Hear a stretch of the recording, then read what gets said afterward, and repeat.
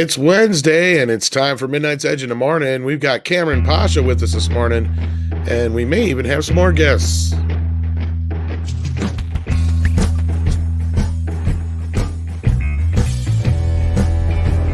Good morning. Welcome to Midnight's Edge in the morning. It's Wednesday. Welcome. With us, we have the boss man, Andre, as always. How you doing?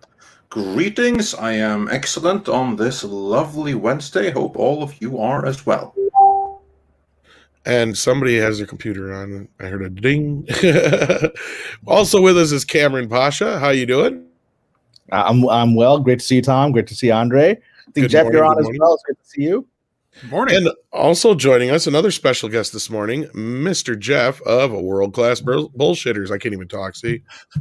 Dude, we were up so late on the High Council. I I'm know. surprised you're up doing this show. But Tom, thanks for having me. Cameron, Andre, always a pleasure to talk to you guys. Yes, and you are here for a good reason, and so is Kamran. So let's get into those reasons. Andre, kick us off. Yeah, well, we have loads to talk about today. But before we get into any reasons about anything, we're not the only ones here. We have a great community here from all over the place. We have Liljenburg, who sounds very, very local. We have Miguel Farah is here. Mark Garnett is here. Dyrus is here. We have Jesse Miller from the Krause Nest is here. Autumn Sword is here. I like that name. And of course, we have our ever loyal wrench, Natasha. Absolutely a blast to see you here. We have Lady Ruskolin here. And of course, we have Sander Hammerslag. Absolutely needs some of that. And we also have some early support. We have a couple of super chats all ready to get us started off. Spider Unlimited says for $9.99. Thank you so much. Hello all. One fish, two fish is now cancelled. The red snappers are fighting against poor representation, and the blue fish are tired of being identified with the blue-haired whales running the woke mob. And yes, I am convinced we will be getting into that over the course of the day as we get along. Silver Nova is also here, saying, firing KK is a good start to fixing Star Wars, but it is not enough. Nothing short of a cultural change in Hollywood can fix the whole machine. Yeah, we will see about all of that as we move on.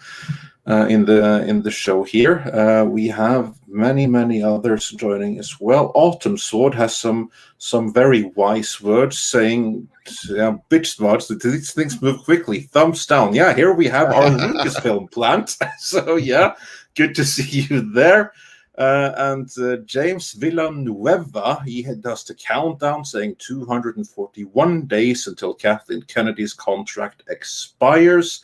Stephen Otten says, "Hail Midnight's Edge and everyone in the chat. Real life may intrude, but I'll check in as I can." Oh, thank you. I really appreciate that and the support.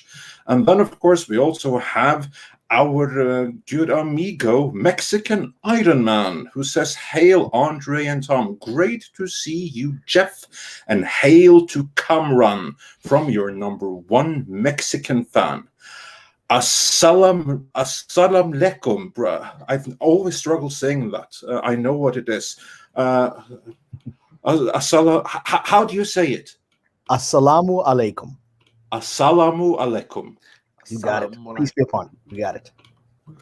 Alaikum salam. Alaikum salam. That's the response. Brother Kamran, and hello to the amazing chat stream indeed. And we have a couple of more super chats as well, and we will get into all of that. But before then, we have Rob joining us. How are you this morning? Oh, fantastic. Getting better all the time. Yeah. And someone is probably doing better out there among the people leaving dislikes, many of which are Lucasfilm's plans. And I'm very sure that they will be delighted that Kamran is no longer on Twitter. Well, Why they hit don't the you get ultimate dislike for me. start with that? They hit the ultimate dislike button for me. So yeah, I've been on Twitter for almost 10 years, and I don't have millions of followers, but I had a decent following, and I started off primarily just to promote my novels and my creative work. I used to write for the Huffington Post, and a lot of my original followers came from that. So I've been around a while. In the last couple of years, I started talking about things I cared about, like Star Wars in particular. And then, interesting drama happened. So on Monday, 5 p.m, I get an email from Twitter saying that I've been suspended for platform manipulation and spam. And I'm like, what? And so I clicked the link of what is this thing, and the excuse is that they're claiming I'm a fake account that's been created to spam. And I'm like, 10 years. I mean, because any other thing, they'd have to give an example of what I did wrong. So they had to come up with something, right? And so that was their thing, that you're not, we don't have to give an example. Your whole account is wrong. It's not real. And so, and they shut it off, and they didn't give me any kind of deadline that it's coming back. As far as I know, I'm never coming back. They removed all of my, I can still see the account, but all my followers are gone, and everyone I'm following is gone. And one of my biggest losses is I was being followed by William Friedkin, the director of The Exorcist, one of the greatest filmmakers of all time, and I was able to DM with William Friedkin on Twitter for a while, and that's lost. So. And with Gina Carano, let's not forget that. And with Gina and I had connected, and we were able to DM, and that was lost. And so people said, well, it could be your lottery. And I'm like, well, they didn't give me a reason. Normally they give you, okay, you made this offensive post or whatever. Here, they're like, your account isn't real. Okay. I will tell you why I believe that this is at least Lucasfilm inspired. Some people say, well, you're what kind of conspiracy theorist are you? Lucasfilm isn't able to just call Twitter and have somebody suspended. Well, I'm not sure that is true. I think they can do that. If Twitter under political pressure can drop the president of the United States, they certainly can take a call from some executive at Lucasfilm. And so, yeah, you know what? This guy's gone. But on a more practical way of doing it, I'm sure, even if it's not a phone call coming in to get rid of this guy, I'm sure someone was hitting those like complaint buttons, right? And I believe it was people who I call the Lucasfilm flying monkeys, right? The people that work for Miss Kennedy, because in the last few days before this happened, something strange was happening. The trigger event over the weekend was someone on Twitter said, hey, man, check this guy out. And I went and saw a thread where somebody was popping up, a Twitter account that I didn't know that followed me. It followed me. And they were popping up in different threads, insulting me personally without linking to me, so I didn't know it was happening. And they were, whenever people were making criticisms of Star Wars, they would pop up and say, oh, you're listening to that Kamran Pasha guy. He's a fraud. What? And that guy was fired from Disney. He's not credible at all. You take that. And then they would make very personal attacks. Like, he's a bad Muslim. He posts pretty pictures of pretty women on his thing. That's what a bad Muslim does. Why is this guy popping up in threads talking about me like this, right? And he's following me. So I said, hey, so what's up? Why are you following me? And why are you making these personal attacks? I mean, if you're making these personal attacks, why would you even care to follow me? And then he continued on his personal attacks. And then I said, okay, I'm blocking you. And then I got angry because my intuition was this was not just a random troll. This was an organized Lucasfilm person, because I've had those people. Whenever I criticized The Last Jedi, these random accounts would show up. They had 0 followers, and they would appear and suddenly be all over my thread attacking, right? So it felt like it was one of those organized moments again. So I put out a couple of tweets, which may have been the death knell. I put out a couple of angry tweets saying, if there's any Lucasfilm people following me, get a life, right? Kathleen Kennedy doesn't respect you, and you're not going to have careers after this. No one in town wants to work with you, which is true. But Lucasfilm is a scarlet letter right now. People in the industry look at that and go, I don't want these clowns in my... So these people don't know that their careers have stopped at Lucasfilm. That's as far as they're going to go, because people don't want them, right? And so I put that out. And then the second tweet, which I discovered might have been the actual trigger, which I discovered later. I put out a tweet, and we could, at some point in the show today, we'll talk about Ms. Amber Heard, right? Who I have strong opinions about. So I put out a tweet saying, Amber Heard is the Saruman, using a Lord of the Rings reference, is the Saruman of Hollywood, and Kathleen Kennedy is the Sauron, right? And so first you take out the apprentice, then you go for the main person, because they're very similar, sort of woke white feminist women who are abusing people and hiding behind it. And I said, now that Amber Heard seems to be going down, next one is Sauron. I was taken out shortly thereafter. A couple of days later, Doomcock put out a video, which was news to me. He said on his video, his latest source was saying how Jon Favreau internally, as sort of a code, refers to Kathleen Kennedy as the Eye of Sauron, right? And so with the Eye of Sauron is on us, right? And I was like, oh, okay, that's what happened. Because I'm taken out shortly after I put the Sauron tweet, and it's like someone at Lucasfilm goes, oh, this guy must actually know Favreau, because he's obviously in that camp, and Favreau has then suddenly they're like, oh, this guy's actually like a spokesperson for the Favreau camp, and we can't have that, and I have spread information that friends of mine are very close with Favreau. They're working in his inner circle, right? I mean, they're people that are working and they've revealed to me that he hated the current direction of Star Wars. They revealed to me that over a year ago, and so I have revealed that in the past, but that was just friend of a friend. But now they might have thought, this guy's actually knows, if he knows John's code words, he really is somebody in the inner loop. Now, I didn't know John's code word. It was just a coincidence. But I'm taken down right after that tweet. That says something to me. Yeah. I would like to highlight the comment that we have on screen right now. It came from the Nerd Cave, who says, KK Order 66 to you. Yeah, that's kind of what it looks like, doesn't it? Well, now that I'm sorry, Cameron. No, go ahead. I was just go ahead. I was about to say, now that you mentioned it, I do see a distinct resemblance to Kathleen Kennedy. It even sounds like her. Yeah, you got the crown, the crown and the iron maze. Yeah, I love it. Yeah. And also their excuse from Twitter is, of course, bullcrap. As Kuroy Hemlock says, according to Twitter, Kamran, you're not a person, but a spam bot, maybe sent straight from Russia. Putin sent you. That's brilliant. And 52 movies a year says for $4.99. Thank you so much. Kamran Pasha. I don't buy it. And neither do we. Like this. This sounds. I think you're absolutely onto it. That someone made a phone call to, hey, get rid of this guy, but he hasn't broken any policies. Well, make something up, and then that's what you get. That at least is my reading of the situation. Jeff, what's your reading of the situation? I'm sorry, the cat distracted me. The reading of what situation again? The camera situation? Of Kamran being removed from Twitter for being a spam bot. Yeah, about that. I've talked to you on Twitter before, Cameron.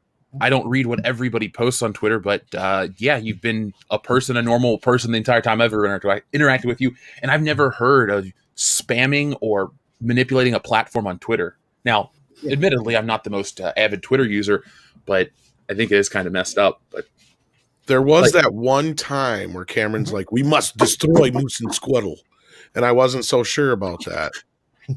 That's why I actually became a fan of his. It's with social media across the board, I feel like the noose is tightening. And it's going to be like, oh, you breathed today, banned for 7 days. And I got a friend who gets banned from Facebook and Twitter for the weirdest stuff. And it's just like, what consistency is there? I mean, that Joe Rogan interview is the one that I always think back to with the lady, the lawyer from Twitter and the guy that owns Twitter and stuff. And I kind of just take that interview as operating guidelines on how to use Twitter, even at the top or even at the darkest parts of it. Like, I feel like you watch that interview, you learn how to play by the rules, and you play the game by the rules, and you hurt them that way. It's like, hey, you guys said that this is how you can operate on the platform. I don't think Twitter has the lifespan that a lot of people think it does. That inverse article, like you said, it was almost like instructions. It was almost like how to tell the stands how to go after somebody. It's a de facto playbook, really. Yeah. Jesse was covering the Taylor Swift one last night on the show. Like crazy. Oh, for God's sake! What manufactured? It's she figured it out as manufactured. She found pictures on Twitter that people were spreading around, like on March 1st, we're going to do this, and it's like, March 1st, the Swift stand is going down. Yeah, Twitter, man. I just kind of. It's the necessary evil for now, but speaking of reading into things, one of the reasons we have Jeff here this morning is a very special event happened last night. just so you guys know, Stealing Solo, the Fandom Menace edition, is now available. Oh, wow. And I'm on the cover. Yeah. And the trading card, dude. Awesome. And the trading card. That's great. Congratulations. I love Salacious Tom. It's Salacious Tom. Yeah, I was about to say, Cameron, have you seen the trading card? You won't be I saying I'd love to see it. And if I were on Twitter, I'd promote it. But I'm not. Here, let me share it for you real quick here. Yeah, you won't be saying congratulations after that. All right, okay, whatever. Wait till you see Cecil the Hut. Rob, have you seen Cecil the Hut? Yeah, I was watching last night. Yeah. Okay, there's Tom's card. I love this. That is gorgeous. Oh, the wow. likeness is great. I mean, you really got the ears. It's the glasses that do it, man. It's the glasses that do it. I love it. It's great. Yeah. But Tom, last night's High Council, we had pretty much everybody. It was a packed show. It was a long show, man. I don't know how you're up this early, like I told you before we went on air. I'm not normally up this early. Like, I'm not awake for Tom to let me sleep. He'll forgive me one day. What do you say, Cameron? No, I'm sorry for interrupting. I was simply saying that I'm not normally up. This is 9 a.m. I work late and I sleep till like 10, 11. Normally, I work till 3 a.m. That's my schedule. And so, like, only for Andre and Tom would I get up at 9 a.m. in the morning in LA. People ask me why don't you use your real picture as your avatar? I'm like, that's why. Oh, but Rob can. But yeah, I do suggest you check this out. I'm getting myself the biggest package so I can have myself on a poster and a T-shirt. That's so cool. I just like your phrase. I'm gonna get myself on the biggest package. That's right. Hey, phrasing. Yeah, that's what we all. I'll We're use a the family-friendly channel here, gentlemen. Oh, I would show Cecil, but there's probably children watching. Yeah, and I don't want people to like start their days off, depressed. Cecil does that to people. But yeah, back on to this subject. Mm-hmm. This was one of those things that when I was told you were off Twitter, I was like, "What the fuck?" What the hell did you do? Because like you said, you don't really do much of anything outside of post pictures and contact people. Because I mean, you're not even somebody who posts very often, from my recollection. Well, I don't post a lot. I retweet a bit, but I don't post a lot. I have posted my opinions on Star Wars. I've been posting them for several years, and there has been a frenzy whenever they do that. Look, some of my political views are conservative. I'm very socially conservative because I'm a religious Muslim. Some of my political views would be considered liberal. I'm very pro-Palestine, which isn't exactly a Republican talking point nowadays, right? And so, so it's hard to pin me down on politics. And people say, well, you were kicked off because of this or that. I've been very critical of this entire pronoun thing. I was critical of it before they did it to Gina, right? Because so I haven't been thrown off for that. Because I'm not anti-trans. I'm anti-forced pronouncing anybody, right? And so it was just weird that suddenly I get thrown off after I make a couple of comments about Lucasfilm. Yeah, that is It's really absolutely like suspicious that it would happen right now when they seem to be on the banhammer big time. Banhammer, cancel, trigger, what you want to call it? Like, what does that tell you? How they seem to be really gung ho right now, starting with Gina Carano, but from the rumors that we have heard, not ending with Gina Carano. Well, Andre, go ahead, please. I was saying, outside of like rumors and stuff, who do you guys think that we've talked about in our sphere? Is it Rosario Dawson? Is it Chris Pratt? Is it because those are the actors under the. We've already seen like attempted hit jobs at Rosario Dawson, but what we have heard is that everyone associated with Jon Favreau, no matter how remotely, but anyone that is in his camp, and certainly anyone that is associated with The Mandalorian, and anyone associated with the spin-off shows in any way, shape, or form whatsoever, have a target on their backs. They want to get rid of Rosario Dawson because she has a whole show devoted to her. As for Bill Burr, we don't know how big an impact he's going to have, but again, he has like that whole Mandalorian thing, and from what we have heard, The powers that be at the Kennedy faction want nothing more than to create as much scandal as possible associated with people from The Mandalorian. They want to cancel as many as possible, because all of that are things where they can point to Favreau and say to the higher-ups, look at all the trouble this guy is causing you. Cancel everything he's doing and give his budget to us. That is what we have heard. And so I'm like curious, Kamran, like what's your reading of the situation? Because Gina Carano was cancelled. Only yesterday you had Hal Hickel tweeting comparisons between those really nasty people in Germany back in the 1940s with the stage on CPAC or whatever the thing is called, in which President Trump spoke. So like no blowback for that whatsoever, but Gina Carano says let's be nice to each other, then that's a cancelable offense. Yeah, in Hollywood, Nazis equals Republicans is acceptable discourse. Claiming that conservatives could be the victims of fanatics like the Nazis is not acceptable discourse, right? And so that's where we are.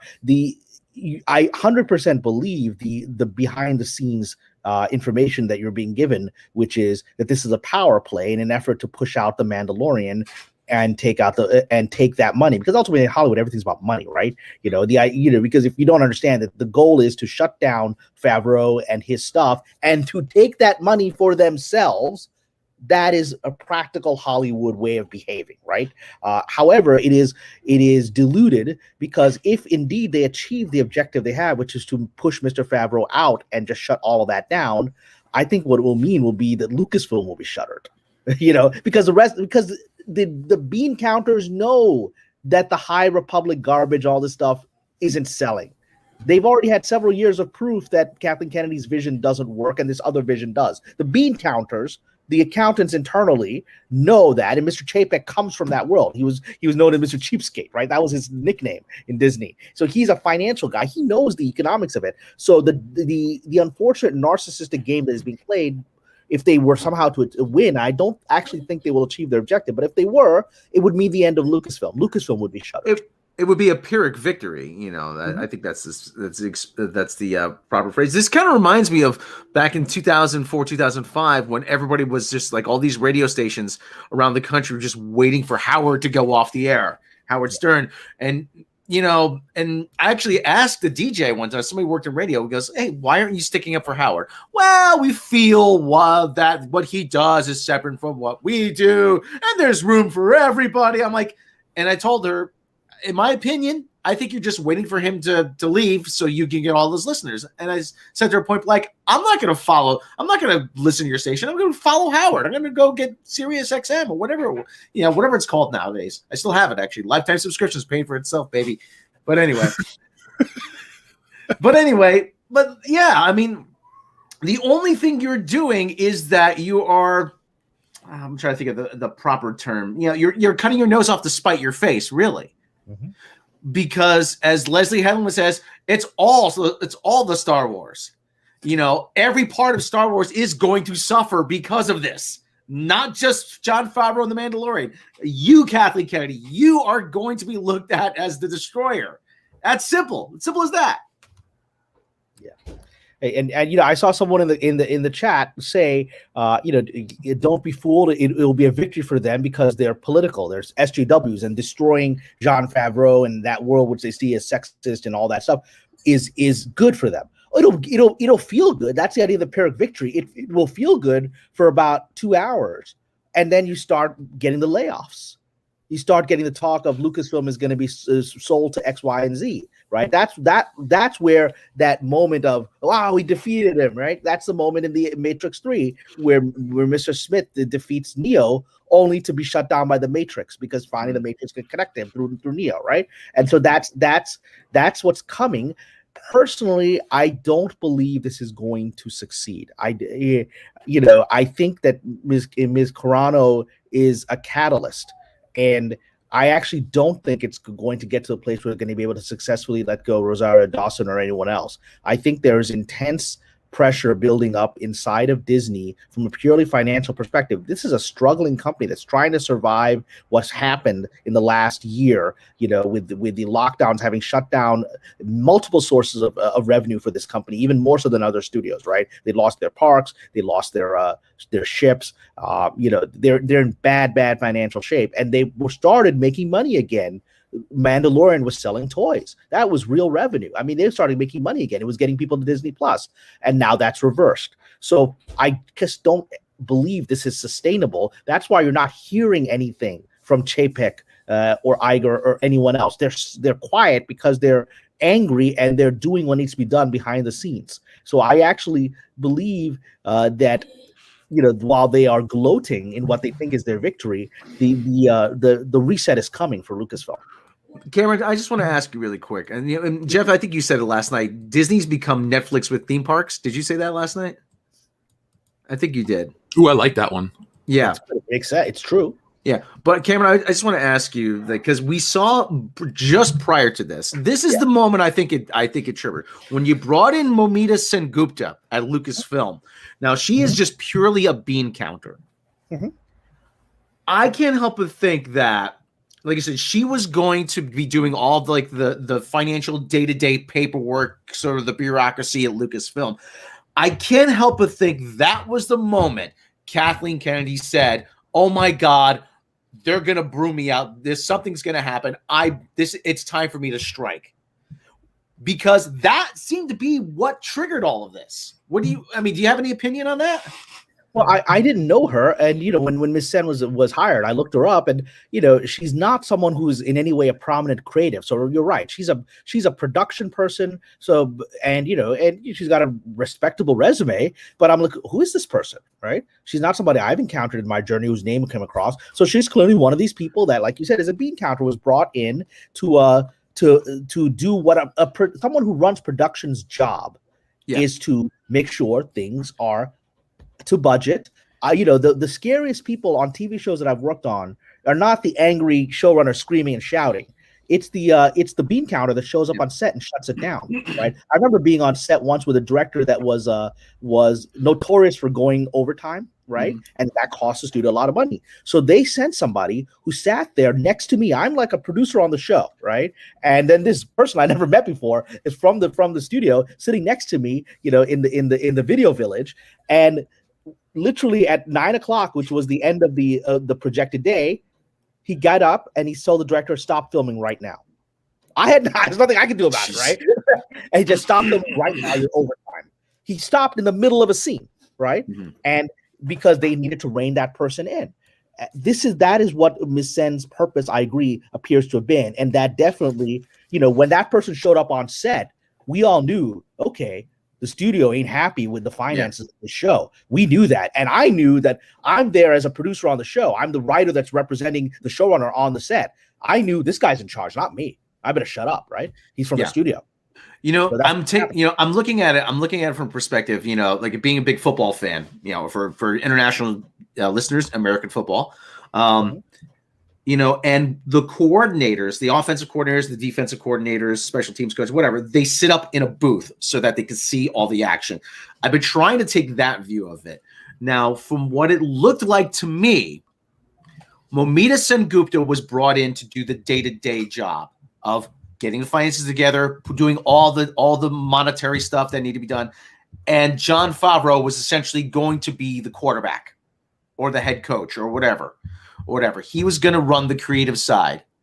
I don't think he was. I mean, I brought that up myself too, but I'm getting to a point where I don't think so. I think he was just there to do his little side gig with the Mandalorian and stuff like that. Because even if he was offered it, I don't think he would take it. Well, he wouldn't have the title. He wouldn't have the title, but if you have multiple shows in development, well, you're in charge. Is how much longer is he really going to want to sit around and do Star Wars, though? I think he wanted to be the next. I could disagree with you on this, Tom. I could be wrong. You could be right. Well, but at the same time, he wanted to be the next Lucas. But at the same time, though, Tom, at the same time, it could have been a provisional deal. Hey, John, listen, if this works out, we'd love to hear what else you got to have planned for us. Okay, we want you to, we need you to turn this around because obviously it's not getting done here. You know, I mean, so we don't know what happens behind the scenes. But when you take a look at the problem is, do they even see it that way? Because my worry, because even our good friend Robert Meyer Burnett has said that, because he's someone that constantly defends Kathleen Kennedy, and he is saying so that as far as the industry concerned, under Kathleen Kennedy's watch, they now have the Mandalorian TV series. Or Netflix Disney Plus series, which is what has salvaged Disney Plus, which the industry is crediting her for, according to Burnett. And on top of that, she has put out like 5 Star Wars movies, most of them billion-dollar grossers. The fact that the last one cut the box office gross in half, and it was barely a billion-dollar box office grosser. It was beaten by the Joker, and it should have earned 2.5 billion if things had projected or had continued as was meant to be. Apparently, they don't see that in the industry. Kamran, your thoughts on that? I actually do want to address that because I have a lot of respect for Mr. Burnett. We share mutual friends. We were finally on a stream together a couple of weeks ago. I don't agree with him there. I'm going to assume and accept that he's sincere in his point of view. And I've worked with people who are like, I know people right now who are sort of regurgitating propaganda about how things are. Like, when Gina was going down, I heard some people say, well, I guess she said some Nazi stuff, right? So yeah, there's people in the industry that buy the official narrative. I've heard from too many people for several years that are deeply connected to Lucasfilm, people that were working on projects, that were going to be involved in what was once going to be the Boba Fett show, right? That was reimagined as Mandalorian. I knew people that were going to be writers in that show, and then that show was pulled literally the day that the Solo Returns came in. They came into my office. We were working together, and they said, "Yeah, we just got the call saying that the show's been pulled. We're not going to be doing it." I said, "Okay, I'm sorry to hear that." So, and from all those people that I know, they are very aware that this is a Kennedy problem. Yeah. And so I think the people that just want to skirt the surface of it will regurgitate she's done a great job, whatever. Anyone who's and sometimes you do that for political reasons because you don't want Kathleen Kennedy calling Twitter and having you removed, right? Or one of her minions doing that. You don't want to be on her list, which I guess I'm now on her list, which shouldn't surprise me, right? But anyone privately, people are not saying what Mr. Burnett is saying. And I've heard consistently anyone who's being honest with me privately is like, man, she's sinking the ship. And they've been saying for a couple of years. So it surprises me he would say that. Well, and I'm not even so sure about the whole idea that, look, I get it. There's this thing going around that Mandalorian saved her job. I'm not so sure that's the case either. I mean, if you go off of that assumption, I mean, she has a contract. She's had a contract. And I keep trying to remind people, these businesses or these entities don't run like Disney's standing over top of her the whole time and she's standing over top of Favreau the whole time. And, like I said, I don't know if one hand knows what the other hand's doing most of the time. And I'm willing to argue more so that she's probably been more of a satellite mom for the last couple of years until something finally hit that, caught her attention. And yeah, she probably rode that wave a little bit. But I don't know about it actually saving her job or anything like that. Again, another sports analogy. The backup comes in off the bench and gives the team a spark. I mean, and like I said, there's a famous story about Branch Rickey when he was with the Brooklyn Dodgers. They were shutting down. They finished the season, and they said one of the employees says to Walter O'Malley, who owned the team that year. On the team back then, and says, "Hey, Mr. O'Malley, we had a great year, didn't we?" And O'Malley says, "Are you kidding? We lost $7 million." And he goes to Branch Rickey, the GM. He goes, "Branch, I just saw Mr. O'Malley. He said we lost $7 million. No. We made $11 million last year. We made $4 million this year. So we quote unquote lost $7 million." And that's how they look at it. We left $1 billion on the table. Force Awakens made $2 billion.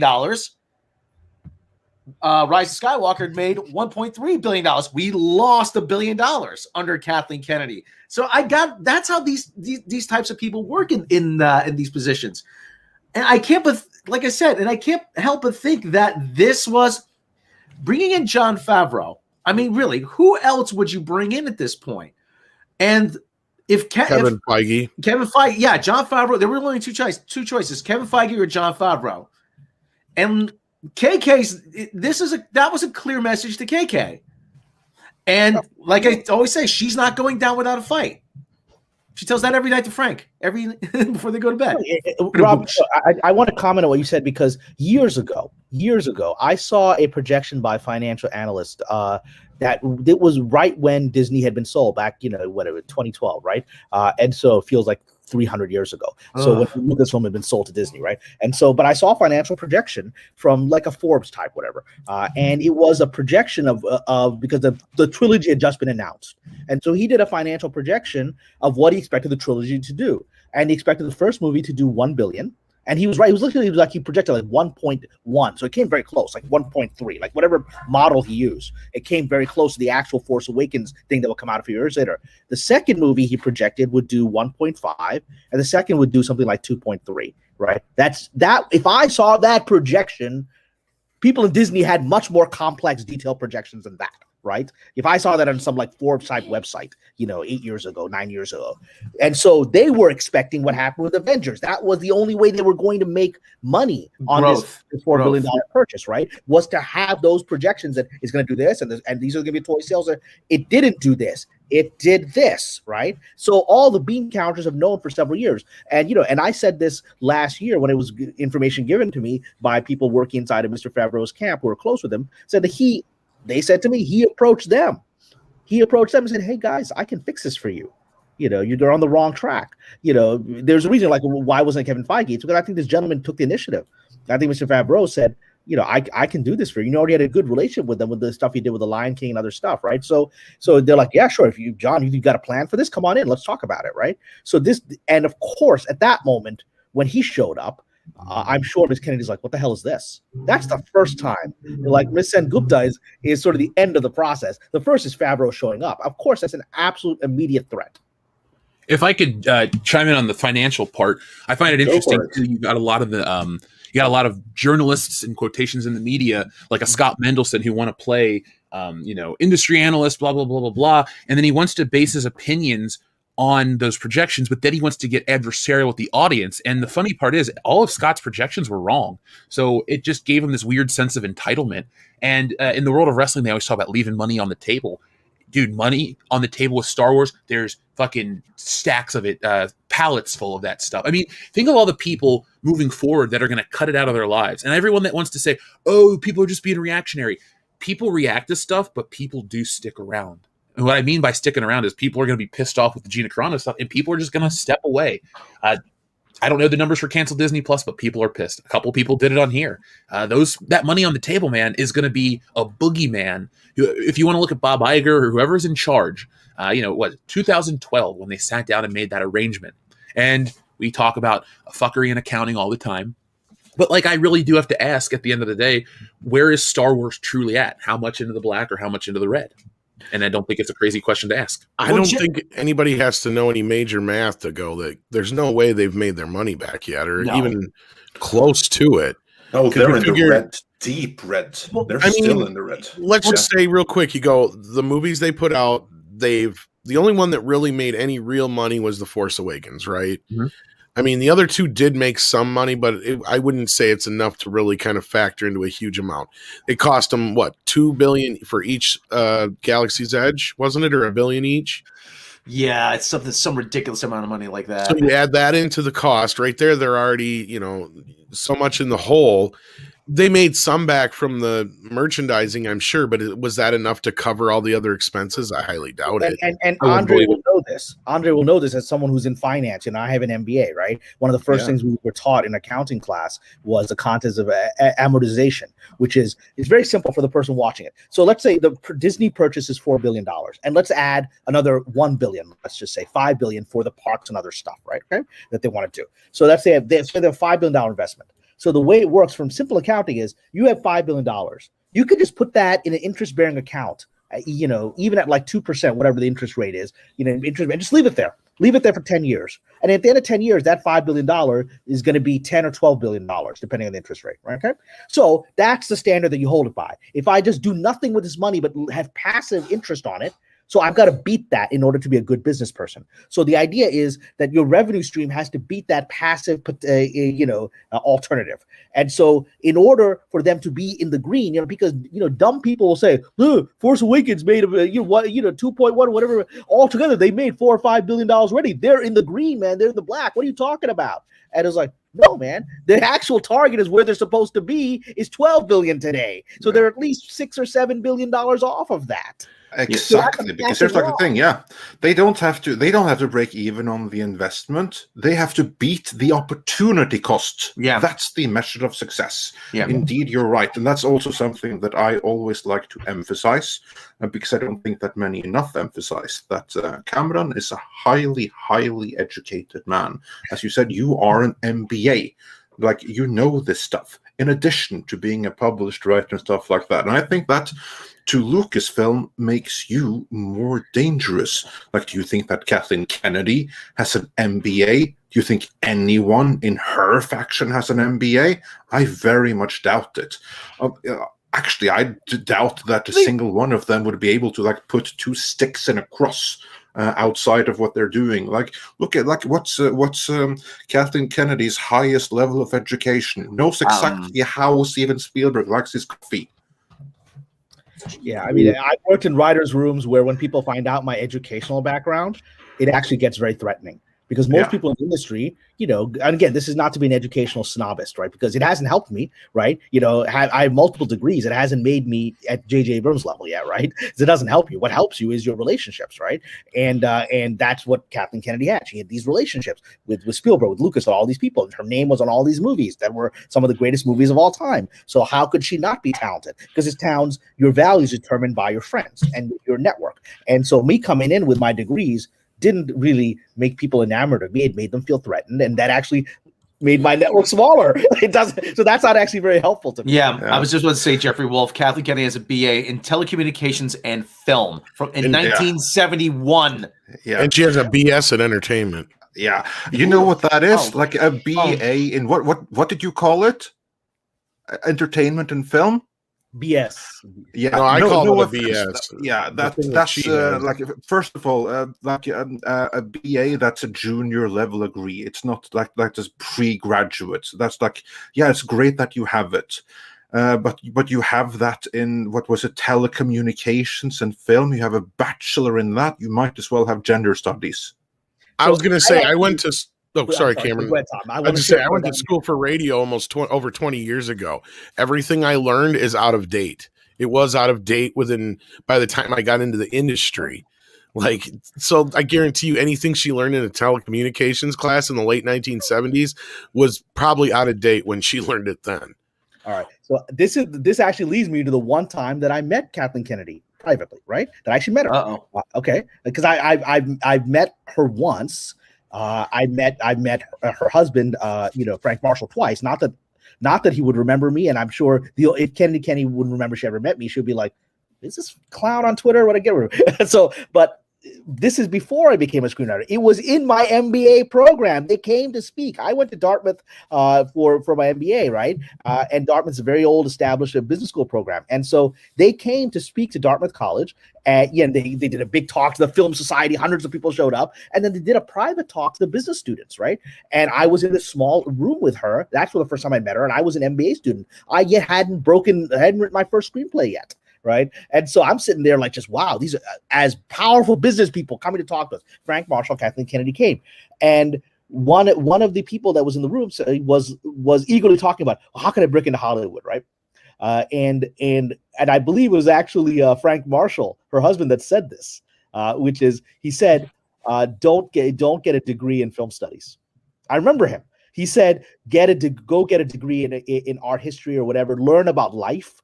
And it was a very nice thing that he said. He said, learn about life. The greatest way to be a filmmaker is to not know about film, is to know about life. So study history, study religion, study politics, study art, become a well-rounded, liberally educated person, right? Liberal education in those terms. And it's just ironic that now 20 years later, we're having this conversation because Frank Marshall said that, and now we're saying this about Kathleen. They were in the room together. So I remember that very vividly. And he might even say that because he knows what bullcrap her degree was that it was it was probably out of date by the time she graduated, and as I said, now it might as well have been. The industry has changed. The industry changed in 2 years. I mean, it was Francis Ford Coppola and Lucas that changed the industry in the early 70s. I mean, the industry was transformed. The 70s was a transformative time period. So, you're coming to 1971. You're studying how they did Lawrence of Arabia. That world was gone in 1972. Hey, Cameron. If that's, since you seem to be also like me, very passionate about the 1970s. I don't know if you've seen my interviews. I talked to Richard Chew a couple of times. Oh, I missed that. Yeah, so they're on my channel. They're there. That's 2 more coming out too. But I actually got to sit down with him and have these really long chats. The one that's out, and it's an hour and a half interview where he talks all about that, going out to work at American Zoetrope, doing the conversation then, and then Cuckoo's Nest and Star Wars. It's such an amazing interview. It's if you love that era, I was geeking out because I'm like, this is my favorite era of filmmaking. This is my favorite part of filmmaking, and you were right there. So it's so fun to listen to him talk about that. Well, anyone who isn't subscribed to Jessie Milestone's channel, please do, because she has an incredible channel. Her rants are epic. I was subscribing to you early on in the Fandom Menace because I just loved your hair flying as you screamed with rage. And I was like, I love this woman. I'm going to watch this stuff. Well, he was part of that. I don't remember what they called themselves, but they had like a little nickname for him. It was American Zoetrope. And then No, they had a different name for him in town. Like the whole group. Like they all would hang out together, and they were called something Mafia or the something Mob, and I can't remember. It wasn't like George Lucas dressed like that. Because I feel like I've seen a picture of him young in a costume like that. I'm trying to remember. I don't know, but like they would all hang out together, and that's where they all met each other, and like that's how like Kathy met Frank and George met. They were in this club, Marcia. and Spielberg broke into that club because he didn't even have a film degree. He literally just he wasn't part of that clique. He sort of forced himself into it. Well, he was a little younger from the rest of them too, I think. Well, Cameron, you brought up a great point about life experience. I know in Jesse's stuff with Richard, he's telling these crazy stories, but I agree too with life experiences make great art. Look at Stan Lee, look at Jack Kirby, look at these guys that did comics. World War II really defined an entire generation. Look at the stories that are created in the post-World War II era, the baby boom era, these stories of great heroism, this, that, and the other. And you get a lot of these guys, women too, but it's back in the day, let's be fair, or honest about stuff. But you got these guys that come back from war that have their experiences. Life experiences make the best movies. Star Wars, full of George Lucas's life experiences. All really great art is full of the artist's life experiences. Today, people don't have great life experiences. It's schools, whatever. Then you jump to this. People are so insulated from differing opinions or differing views.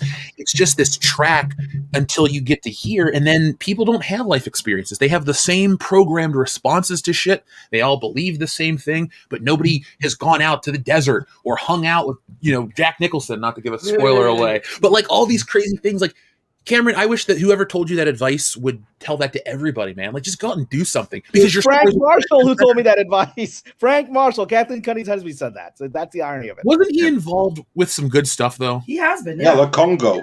I like Congo. I think it's a good movie. Congo. I didn't realize my name. Growing up. But that actually, I want to feel. When we started like YouTubing about it and shit was when I found out that they were like, wait, I knew because both of these people are Back to the Future and Indiana Jones, all the special features. So I don't want to watch. Oh, I'm obsessed. But yeah, Frank Marshall's been on some involved with great stuff. I can't really dump on him, but the Lucasfilm stuff, come on, man. If you're involved with great movies like Raiders of the Lost Ark, The Sixth Sense, Who Framed Roger Rabbit? Kathleen Kennedy was involved in some of those great movies too. But my point is, he is still right place, right time, Jesse. Kennedy Marshall. Yeah, I mean, he was the primary, as we're now seeing, he was the driving force of that relationship, right? I mean, he was the effective producer, because we're, when he's had power, he's been able to do successful stuff, except some people don't like Congo. I don't understand that, but whatever. But she isn't. But actually, don't say you don't like Congo. The people don't like Congo. Frank might appear and take you to task. I'm suppressing him. I just want to build on what something Jesse said about the 70s, because I really liked it, and and everyone should go see these interviews she's done. I definitely want to go check them out. But I actually, to give hope to what we're talking about, we are in an era that is at least reminiscent of the 70s in a different way, right? While you're absolutely right, Jeff, what you were saying, people right now are sort of zombies, but what we're coming out of, what we're actually going through right now, is a war of a different kind. We're going through a cultural transformation moment, and people are this is an online war. It's happening in Star Wars, it's happening in politics. Everything is online right now. In some ways, thank God, we're not having bombs right now dropping on our heads. But we are actually going through a period like the 1940s or the 1960s, where there's a massive transformation happening, and as a result, filmmaking is going to change. So I actually have been saying for some time that the 2020s, moving forward from here, will be the birth of new filmmakers who are rebelling against this current situation that we all feel trapped in. The last year's lockdown accentuated that. So I think we're actually at the beginning of new cinema. And I think it's going to be a great period of creativity in response to this. Yeah. In response to that, I just would like to highlight a very generous $50 super chat. Thank you so much, from Lord Trinan, who says, I hate current Lucasfilm, but I must thank them for one thing. Their awful writing has inspired me to try my hand at writing a novel. Just need to study world building and decide which of my two ideas to focus on. Hopefully, it'll turn out decent. Now, before we return to the show, I happen to know of a certain someone that offers kind of like a writing service. Someone who is both a published author of novels as well as a screenwriter. Kamran, anyone who is serious about writing a novel or a script, who's really serious and committed, what should they do? Who should they contact? Well, thank you for that gracious introduction. I have been a screenwriter for 20 years. I've got 2 novels published. I've just finished my 3rd.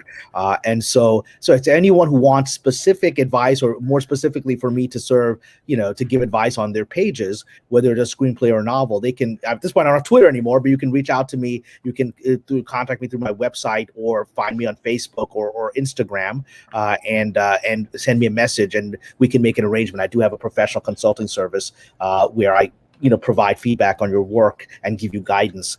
And those who have actually taken advantage of it have generally been able to move their projects forward. And, so that's a nice thing. Anyone watching this, and Mr. Lord Trinan, who is very graciously given $50, I want to give you a specific advice, which is, there's a couple of books you should just read if you want to be a novelist. One is, I think everyone should read this who wants to be a storyteller, filmmaker, or novelist. Go back and read Aristotle's On Poetics. We're talking 2,300 years ago. You can get it on Amazon.com now, translated from Greek.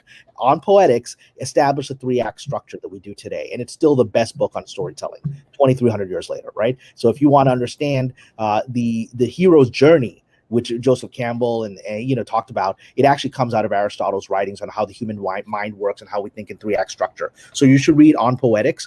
And there's actually a great book by the gentleman who actually created Rambo. Who created the actual Rambo was based on a novel. First Blood was really a novel. And I'm blanking on the title of it, but Morrell. I'm sorry. Morrell was the author. David Morrell. Yeah. David Morrell's got a great book. If you just look on Amazon, look him up on his Amazon writers page. He's got mostly his fiction novels, but there's a great book on how to be a novelist, the successful novelist. David Morrell, the successful novelist. I read that book because I was already a successful screenwriter when I wrote my first manuscript as a novel. And I read David Morrell's The Successful Novelist, which taught me how to change the way I think of storytelling from a screenwriting perspective into a novel perspective. And then I got my novels published through Simon & Schuster. And so that's a great book. If you can't contact me, if you don't want to pay Kamran Pasha to be a writing consultant, perfect. Go read On Poetics and go read David Morrell's book, The Successful Novelist, and you're on your way. But for that personal follow-up, go with Kamran Pasha, the consultant. And I would be remiss if I didn't mention that our good friend Script Doctor also has a similar service. So yes, but yeah. And with that, we have we have another guest, which I'm very sure that Kamran Pasha will appreciate. Welcome. Oh, yeah, Lorena we have a Griot. lovely lady here. I'm always happy. Hello. Hello, Kamran. Hello, Andre, Tom, Rob, Jeff, and I guess Jesse is also there as well. Yeah. Just for another moment or two, I got to take off to work in a second. In spirit. Yeah, so I figured I'd spend part of my lunch break with you guys. Awesome. Oh, We're glad to have you hop in for a bit. We very much appreciate that. So, Lorena, before we continue, what are your thoughts on Twitter deciding that Kamran Pasha is a bot, possibly sent by Vladimir Putin? So it's not conservatives that are Russian bots anymore on Twitter? Well, I guess they passed it on to you. I'm a Muslim conservative, so I don't know what box that puts me in. Whatever. I don't know. It's like there always seems to be something with Twitter. They're never, you notice they never make their rules very clear. It's always ambiguous, and they'll throw you in some kind of category or whatever. I know the issues with what was happening during a previous election with a lot of conservatives. They were saying, oh, you're all Russian bots, or you're a Russian bot just because you disagree, and they classify you as a bot. Actually, they said that after The Last Jedi too. Then they said that all the people that didn't like The Last Jedi, they're all Russian bots. Yeah. Straight from Putin to destroy American and society. Captain Marvel, don't forget about that. Downvote Captain Marvel. Let's Russian bots. Captain Marvel. Russian bots are very good to blame. So you should think you would get a different kind of shtick instead of a Russian bot. Maybe call you a Kazakhstan bot or something like that. Switch it up. In Kazakhstan, we have the best bots. Yeah. Why do Kazakhstanis have a Swedish accent? I don't get it. I don't know. That's what Borat sounds like to me. Really, Tom? Are you on a train with Swedish meatballs and a guy dressed as an Irish priest? Well, that's what made Muppets racist. It's the Swedish misrepresentation by the Swedish get me staff. started there. Oh, yeah, please don't. Get me started on that. I love the Swedish chef. You know what? Like they say about him in Sweden, that the Swedish chef is really a Norwegian pretending to be Swedish, because Swedes don't sound like that, but Norwegians do. Oh, you're all wrong. He's actually from Boston. Yeah, he was from Boston. Good times. Bots aside, your thoughts on the cancellation of Kamran Pasha on Twitter. Was it justified? Is Kamran Pasha known for saying such horrid things that actually I think that's why the rules are so vague and they won't really tell them? Because if they tell them, how can they change them all the time? exactly. They have to keep moving the goalposts. It sucked that Twitter canceled you, Kamran, but it's something that they do all the time. And I want to say a couple of years ago, when I guess advance notice of Ghostbusters 2016 had come out, there was a Breitbart columnist or journalist called Milo Yiannopoulos. I don't know if you've heard of him, but he had reviewed the movie, gave it a very fair review, but unfortunately he spoke very disparagingly about, yeah, I'm Black, I can say this, the Black chick in the movie, because I can't recall her name now. I'm so sorry. But he Leslie had the nerve Jones. Leslie Jones. Yes, he had the nerve to, and it wasn't, a super bad comment, maybe a little tasteless, but this is Milo that we're talking about. Well, she got so upset, she went right straight to Jack, and guess who got booted off of Twitter? Milo. Yeah. She Taylor Swift him. You know what's funny about this whole thing, not to switch gears real quick? You know how we're always told that we can't let this shit go? This is right now from the Hollywood Reporter. Kelly Marie Tran is on their cover this week promoting Raya and the Last Dragon. Resurrection of Kelly Marie Tran surviving Star Wars bullying, the pressures of representation in Raya the Last Dragon. After intense racist and sexist... Yeah, never let the good narrative go. Even no. And I already ran into a couple of fools on Twitter who got so upset that I had the nerve to say, you guys still dragging this whole thing back up again? How dare I? Well, what I will say is I'm delighted to see Miss Tran looking like the lovely actress that she actually is. She's gorgeous, isn't it? She was always gorgeous, and she was made to look like Mr. Johnson's weirdo high school perceptions of like the Asian girl, right? That he had a crush on, and and the character she was given was so insultingly poorly written. And objectively was just watching The Last Jedi. But then when I read Colin Trevorrow's never filmed version of Episode 9, The Duel of the Fates, her character is incredible in that script. Rose Tico is the best part of a really good Star Wars movie that never got made. And you're like, I want to go back to Rose. I want to go back to Rose. I was reading the script. I was like, I want to go back to what's happening with Rose, because every scene of hers ended on this cliffhanger. And you're like, I'm going to go back to her. And so it shows that there's nothing wrong with that character. It's how that character is written. And the character, it could have been incredibly compelling. But again, through the Hollywood liberal racism, which is, I love all you minorities, and here's the box I'm going to put you in, which is this degrading little box, right? She wasn't given the role she deserved, and then she gets this nonsense that she has to live down for the rest of her career, which was she was never fairly treated, and then she was unfairly treated in the real Episode 9, where she was just shoved to the side.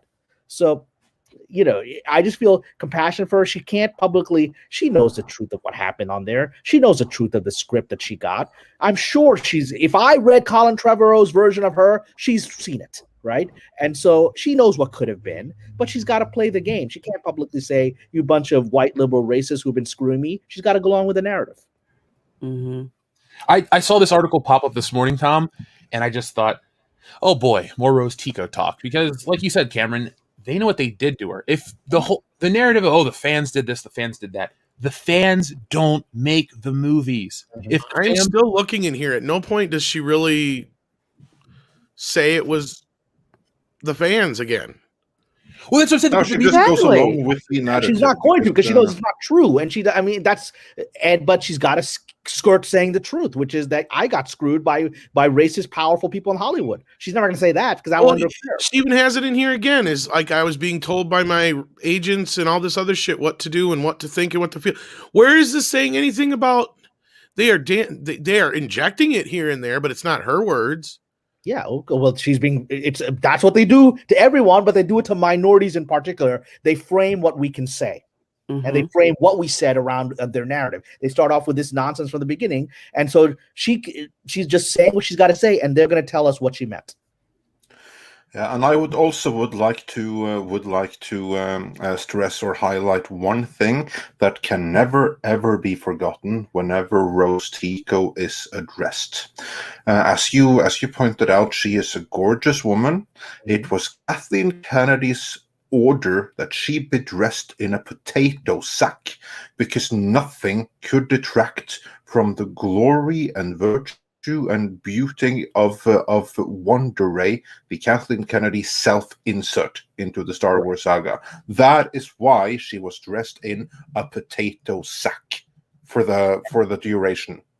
And I want to add to that, from my experience with sort of the archetype of Ms. Kennedy, which is the woke white woman, fake feminist, whatever. I've worked with that person several times, and that character.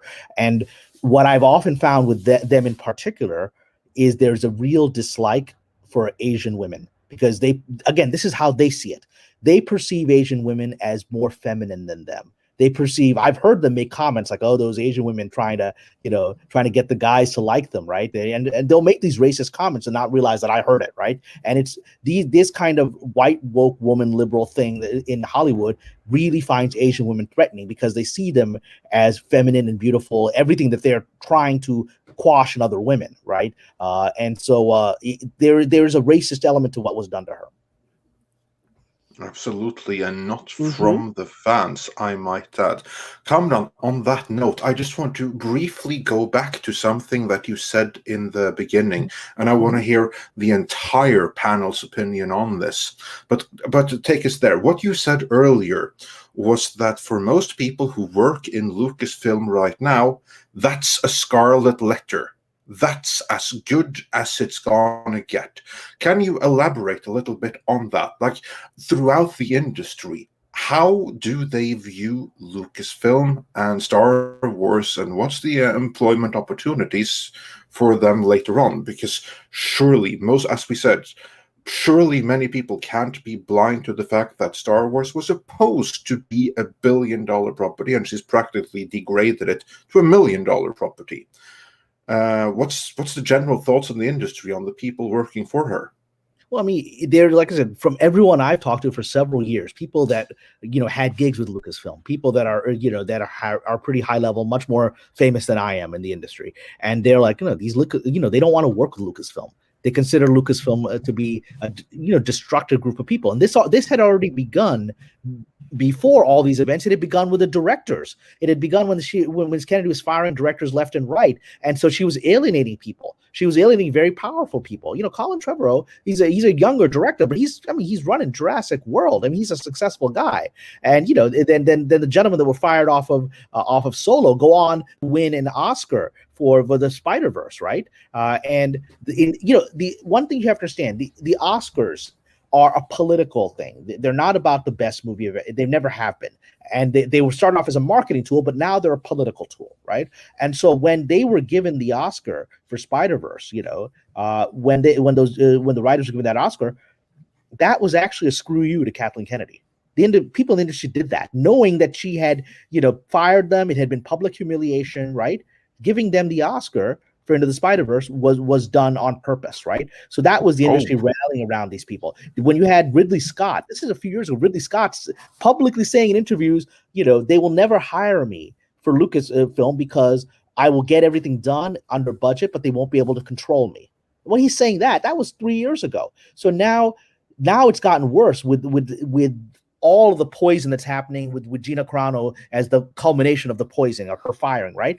People don't want to work with these guys. God bless Mr. Robert Meyer Burnett. I just don't accept what he's saying. I don't believe that that's true based on the people. People don't want to work Lucasfilm, and they'll remember these Lucasfilm clowns as poisoning a franchise that most people of my generation who are filmmakers were influenced by Star Wars and have a deep emotional connection to it. And they were hurt by what has happened to Star Wars. I mean, that's why Favreau jumped into it. He cares.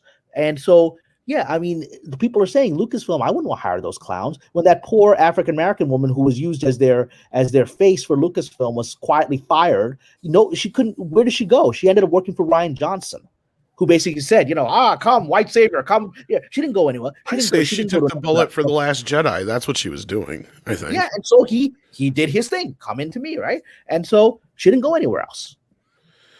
And yeah, I mean, I went through this whole article in there about Kelly Marie Tran, and the quote they keep using about fans underneath the pictures and stuff has nothing to do with the fans. Here's the actual entire segment.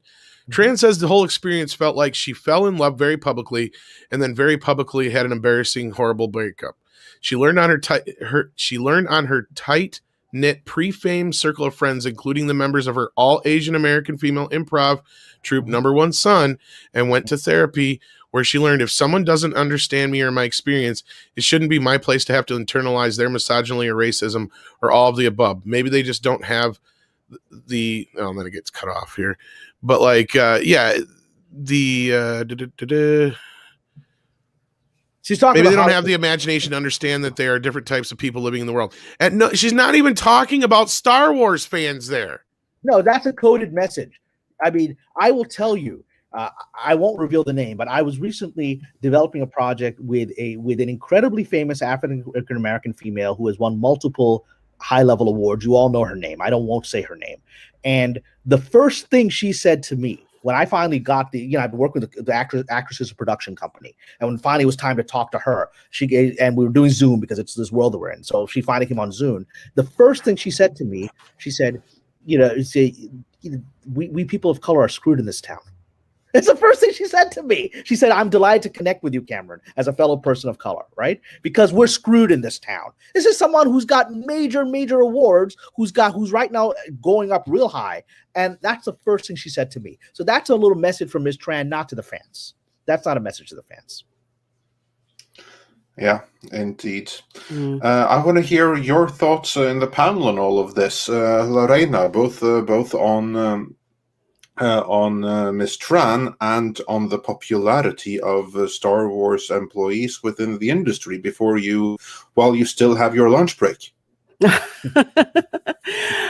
With respect to the employees in the industry, not that I was in the same industry as Kamran, but I lived in the same bubble as Kamran. And with a lot of people, they're very wary about losing their jobs. So a lot of them are very careful about what they say and what they don't say.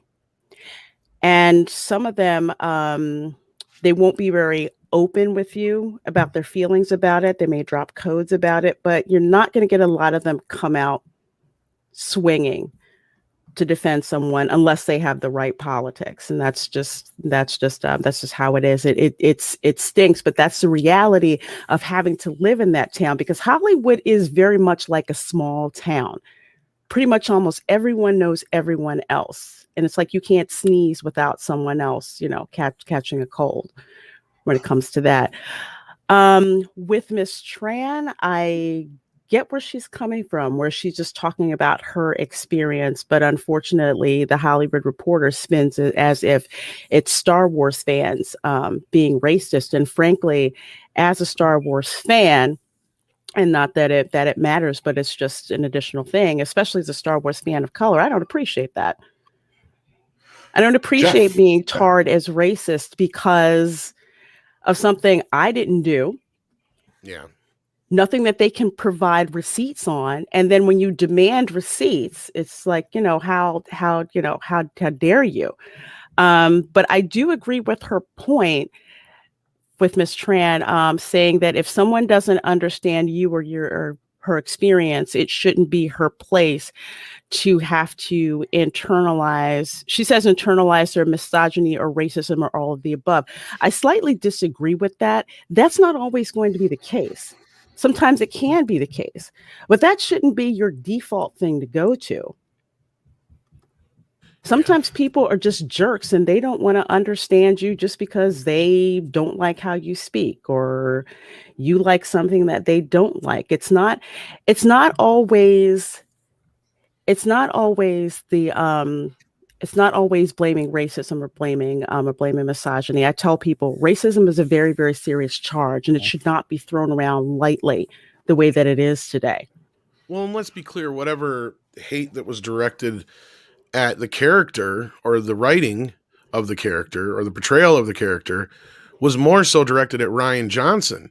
And, exactly. And for some reason, the industry and the papers and all these other people kept trying to twist it into this disturbing narrative that and again, this goes back to the whole thing where we've said before, like where, why are they so not worried about losing customers or money is because the way they are convincing the higher ups is you don't want these customers. These are the racist, misogynistic pigs. They really think that there's that many racist, misogynistic people in the world. Because they really are trying to convince them of that. Right, because it feeds their narrative. Correct. And it's like they need to keep feeding. They need to keep feeding that monster. Because you ever notice the people who say that they're against racism, I won't say all of them, but some of them, it's like if there wasn't any or there was no evidence of any, they would have nothing to do. Yeah. They would have nothing to stir up. I'm sorry, Kamran, I didn't mean to interrupt. Oh, well, I just wanted to build on something you said, which is absolutely correct. This is, one of the dangers that we are in right now in this moment in history is that the terms racism and bigotry are used very quickly to deflect from reality of things, right? Right. For example, we had this experience where, you had a young staff writer who was let go from this show, Superman and Lois, right? And then several months ago, right when she was let go, before the show even premiered, she was on Twitter saying that she was fired because they were all racists, right? Yeah. And I saw that tweet. And then right after that tweet came out, I started getting messages from very, very successful, powerful television writers who knew all of those people on that show, right? And these were lefty people. We're talking about Bernie Bros, right? And they were like, what the hell is she saying? I know these people. They're not racist. She got fired because her scripts weren't good enough. And when you're a staff writer, you still have to learn your craft. And often staff writers are let go because they haven't learned their craft. They're young. And so they're like, I'm never going to hire her. These were messages I'm getting from people, DMs left. People were sharing it on message boards, screenwriting message boards. Did you see what she said about XYZ? I work with XYZ, right? They're the nicest person I've ever worked with. How could you publicly humiliate them like this? Her career's finished. Her career is finished. Mm-hmm. And I will also say that is putting herself out on Twitter, and she doesn't know. People are like, she has no idea. We're all talking about her, and they're all like, we're never going to hire her. And these are all lefty people. These aren't like a white, racist, conservative. These are people like, how can you say this? It's not true. And I will also say that show that she was fired from, much to my utter shock and surprise, it's good. Yes. It's really freaking good. It's 2 episodes in, it's amazing. It's the CW. I'm waiting for the other shoe to drop. I haven't watched it yet, but no, this is what so far, it's better than it has any right to be. And if firing people like her was the way to get there, like evidently, like someone out there must care for this show, because she probably delivered usual CW stuff, whereas this is better than any CW stuff has any right to be. So yeah, good call on letting the weakest link go. Well, and this is going to become. Yeah. Go ahead. I just want to respond to a tweet that a post that just flashed on the screen here. Well, the staff writer still in the credits. That's a red flag. It's like, but that's just legal. She's going to be credited as a staff writer for every episode where she was present, which is only 2 episodes in. And then when she's no longer present, which will probably be after episode 6, 7, 8, 9, whatever, she was like, oh, she won't appear on the screen anymore. So don't read into that. And I've been saying this is like, this kind of thing is going to become much more prevalent over time, at least hopefully, if things start going in the right direction, because that's the downside of this is if you're somebody you're going to find out pretty quick if you were hired just based on the color of your skin or your sex, because that's going to start happening to you, because sooner or later they're going to get rid of you because you're a shit writer, because you were hired simply on the color of your skin and your sex or your sexual preference, and not your actual merit. And that's the problem we're going to have. And that's what really angers me, because it used to be back in the day that Black writers were having issues getting gigs because of discrimination, not because their talent wasn't top notch, but they just didn't want to give them credit for that. Now it's the flip side. They want to hire you based on your color or your gender. And then when you screw up, especially if you're not qualified, then when you screw up, they're like, oh, you'll be, shielded from any criticism, because if they just criticize you, would just call you racist or misogynist or anything like that. What good does that do anyone? It holds you back. It does. It holds you back completely. And you have people looking at you like, oh, you only got this job because, you happen to be, fill in the box, here, which is degrading, which is, again, the bigotry of low expectations. Yeah. It's exactly right, Tom. It is. And Lorena knows I'm a follower of Malcolm X, who I think she also has a lot of respect for. And I do. And Malcolm's was all about this. He rejected what we would call affirmative action. He rejected calling it quotas back in the early 60s. He said, exactly this. They're going to put you in this box of you got this because of your skin. And this is a guy whose father was killed by the Ku Klux Klan. His father was thrown in Nebraska. Right? So he's like, this guy, dude, was all about racism is real. And he said, the only way to transcend it is excellence. And that's better than everybody else. And one of the great writers that I know in this town, Mara Akil, who is African American, is also a fellow Muslim.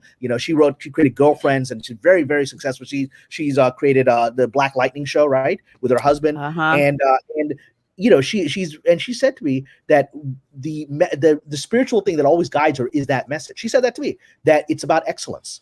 Because she came to this town, nobody knows she's Muslim. They know she's Black because she's Black, but they don't know that about her. She doesn't talk about her personal beliefs about anything. She said, "I'm not here to be the Black woman in the room. I'm here to be the best writer in the room."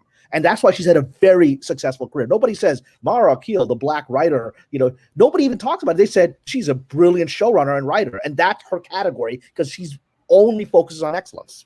Absolutely. And that's what I was told when I was in college. And it was my second year of engineering. And we had these mentors who had been in the engineering field like for decades. They were in the space program. They were in several defense companies. And someone had asked him, what do you do about racism? He said, you combat that with excellence. You make sure that your work is above reproach, because when some idiot decides to use racism as an excuse, that blows up in their face. Racism may hold you back temporarily, but it can't keep you back if you let it, especially if there's nothing but excellence in everything that you do. I like that quote a lot. Yeah, Jeff, your thoughts on this whole situation with Lucasfilm, with Rose Tico returning, and all of that?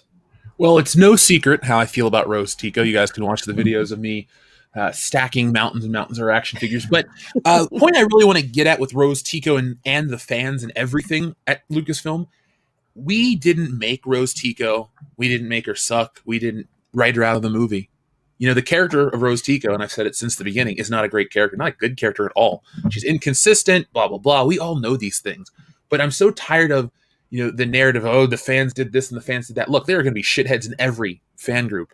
But like with Daisy Ridley, when the truth comes out about stuff, it's not like, Tom, you're talking about the images that they're putting here versus what they're actually saying. They're trying to present a narrative and take what she says out of not out of context, but you know what I'm trying to say. No, it totally is, because there's under the one picture, they basically have that quote like she's talking about Star Wars fans. But if you read the actual paragraph that I just read to you, that's not really what she's talking about. But yeah, and you remember how they did this shit a couple years ago when she wrote that article for, what is it, the New York Times or something? The op-ed, yeah.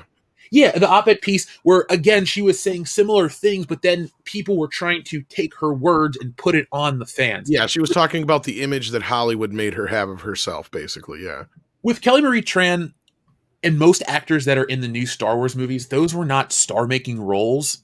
So I hope people in general just kind of forget Rose Tico, but give Kelly Marie Tran a shot at anything. She's fine. Like, I have nothing bad to say about her as a person, but the character Rose Tico is just poorly portrayed, and any guilt, any responsibility falls solely on the creators. We don't get to make those judgment calls for all the things that we've ruined Star Wars with. We still don't get to make the films. Therefore, you can't put blame on us. Yeah, well, it wasn't her fault that Kathleen Kennedy decided that basically that, you know what, that black guy there, he's a little bit too close to Wonder Ray. So create this Asian that we can saddle him with and send them both off on a side quest. And then they went the other direction in the third movie, and they basically Cartmaned the character with the other black chick. Yeah. And for those who don't know what I'm talking about, there was that episode of South Park where Cartman was obsessed with getting Token together with the black girl that just moved to town. Oh yeah. South Park is the last remnant of truth. Even The Simpsons isn't truth anymore. Now that's all we got. Yeah, absolutely. That's because Hollywood is Cartman. Sorry, Jeff. Oh, I was gonna say that was just. I thought we had dead air, so I was like, "Well, that's my take." And then I was, but there you go. Hollywood's Cartman. Keep going, man. No, yeah, like it is. It's like they think they're doing the right thing. But in the end, it's really all for their self-serving bullshit. Yeah. Or they act like they're being so virtuous. Which what does Cartman do all the time? Everything he does is to act like he's virtuous and doing this and that and the other. In the end, it's just because he wants $10 million. Yeah. Mm-hmm. And everyone who's not at the top is basically Kenny. They're just killed off. They're just used and thrown aside. That's what it is. That's a real life Game of Thrones. Yeah. I mean, those guys know what they're saying. They've been through this town, and they're very straight about what they believe. And so, yeah. Now you made me think of the Game of Thrones South Park episodes. He's just going to stab you in the back, kid. Just shut up. You're the one plotting and planning in my backyard. I have like 5 episodes of that to get caught up on. Oh man! Yeah. Well, they've only done the pandemic special this year, and then they got another one coming out. But otherwise, yeah, they haven't done much lately. Yeah. Well, one thing I wanted to, Andre, I don't know if because I'm going to be heading out in about half an hour, so I'd love to chat a little about what's happening because it's actually linked. What's happening with Ms. Amber Heard, right? Oh because, yes. And because it was my tweet about comparing Amber Heard to Saruman and Kennedy to Sauron, and then I'm off Twitter, right? So it's very interesting that after that I'm killed, right? Those two, because they're part of this narrative. Yeah. Before we get into Amber Heard, I just want to say we have quite a few super chats to go through. But as you all can hear, we only have Kamran for a limited time, so we're gonna get into some Amber Heard and stuff, and we'll get through every last super chat after that. I will bring up one though, because I saw that it was addressed to you specifically. Just give me a second to find it here. And while you're looking for that, Lorena does have to check out here in about 5 minutes or less. So do check out Lorena Creole's channel. She has a wonderful channel. And also she shows up on Monday nights on Toxic Femininity and other places like that. Is there anything else you want to plug before you have to leave? Sure. I just dropped a video regarding the cancellation of Dr. Seuss and how that has actually flowed down into Universal Studios re-evaluating their Seuss Land Pavilion. Exactly. So they've already yanked the 6 books from the stores there. And there's one storefront that they have that's named after one of the books that was pulled, a book that was one of the first books I learned how to read as a kid. So yeah, I have that video out there for you guys to check out when you get a chance. But yeah, I'm not happy because yet again, you have cancel culture getting into our entertainment, and now it's who the fuck's next, Mr. Rogers? Pretty much. He'll be next. He'll be It's coming. Look, this is cultural terrorism. This is a small group of people that have taken over the narrative of our civilization. This is literally like, and I'm going to use the analogy. This is the Bolsheviks, because one people don't understand, the Bolsheviks were the minority, even during the Russian Revolution. They were the minority of extreme fanatics. The Mensheviks, who were trying to get rid of the Tsar and trying to do kind of social democracy, blah, blah, blah, they were the majority. Guess what? The Bolsheviks had the guns. Right, and we should always ask, how do these people get the guns, right? But the Bolsheviks got the guns and they won, and they transformed Russia into even worse situation than the Tsar was in. And so we're facing a Bolshevik type revolution here. Yeah, pretty much. It's some Bolshevik, all right. Yeah, with that, Lorena, we do hope to see you later, and we're glad to have you here for just a little bit this morning, even if it was just for a little bit. Oh, yeah. Likewise. I was happy I could drop in for a little bit. So thanks again so much. Everybody have a wonderful day. I'll talk to y'all soon. Thanks, chat. Hit that like button. Take care, guys. Yes, and then we had a couple of super chats that I saw, at least at first glance, were directed more at Kamran. That 70s rock fan said for $2, thank you so much. I have an MBA, stands for Mad Bastard Anonymous. Yeah, so that's certainly what some people think of me in this town, you know. Yeah, I have no doubt that is the case. And Stephanie Janisek Smuggler's Cantina says for $4.99, they're losing their minds. Kamran is right. And Will Gentry says, happy birthday to me. So yeah, happy birthday, Will. Happy birthday, Will Gentry. And rest in peace, Kamran's Twitter. You know, hopefully not forever. All those lovely ladies I would put out there, but yeah, it's done. It's done. I don't think I'm coming back. You know, there's no indication I'm going to be let back. They've even sent in the message they sent me. It was a threat. Do not attempt to create other Twitters. We will shut those down as well. I mean, I was like, okay. I mean, it was a crazy message from Twitter.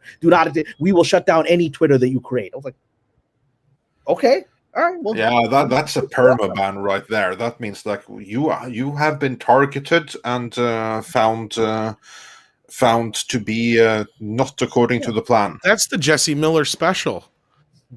I don't know if he's in the chat, but he knows that. Yeah, I'm going to hop for 1 second because I'm going to call. Yeah, no problem. 1 second. I'm just going to mute, but I'll be back. All right. Well, while he do that, let's grab some other super chats. Doing other super chats. I had that one here. In the meantime, though, Kit Kat says that Twitter is notoriously easy to hack. My account was hacked, and Twitter would not act. Cancelled Twitter. Easy to tweet in someone else's name. Yeah, actually, on that note, to anyone, Twitter are real pains in the ass. Some of you might have noticed that there's 2 Midnight's Edge Twitter accounts out there. One of them is the official one that we can use. The other one is still us. It needs to be disabled. We can't control it anymore. And Twitter won't freaking help us. So it's just out there languishing. pain in the ass. Some people still use it, and that's where we get rid of it.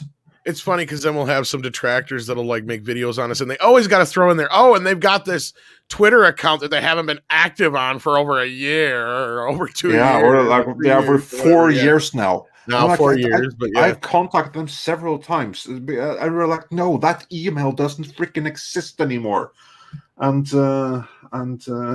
they're still completely unhelpful bastards. Unbelievable. Yeah, Cameron, you should have had a blue check mark for fuck's sake, I would think. Yeah, for sure. And then my politics don't allow blue check mark. Yeah, probably not. And then going back to one more tweet before we discuss a certain someone else, Daryl Brewer says jokingly for $15, thank you so much. You sure you aren't a white basement dwelling man doing a dark face impersonation, Kamran? And then he says, in all seriousness, keep up with being who you all are. So yeah, thanks for that.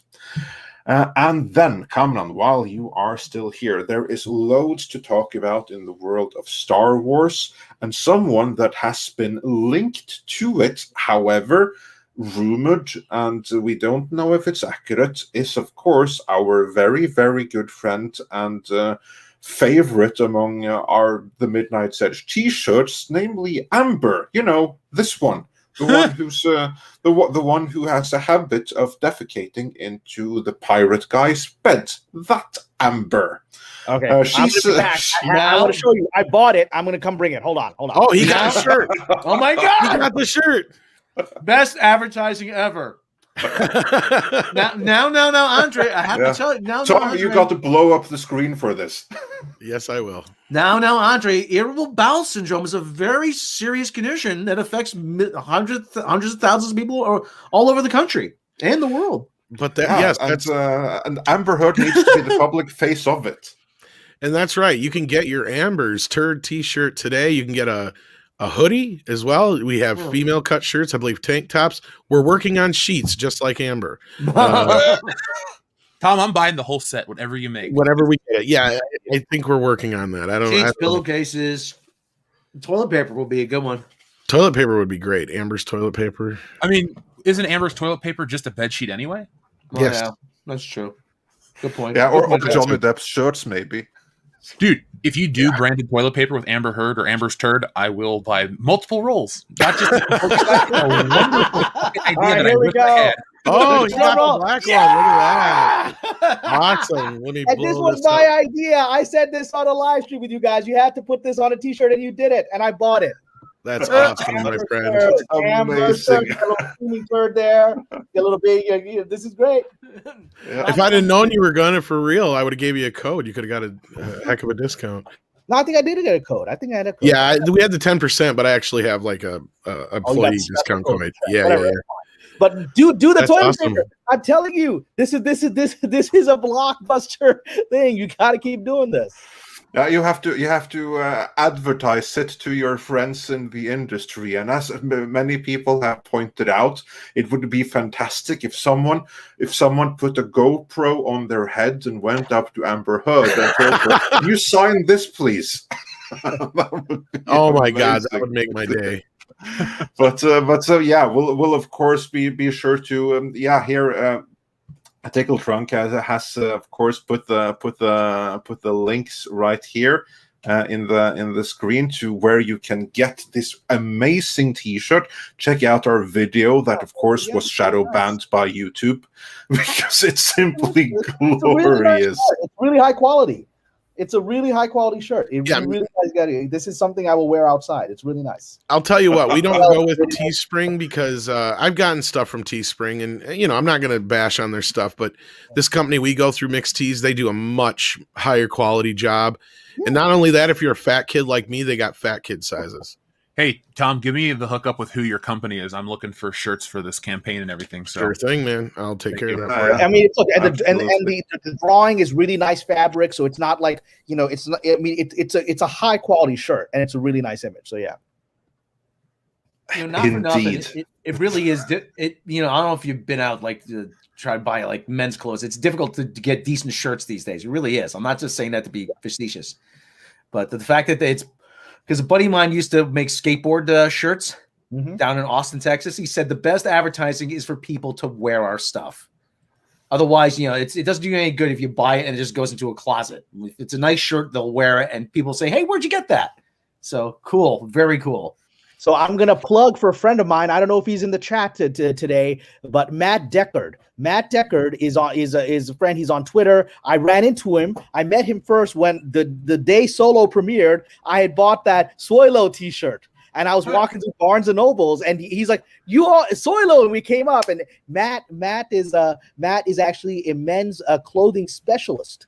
And he's trying to bring back a lot of the great fashions from the 40s and the 50s. He's a really classy guy who's got a lot of good, advice on men's clothing. So go follow Matt Deckard, Deckerd on Twitter. So I can no longer follow him, but he's a men's clothing specialist, and he'll give you some good stuff on what's coming. That's nice and classy. I follow him. He's a friend of mine too. He's a big fan. I think he's MD Matt Deckard, MD Apparel. Oh, he follows me already. Okay, so yeah, there you go. But right. yes, so Kamran, of course, then you have the T-shirt, which we really appreciate, and we were so happy to be able to share the moment of inspiration in that video that I trust you enjoyed.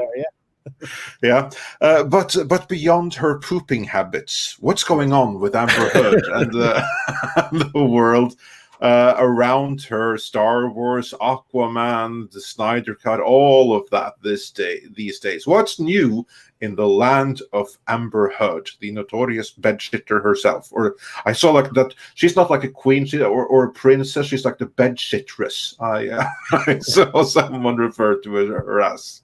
Well, I will say this. Again, publicly, everyone has, because poor Johnny Depp got canceled publicly. Again, it's the public thing. Publicly, people support Lucasfilm, and privately, they talk shit about it. Same thing with Amber for a long time. Public people wouldn't be able to support Johnny Depp, but privately, I have received messages from people who are, again, much more famous than me, who have DM'd me when they saw some of my comments about Amber and said, I've worked with her, or my friend has worked with her, and they consistently use this one word, evil. They're like, this is the most evil person I've ever encountered in my career. And, this town is full of really bad people. I've encountered really bad people that are like, this guy's a sociopath. I mean, and they're like, you don't have to understand. This person is someone that we are afraid of. That's how dangerous she is. And that because we worked with her on our set, and everyone's like, oh shit, this is a really dangerous, evil person, right? So that when that's coming around from very prominent people sending that to me privately, who won't say it publicly, she already has a lot of adversaries in the system. And because of that adversaries, the official narrative around her victimhood and Johnny Depp's evil has started to collapse, right? And the rumor I heard from people, that are in the industry was that she was let go last year. She was let go back in the summer, but that they couldn't publicly say anything because of, she had successfully created the narrative of the woman victim of abuse, right? And she had hijacked the Me Too movement and all of that. And so they couldn't say anything. And, then Johnny Depp had this situation where, he had sued in UK court for libel against his son, and he lost that case. And I followed that case very closely, and I personally believe the judge is out of his mind. As a former lawyer myself, I'm like, it's the craziest judgment I've ever seen in my entire life, where literally he goes through everything, all the evidence that of her abuse of Johnny Depp, and just dismisses all of it. And then simply says, I believe Amber, even when it doesn't make any rational sense, right? And you're wondering, because the son is very powerful, Rupert Murdoch is very powerful, Amber Heard was dating Elon Musk. There's a lot of rich people involved. And so that judgment doesn't feel like it was coming from a place of justice, but a place of political influence. And so then when that came out, the industry, Johnny Depp had to resign from doing those Rowling movies that he's been doing, right? And so again, the industry people had to become quiet about what they really felt, which was that he's getting a raw deal and that he's a victim, and that she's this abusive psychopath who is taking control of the narrative, right? That's what people really felt, and they felt it had gotten worse when he lost that judgment, which is being appealed. And now, in the last few weeks, in the last few days, suddenly, all over, we're getting information that Amber has been let go. And that, I believe, is an actual orchestrated effort to take back the narrative from her by the industry. They want to get rid of her. Everyone privately is saying she's bad news. Privately, I've heard for 9 months that she's been let go from Aquaman, but they just can't say it, right? And so now they're like, we have to get her out of this narrative. We've got to take back control. And I don't know where it's coming from. All I know is that it's multiple sources that are doing this. And the very fact that they're the official word that is being put out, or the unofficial, the rumor word that's now spreading, is that she was let go because she gained weight during lockdown. That may actually be the actual legal reason they used. I've worked in situations where they had to fire someone who was a really nasty, destructive person, and they had to find some minor thing in the contract to use them to get them out, right? So that's kind of like getting Capone on tax evasion. Exactly. Well, here's my understanding, though, and correct me if I'm wrong, Cameron, on this. But like the whole thing with her contract is they don't even have to do anything. It's like in most cases, what the contract is for, unless there's a pay or play deal, it's just that you are obligated to show up, but we're not obligated to use you, kind of thing. Yeah. And at the same time, though, she has put that narrative out there, and they need to change that narrative because I would imagine that they are in a position where they're screwed no matter what. Because if they were to just not employ her and recast her without the narrative changing, then all of her Twitter followers and the few people that support her are going to be like, that's horrible. She's a stunning and brave survivor. Why would you recast her? You're evil. Cancel Aquaman 2 or stuff like that, right?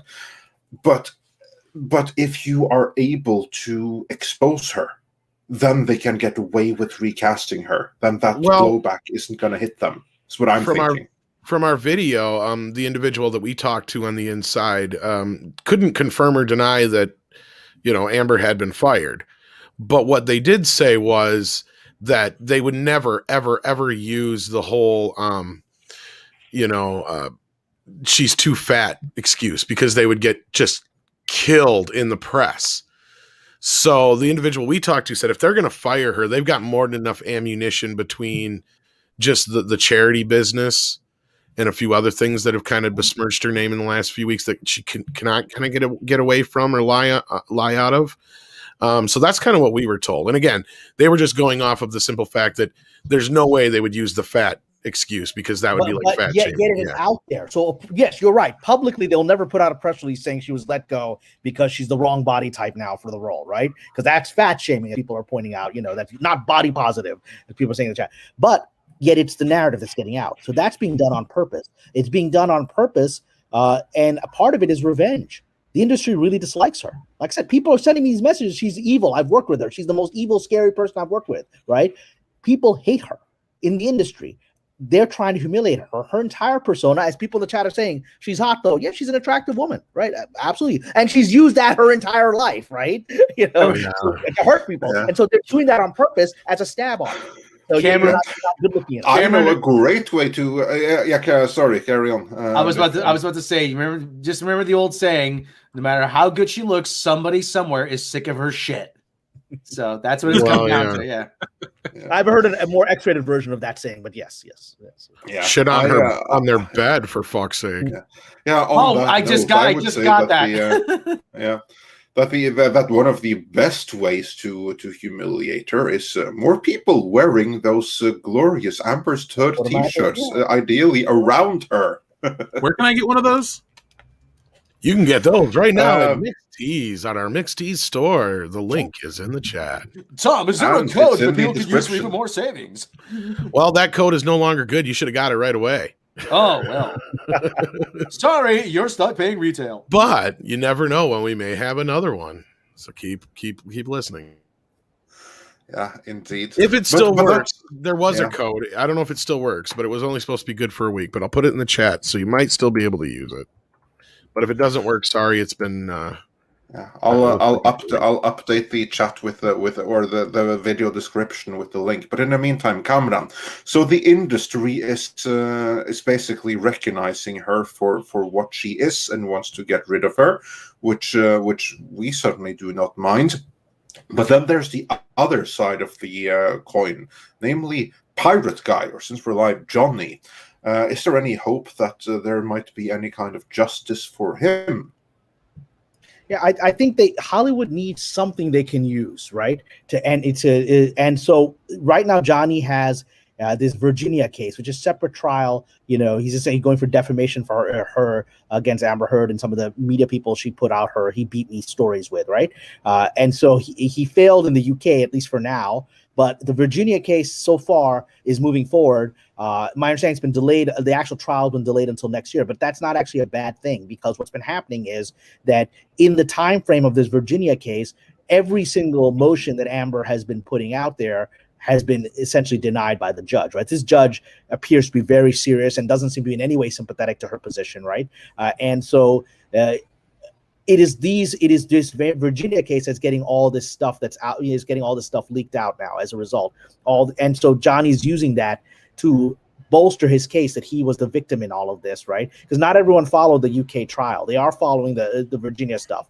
And so it's getting out, and it was in the discovery of the Virginia trial that the pivotal event that you referred, Andre, happened, which is that it was proven that she hasn't donated this millions of dollars that she was using for years, claiming that whatever money she got as a divorce settlement from Johnny Depp would be given to these charities. And then finally, in discovery of the Virginia case, her lawyer was forced to put out receipts, which showed that she hadn't done that, right? And the only donations that had appeared were donations done by someone else anonymously, which was probably Mr. Musk, right? Because she doesn't have money, right? Elon Musk, or her ex-boyfriend, whatever, is very wealthy. And so suddenly anonymous donations were coming in, not for the full amount, and she was writing, "Can you please credit that to my donation?" Right? And wasn't there some other rumor that was actually stuff that Johnny had paid for?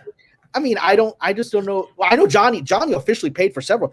What pissed me off when it happened is when she said, "I'm going to donate all of this to charity." The first check he sent directly to the charity, and she got angry because she wasn't going to give it to the charity. She's like, "You have no right. I'm the one who has to give it to the charity." She wanted to pocket that money. Johnny's a very smart guy, and he's in revenge mode. So he's been doing that for years. The only one who's given money to these charities is Johnny, and it's like a drug dealer. Yeah, it is. It's like a drug dealer. It's like when a drug dealer says, "Oh, I need to pay my rent," and they're like, "All right, well, I'll pay your landlord." Like, no, I need to pay my landlord because damn well what they're going to do with the money. Exactly. And so that's to answer your question, Andre. Hollywood is waiting for the turning of the tide, and I think the fact that a few weeks ago the information got out that she hadn't donated to these charities, children's charities, that's really bad juju. It's bad karma. It looks bad, right? It supports what people like I've been saying for years, that she's not doing these humanitarian things she's claiming. And now suddenly the story is getting out that she's been let go. Hollywood is, at least, it hasn't officially been announced, but that was a catalyst that allowed them to start getting that out there. So the more negative information that comes out as this Virginia trial progresses, the more they're going to use to get rid of her, and the more they're going to use to bring Johnny back. He's beloved in this town. He remains beloved. I'm very relieved to hear that, because I'm certainly a big fan. I enjoy him in most every role. I don't necessarily enjoy every movie that he's in, but that's not his fault. Yeah. And I miss seeing him in movies. I kind of like his shtick, so it would be great. I just wanted to highlight right away because I think it's relevant. Willowy13 says for 5 Brazilian reals, I believe, Hollywood fires people for weight and age. They did to Marilyn Monroe, but they never announced the reason back there, and surely won't do it now. Yeah, and that's what we were told too. And again, this goes a little deeper. There was the Forbes article. But we also posited that the Forbes article could have come off of this Boss Logic art, which he has never even said whether or not it was official or if it was fan art. That was one thing, we pointed out in our video, was like, I'll tell you, that has got to be one of the most ambiguous videos we have ever put out, because we don't know. There is enough proof in both directions that she's either still there or she's fucking gone. And, it's like, take your pick, I guess, at this point, until we know for sure. I mean, it's really the most. But we shouldn't have this situation, Tom. Warner Brothers, if they really were her passionate supporters of this victim of domestic abuse, they would have denied. They would put one single press release and it's finished. They're not doing it. This is #1 trend on Twitter. At least it was until I was kicked off. And you have to address that. I mean, Gina Carano makes a comparison that some people didn't like, and they had some press flack immediately put out an email, right? So come on, let's get serious here. No, I agree with you, Cameron. Yeah. Do you think it's the fact that because she's a woman that because they fired Gina Carano, they don't want to make a victim out of her? Yes, that's part of it, and because could she's already got the victim narrative, she controls that with her only her Twitter stands at this point. Nobody else believes this story except extremely stupid people, and so so they're just trying to get. First of all, they're trying not to screw up poor Zack Snyder's efforts to get his Justice League cut out. Right, that's coming out in a few weeks. They just don't want to say anything that's going to get that screwed up. Yeah, and I mean, even that's not proof that she's still around because she would have been contractually obligated to be there. They already filmed whatever they had of her, so they had to bring her back or reshoot everything with Emilia Clarke, which at that point, I'm sure Zach would have been all against that. He would have been like, the last thing I want to do is have this used as a vehicle for you to announce that you're fucking replacing one of my actresses. Yeah, and I mean, I wouldn't be so. I'm going to assume that she's going to be in the Snyder cut. She's already filmed. Yeah, she filmed extra footage. Yeah, she's one of the few of three. There were 3 people filming new scenes, and that was Jared Leto, it was Ben Affleck, and it was her. So she filmed a new sequence for that movie. But I will have to say, I really hope to see Emilia Clarke in Aquaman 2, because if there's one thing we already know, she has great on-screen chemistry with Jason Momoa. Whereas I always thought that Amber Heard, she was kind of like ridiculous in that red wig, and she never really looked right. And she can't act. I mean, they tried to get something out of her in Aquaman. They got a little bit more out of her than I thought, right? But she's not at the caliber of any of these people, right? She's just not a professional actress. She's a pretty person that's gotten by on being a pretty person, right? You know what her best role was? The zombie in Zombieland. Oh, yeah. I was going to say she has one other good role, and that is the mega bitch in The Stand. She's like cast perfectly as the crazy bitch. When she's a destructive force, she's actually quite natural and in the moment, right?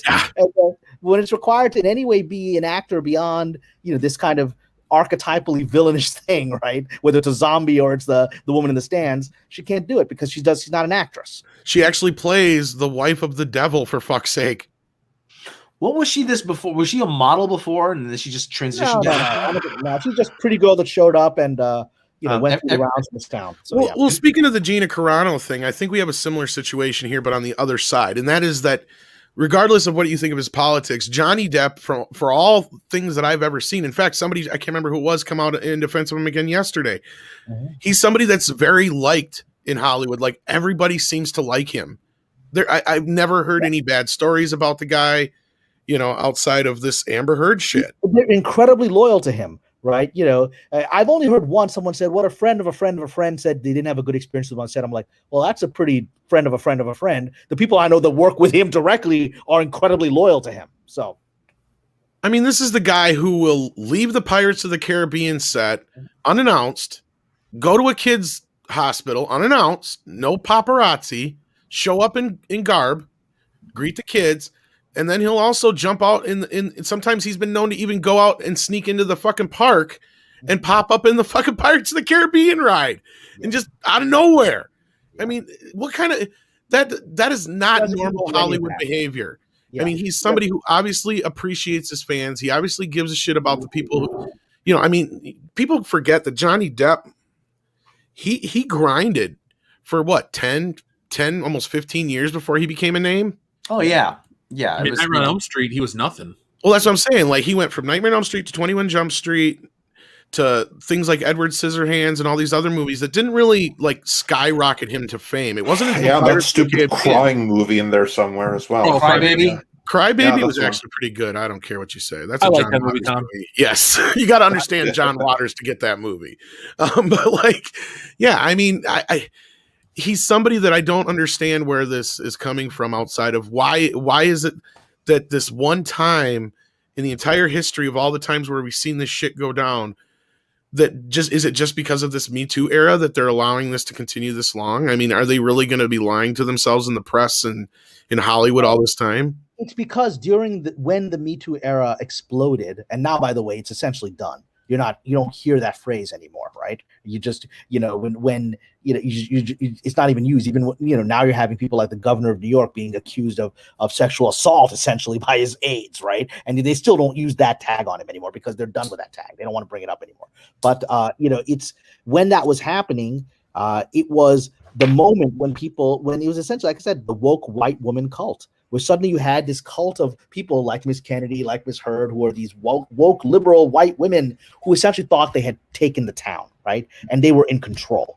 And I worked with people like that, and they were the most nefarious people I've ever worked with, right? Because they suddenly thought they had felt like, oh, the white man held me back, and now it's my moment, right, to be the white man, the man, right? I mean, literally, it was this pathology that was coming out of a very specific group within Hollywood, and everyone was afraid of them. And Kathleen Kennedy was the figure of that person, right? And then Amber Heard became the emotional, archetype of that person, and everyone was scared of them, because they were inevitably malicious people that didn't care about anything that they were saying, and had been given power in response to the politics of Mr. Trump being elected and all of that. But that era is ending, and I believe the last one that's going to hold out is Miss Kennedy. But I think she went down with her Gina Carano, who is a real powerful woman, white or otherwise. She went after the wrong person, and I do think this will be the end of her journey, whether it happens a few weeks from now or a few months from now. I think it's over. Wouldn't that just be ironic, though, if she's taken down by a strong woman? That's the only one that could take her down. That's the inevitable thing. Anyone else, you'd be able to go sexism, blah, blah, blah, blah, blah. It needed to be Gina Carano to be the catalyst. No one else could have done it.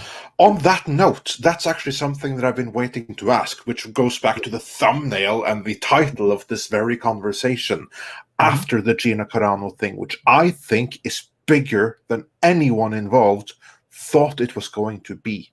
Oh, yeah. Like, what kind of, because I know from several people in the industry, they thought that this was going to blow over. Gina Carano wasn't such a big thing. Is there some kind of waking realization in the industry that, holy shit, this is bigger than we thought, for one thing, and the other is there any way back for Lucasfilm from this?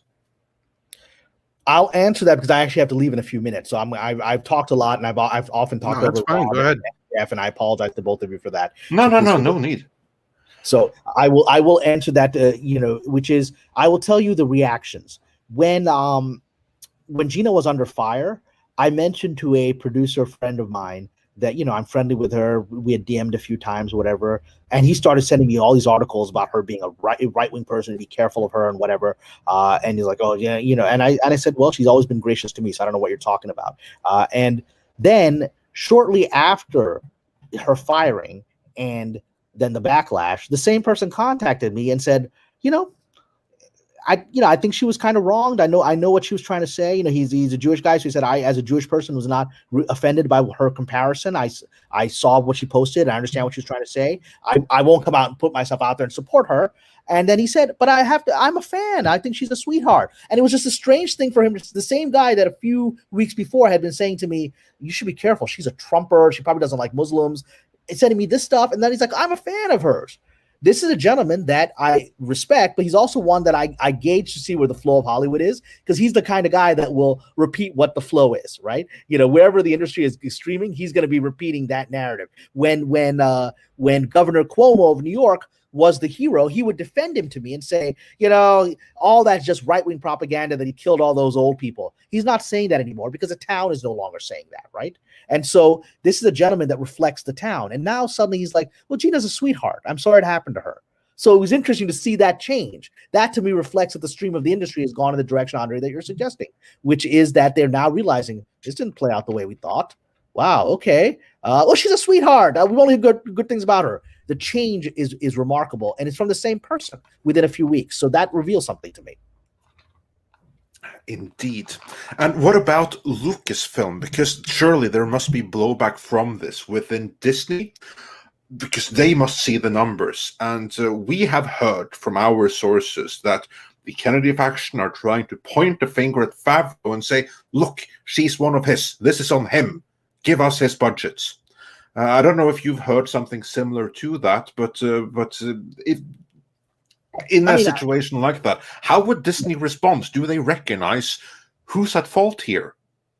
Oh, I mean, I'm sure Disney recognizes who's at fault here. I mean, I think, because I said a year ago Disney had figured out that woke is broke. I mean, a year ago, before the events of the virus and the lockdowns and the riots over the summer, Disney had already said, we're done with this. We're a for-profit company. I'd heard that. I know you've heard that from your sources, but I heard that from friends of mine who were writing for them. They're like being told, just let this woke crap go. We just want to make money now. And then the virus and the lockdowns made them even more desperate for money. And then the events of the summer happened, where the rioting happened, and it was politically tinged, and suddenly they became afraid. They knew that the woke element was not profitable, but then they became afraid that these people would show and burn down the building, literally, right? So now they had to go along with it. And that was the political climate of fear of the radical left that Kathleen Kennedy and her acolytes were able to use to get Gina Carano out, because the industry, was and is still afraid of the radical left physically burning down the town. They're afraid of that. And so the problem is the bean counters all know this isn't profitable. And because, as you guys have reported, Hasbro and others have already shut down the production of the Gina Carano toys, and that was profitable for them. And I canceled Disney Plus the day that Gina was let go. I'm sure tens of thousands, if not hundreds of thousands of people did.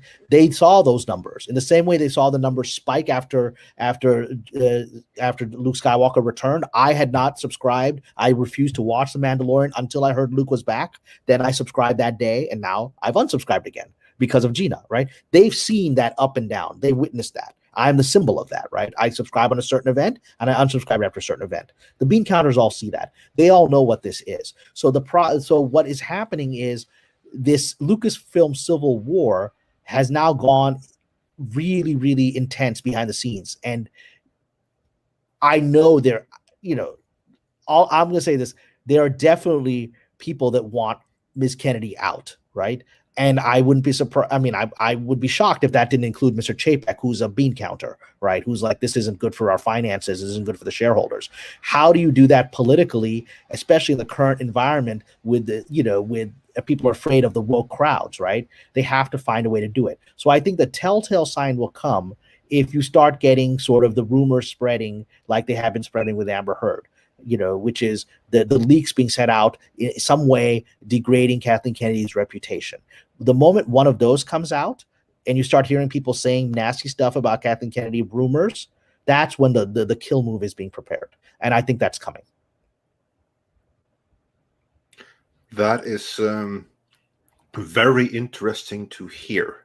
And it will be interesting to follow the trades and see if the narrative changes there, kind of like what we're seeing with Amber Heard, because there you have like the thing, she's no longer protected, and you can kind of like see that a little bit. I wonder how long it's going to take for that to happen. Also, on the topic, if you have like 2 more minutes, Gina Carano now teaming up with Ben Shapiro in the Daily Wire.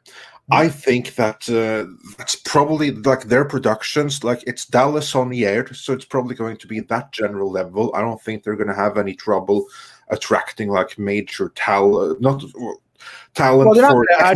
technical roles. But they'll get some crew. I think it's gonna be hard to get high level actors in, because Shapiro is portrayed as a Nazi in the industry, right? And so I don't think people that are not well-known conservatives like Kevin Sorbo others will be willing to go on camera on a Ben Shapiro Daily Wire production. Some crew might be. Crews tend to be more conservative anyway because they're real people living in the real world. So crews might do that, but I think actors will avoid it.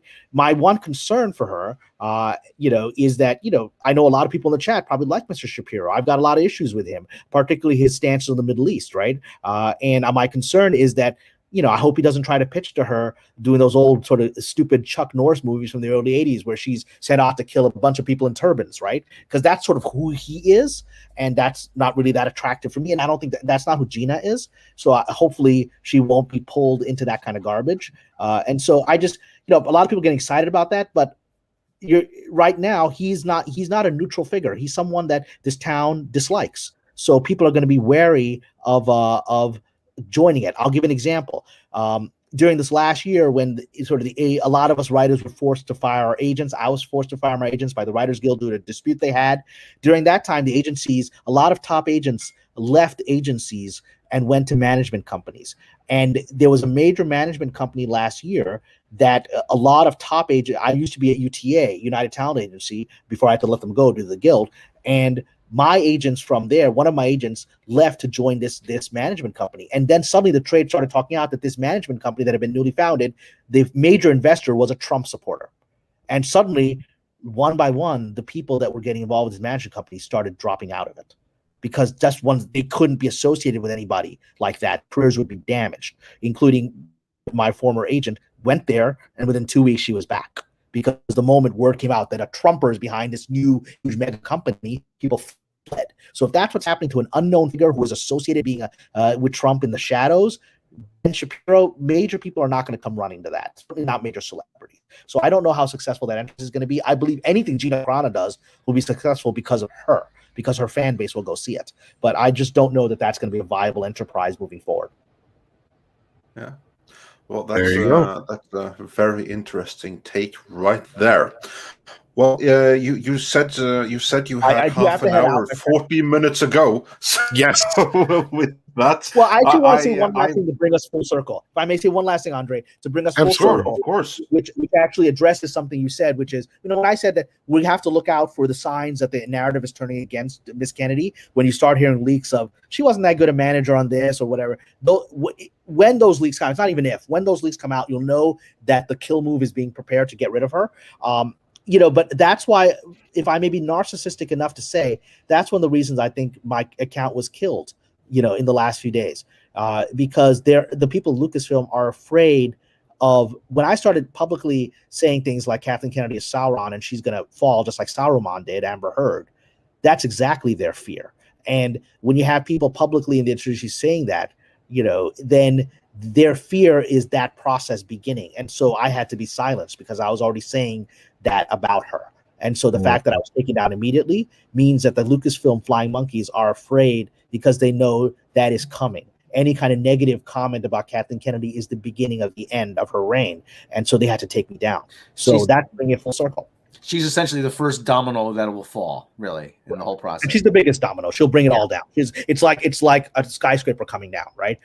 And so like I said, if you go after the king, don't miss. It's the same with the queen, right? And so whatever they're doing, and I promise you, they're doing something. They can't allow this.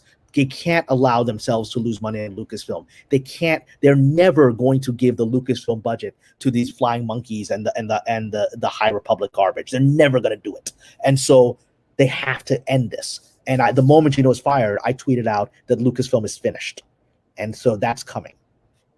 I hope you're right, Cameron. I honestly don't see them firing her or getting rid of her necessarily. I see her retiring into the sunset, basically. But she will be allowed a gracious exit. Yeah, that's what will happen. Most I likely. think it's going to be a gracious exit while the tide is turning against her. I think that in conjunction with her contract probably being up for renewal, that's when you're going to start getting stories. I think that you're right, Kamran. I think that she's not going to be fired. I think this would be my prediction, for lack of a better term.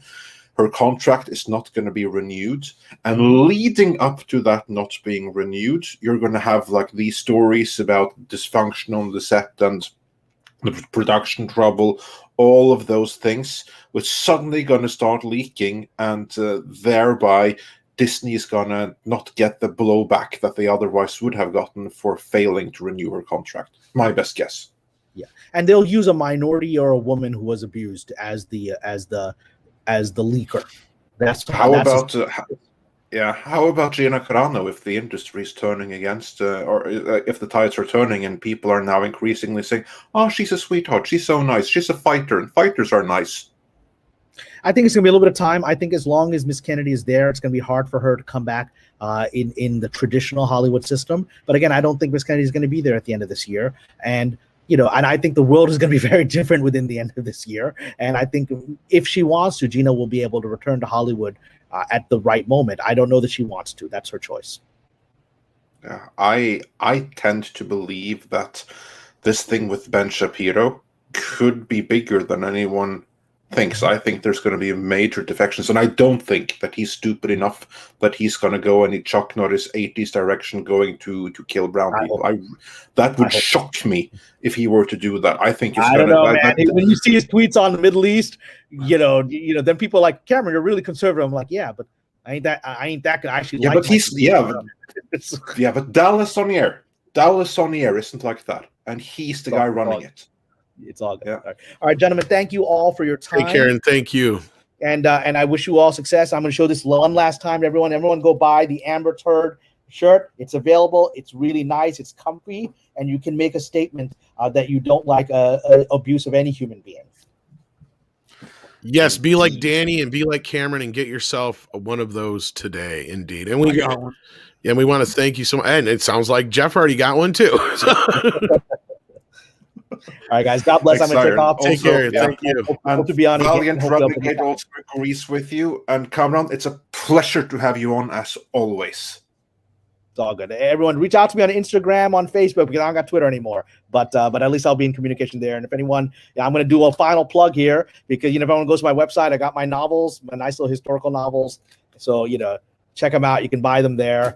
I no longer promote them on Twitter. The Twitter account was created to promote these novels. I can no longer do that. So I hope you'll buy them anyway. So thank you. Yeah. We will put the link in the description for this video. So everyone go and check out Kamran's webpage. Check out his books. And for any aspiring writer, whether it be for screenplays or novels, check out his consultancy service. But we're not going anywhere, so don't go taking off yet. You guys, I'm taking off. There's a lot of great people here who have a lot more to say. So everyone stick with them. Absolutely. Yeah. So take care, Cameron, and we will see you next time. Speaking of other people, we have Jeff here with us today. Jeff, you have been a busy man. Yeah, I haven't slept much. While Andre gets some super chats set up, why don't you tell us real quick about your comic book that's being re-released, correct? Yeah, so the Fandom Menace edition of Stealing Solo, it launched last night, and it's incredible already, so I'm excited. But folks, you can check out the links. I will. They're all over social media, and Tom's a part of this. Tom's on the cover. So what it is it's a graphic novel. It's not just a comic book. It's over 100 pages. I think I say 110 in the thing. There's supplementals. There's all kinds of fun stuff beyond the story. But it's got a cover painted by Anna that features the Fandom Menace. It's based on the Return of the Jedi poster, and Tom is Salacious Tom. So you're a part of it. Mecca, Gary, everybody's on there. And then today is the first day, and we have 12 more hours until the High Council cover shuts down. So folks, make sure you guys sign up for that day one exclusive. Absolutely, yeah. If you want to get that, you got to get it within the next few hours. So. And it's already blown past 16K. So thank you to everybody who's backed it. Just keeps on rolling. Yep. And what do we got for super chats, Andre, before we get into our next topic? Is he still there? Well, while he's not there, for those of you who are wondering, the quartering is under attack. I guess he pointed out a Logitech sponsor had had said Vile's racist things, so now his sponsors are being attacked. I don't know much more about it than that. I'll try and talk to Jeremy at some point to see what's up, but hopefully nothing really bad comes of it. But that's. Let's hope. But you're back. Okay, so actually, I was here the whole time. I just forgot to unmute. Well, that helps. that helps.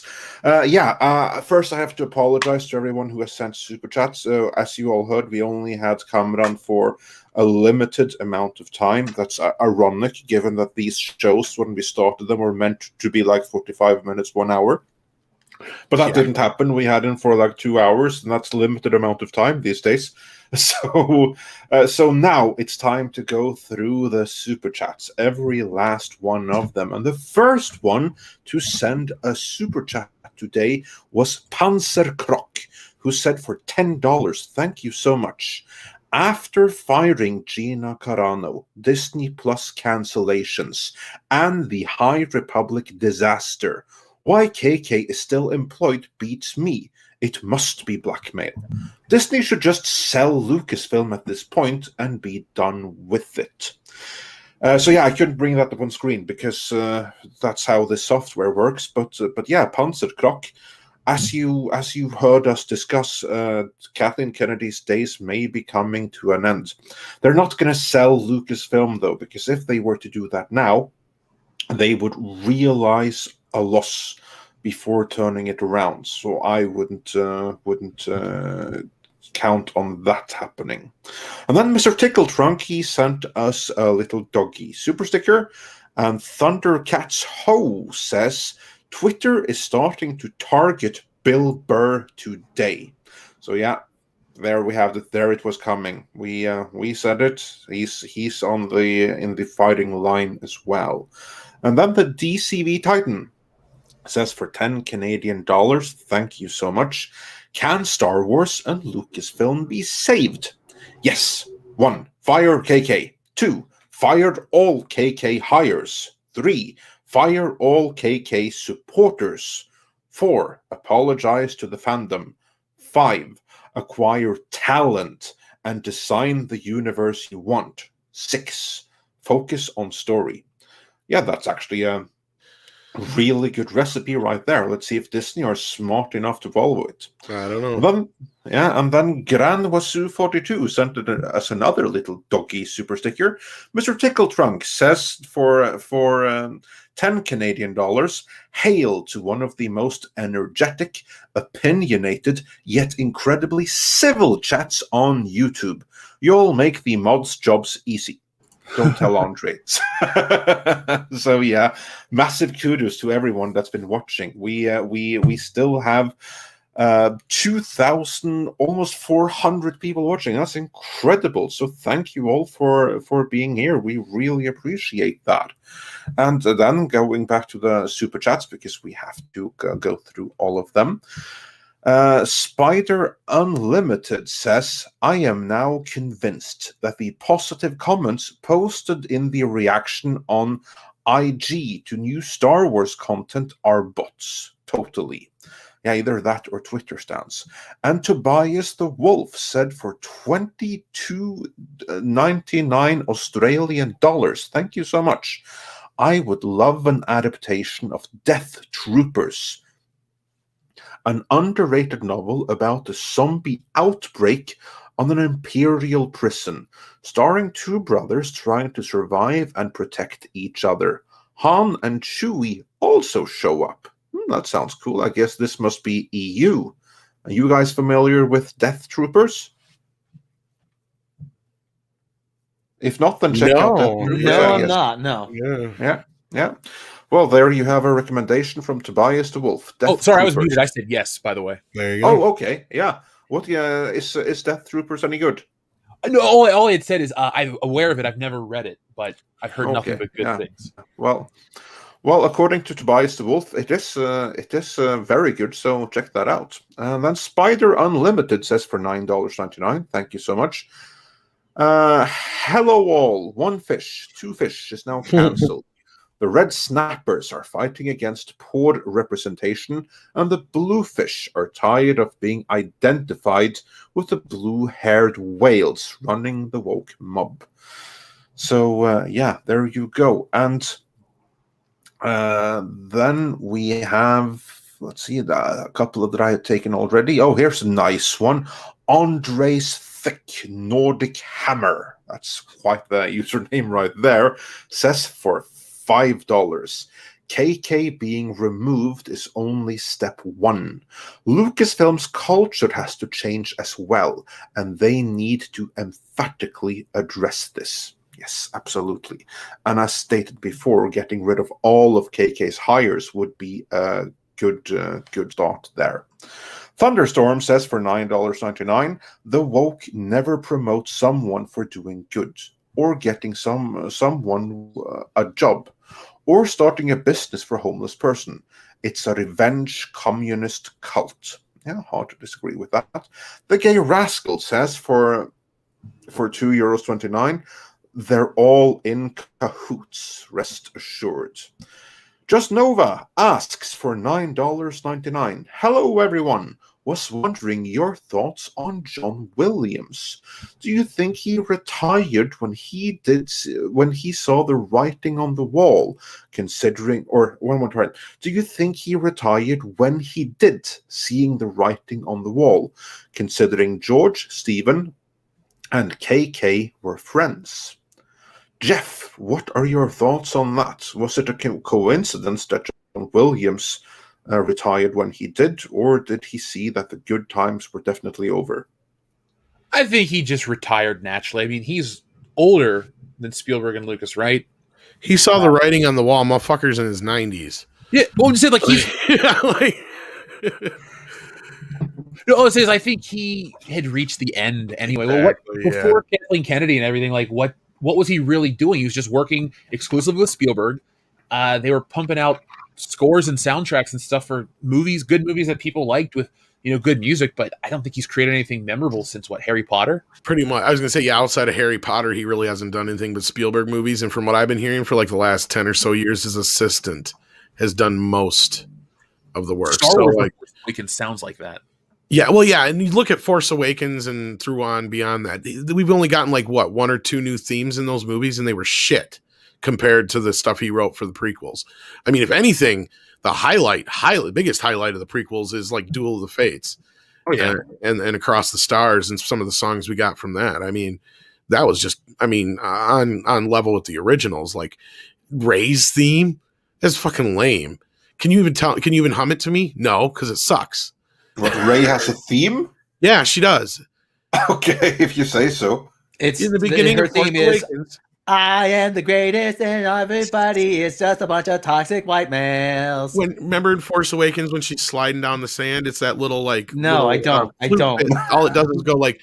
do do do do do do or something like that. It's like, yeah, it's really fucking stupid and lame and real. That's what, I am the greatest and everybody else sucks, and it is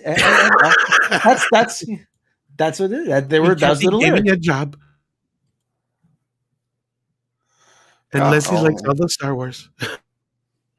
Impressive stuff. Leslie Hedlund likes all the Star Wars. Yeah. His best work is decidedly behind him, because when I try to think all I can, I don't remember any of the music from the sequel trilogy. But to be fair, I also have forgotten most things from the sequel trilogy, other than bits and pieces here and there, because just nothing stood out. It's best at all. Yeah, it's best that you block it all out, Andre. You don't want those. Yeah, probably. Yeah, well, again, I don't have like that affection for Star Wars that you guys do, but even so, just purely as movies, the sequel trilogy stands out from everything else. Included the prequels, by way of not standing out enough that I can't remember more than bits and pieces. That's all. Sad predicament. I usually remember movies, but like they're just like a blank, all of them almost. That's all. That's their legacy. They're just these bland, generic kind of sci-fi action movies. The sequel trilogy.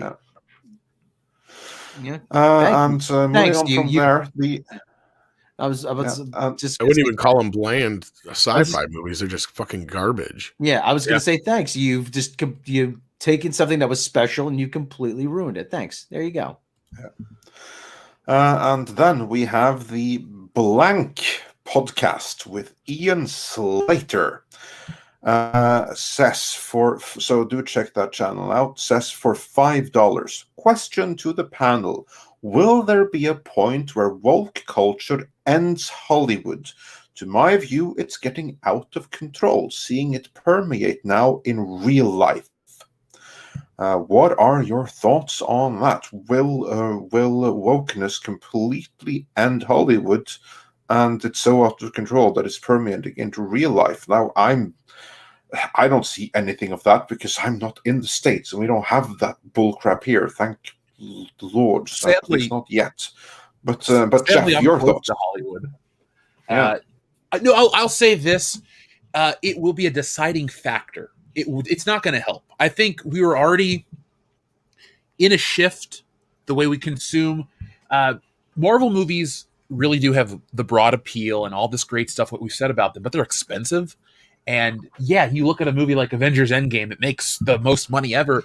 But before that, we were talking about how it had the biggest budgets and all this shit. So in terms of what makes money, I think there was already going to be a shift in this, whatever the wokeness is, you put that in there, it just kind of speeds up the process to this, like, I think it was a Cameron that said about the new Hollywood again is coming.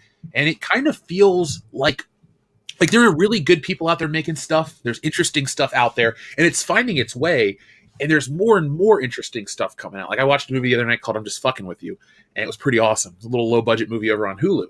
But the point I'm trying to get is like the woke shit is going to make people stay away from the big properties, and then people will come into any property that has the woke shit. And when people look elsewhere and they find other things that don't have the woke shit, then they'll start to get into that, and then there will be a shift. And I think it'll just help the process. Yeah, that's part of it. I still say we're another big high profile failure from it completely crashing, and that high profile failure will probably be Superman, J.J. Abrams' Superman. Probably that one pissed me off, dude. Last week when I was on the show, Tom, when that news broke, I had a response that I don't normally have. Well, but the thing is, like I said, the high profile fail. They're setting it up to fail, and they're setting it up to be protected. You know, they're trying to critic proof, but when it comes down to it, when the movie sucks, they will not be able to make excuses for it. And don't get me. And listen, I don't want to be one of those guys who says, "Oh yeah, you haven't seen it, and how can you say it sucks?" This movie is going to suck. Okay, just everybody associated with it it's already stepping up to the plate with 2 strikes against it. It is going. I mean, if it doesn't suck, I will gladly sit here and admit it. But you know what? Odds are it's going to, and that will be. You've taken the most iconic superhero ever. The only other superhero that you could do that to is Batman, and the only other property you could do that to is James Bond. But if Superman fails, and it will fail, then that's it. Then I think that's going to be when the dam breaks.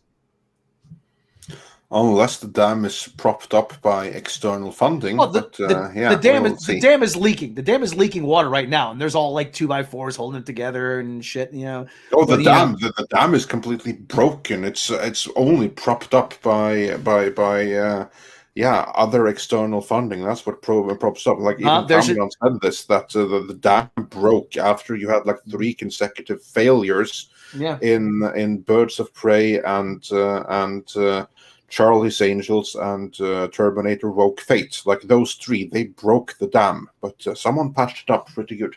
Remember Homer when he was chasing the roast pig? It's still good. It's still good. It's just a little dirty. It's still good. It's just a little slimy. I can't believe that show just got renewed for 2 more seasons. It's what are they going to replace it with? It's more. That show is going to survive us all. It might. I bet you that show lasts longer than some of the principal voice actors. Like you want to know? You want to know something, Jeff? I taped the first 2 seasons thinking this is never going to last. That was my cousin. He used to tape over. My cousin, I love him to death, but I'm pretty sure he taped over family events for The Simpsons. Like you go watch like Christmas '92. Oh, it's great. There's Grandma. There's Uncle Carl, and there's Homer Simpson. Don't. Yeah, The Simpsons used to be great. Yeah. I haven't seen I'm like 5 seasons behind on South Park, but I'm like 15 seasons behind on The Simpsons. So yeah, loads of. I'm trying to remember when I checked out if it was like season 28, 9, or 30. I can't remember anymore. Isn't Lisa now the main focus of the show? Even though it's kind of sort. I don't know. All I know was the last episode I watched. I'm like, this is worse than Family Guy, and I checked out because it was an episode where the Simpsons were trying to sell their mattress, or they sold their mattress, but they kept getting caught fucking on it. I'm like, this is not The Simpsons. Are you serious? Yeah. Like, this is not even The Simpsons anymore. This is like Family Guy. I mean, the closest The Simpsons ever got to titillating sex shit was the episode where Homer got caught with that dancing lady, and the picture got all over town. And when they had sex in the golf course to conceive Bart, and even that was done pretty tasteful considering. I mean, in this episode, it was just it was like, this is not the fucking Simpsons. I don't know what this is. They had an episode where they were trying to rekindle the flame in their marriage, and they were trying to take a couple's bath together, and Homer was too fat to fit in the tub. Oh, for fuck's sake! It's like William Howard Taft. Yeah. No, There's like, oh, Homer, kids. do the Simpsons still go to church? I don't know. I don't know. That's a good question. The reason I ask, this is a build-up question. When I was in school, I went to Catholic school. We had a book in the library. It's called like the Bible according to the Simpsons or something. And the Simpsons had always had that like weird connection. Hell, I think the first episode, Santa's Little Helper, don't they go to church Right away, yeah. Or well, they're not. Well, like all I'm saying is like they have like these traditional values that they've sucked out of the show. They weren't always like the traditional Ma and Pa and June Cleaver and Ward and all that shit. But what they were is they were a modernized version of that, based on how maybe 80s families were. The point is that like they have become something that they're not. They don't even represent it. When you look at a show like The Simpsons, it's its own thing after a certain season number. Now it's becomes, like you say, it's something else, and it's sad because I wonder how Matt Groening truly feels. I'm sure he'll cash the checks and smile, but when do you think that guy checked out? He commented on like the Apu and Dr. Hibbert shit, and he's like, I never cared about who did the voices because they were good voices. Yeah, it didn't matter. Well, not only that, I brought up the point before, like, look, you know how animated shows work? You have a set voice cast, and usually that cast through the guild will do 2 voices per episode, just so it's A, they get more work, and B, it's easier for the show producers than to have to keep finding more cast members. That's the only reason half the town is voiced by 2 people. Like, if you look at the town, like half the town is voiced by Harry Shearer, the other half the town is voiced by Hank Azaria. Yeah. Yeah. That's all they could afford. I mean, that show didn't come out of $1 billion idea. It's on the Tracy Ullman show. It was cheap, and it became what it became, a cultural touchstone. And that show, the reason I always get mad about The Simpsons, I don't want to say bending the knee, or actually just say losing its way, is The Simpsons used to be that conversation starter. It used to be that hot button topic. Who was it? George H.W. Bush talking about we don't need people like Marge and Homer Simpson. Like, it was that show that challenged America, and now it kind of just got soft. It's like a rock star who just kind of, you say he sells out, cuts his hair, blah, blah, blah. Yeah, he's still pretty good on the guitar, but people have passed him up decades ago. He's just a remnant. That's what The Simpsons is to me. It's just an old washed-up rock star. Used to be the top of the world. Now you're just Randy the Ram Robertson from the movie The Wrestler. He's a burnout. Yeah, there you go. So it's sad to see what happens to something that outstays its welcome. And with that, let's carry on with the super chats. Silver Nova says for $5 we are living in a world where honest people are cancelled on Twitter, but JJ Lens Flare gets to make a DC movie after killing 2 other IPs. Yeah, good going with that. Well, and that's not even counting the ones that like Westworld and stuff. Don't forget about those. Yeah, that was good to begin with, though. So I haven't seen season 2. But everything that JJ does starts out good, then it turns to shit. I didn't watch the second season because Gary told me it was such a turnout because he adored the first season, and I'm like, yeah, it was pretty good because I love the classic film. It's a great Michael Crichton story. It's prototypical Jurassic Park. But then he's like, don't watch the second season. I'm like, why? He's like, it went totally fucking woke. And that's what I've heard from everybody is that they just went to shit. I've heard the same thing. So, yeah, end that one. And when you have to end that one, that's code for, don't waste your time and don't watch at all. And that may be, like, where are they at on season 3? Is that even coming? Or did it end with season 2? I would know because that's a good question. I don't know if they're going to do a season 3. Well, let us know in the comments for anyone out there that's been following the situation and who did see season 2. So it probably fell off so bad. I know the show was like uber expensive. Yeah. Moving on from there, Roll Titan says, look at today's Star Wars YouTube video right now. The comments are insane. I will be sure to check that out. Tom, why don't you go and have a look over at that while I go through the next super chats. We can give some funny highlight comments from there. Idon Casa says there already was a season 3 of Game of Westworld. Was there? Okay, well, there we go. That's how much it was on my radar. Yeah, exactly. But yeah, Tom, go check out some fun comments. We can laugh at I'm on those that, yes. afterwards. Perfect. All right, we got let's see here. The latest one. This one, yes. Can you bring Valiant it up on Renegade, screen? I believe it was, sent me this info last night. I forgot about this. We get our introduction to our new Wookiee. Yay! Is it a transgendered Wookiee?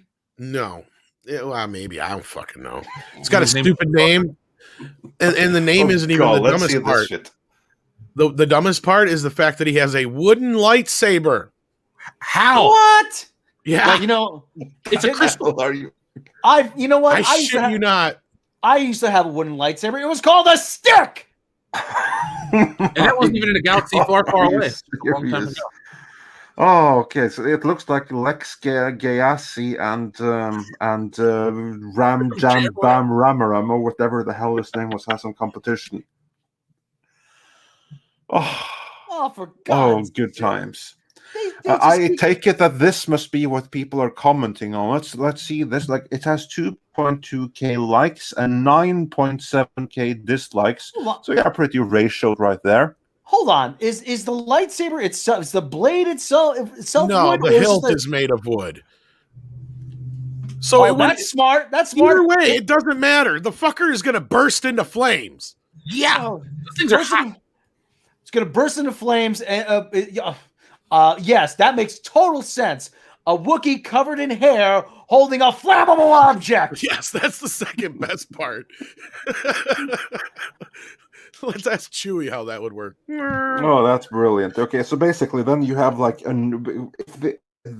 may say it's a normal lightsaber, but the only way for that to work is if it's a that came out wrong. They say it's a wooden lightsaber, right? Well, the only way that can work is if it's a completely normal lightsaber with the metal coverings, and then they have just like wood wrapping on top of that, because otherwise, that wood would burst into flames pretty instantly. I would not want to hold that. You're giving them too much credit there, Andre. For actually, you believe they for a second you almost thought that they put some actual thought and some logic into this. Yeah. Tom, let's have a look at the comments of that video. Can you bring it up and let's just scroll through some of the comments, because everyone wants to see that in the I was actually going to play chat a section of the video here. I was just adding the sound, so Giant of the Jedi Order. His master, Nib Sect, has dotingly given him the nickname Burry. Burry's experience as a Jedi is rooted in his culture. He sees the Force as leaves on a gigantic tree with sprawling. God. Lightsaber is crafted from wood from his home world. Aboard their vector. There you go. That's all in a play of that. Oh my God. It's like they're taking the piss out of us. I know, right? First up, we got you should have bargained, Jabba. This is the last mistake you'll ever make. Yes. And then we got tons of people just spamming it with "Don't ruin my life with your lies" quote. That's great. Has anybody seen? Look at them all! Holy shit! Has anybody ever seen the In-Betweeners? I've heard of it. Yeah. Andre, have you ever seen the No, BBC I haven't. series? Okay, there's the kid for getting his driver, the son for getting his driver's license. They said, "Oh yeah, we're getting you a car," and it turns out it's this little shitty Fiat Uno. And he's like, "Is this a joke? What?" He goes, "This car's practical. Are you trying to wind me up?" And he goes, "Oh God, it's even got a tape deck." It's just like, they promise new characters, and this is what they deliver. I would take that though. At least that'll get you to the store. This isn't going to get them anywhere. No, yeah, but it was just it's just the reaction of it. It's just like, are you fucking serious? Look at this though. It's just spammed. And it's not just one individual either. Look at all this. Speaking of like comments on it, we have a comment from Blue North Bear who said for $5, Jamram's new lightsaber is a hot dog. Yeah, they might as well go all the way into that. Hot dog with a bun, yeah. Wow, look at this. Holy shit. It just never ends. Yeah. Same and quote over and Aluvri over and and over. Imakara is how not long a fan before of they the narrator of that Star Wars video. How long before they turn the comments off? Yeah, I wonder. You can recognize a weak woman because she hates strong ones and will do whatever power to destroy them. Fire Kathleen Kennedy. We stand with Gina Carano. And then just more of the quote. Look at that. Oh my God. That makes me feel so awesome. Never a good idea to tell a paying audience what to consume. Never.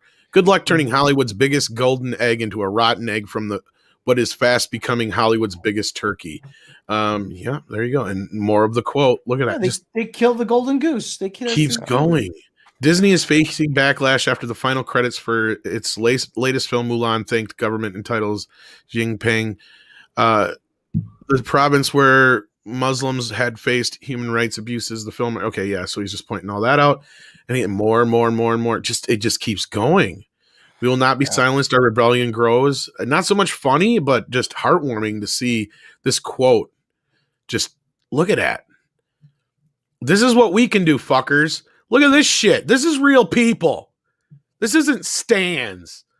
Oh my God. Yeah, where are the stands coming to Star Wars defense? Where are they? Is there even one comment defending this? Speaking of comments, I have to highlight right here. Okay, Some there's one. idiot pointing out that, you know what? At least it's a quote that means something. I see y'all do the same damn thing constantly. But it's usually racist, obnoxious shit. Yeah. Yeah, at least points for trying. Speaking of comments, before you highlight more from there, we have a couple of golden comments in our own chat. Brad DL says they had a Wookiee acting like a monkey. I was thinking that as well. Lady Ruskalin points out, wait, they call him furry? That's racist. and Martin Steinpatz says, dear Lord, a chimpanzee Wookiee. Yeah, I hate every Wookiee I see, from chimpanzee to chimpanzee. You'll never make a Wookiee out of me. Oh, look, I was wrong. It was Kashyyyk all along. That's another callback to the Simpsons back when they were good. Yeah, Stephen Austin isn't a fan of the wooden lightsaber. I don't think anyone is. So. That is the dumbest thing I've ever heard in my life, though. That's like making a wooden lighter. You better check the hilt to make sure it doesn't say Duraflame on it. No shit. Have you guys ever seen the movie Bad Santa? Oh, of course. Remember when the kid cuts his hand? What are you doing? What's your gift? It's a wooden pickle. It's like, this is useless.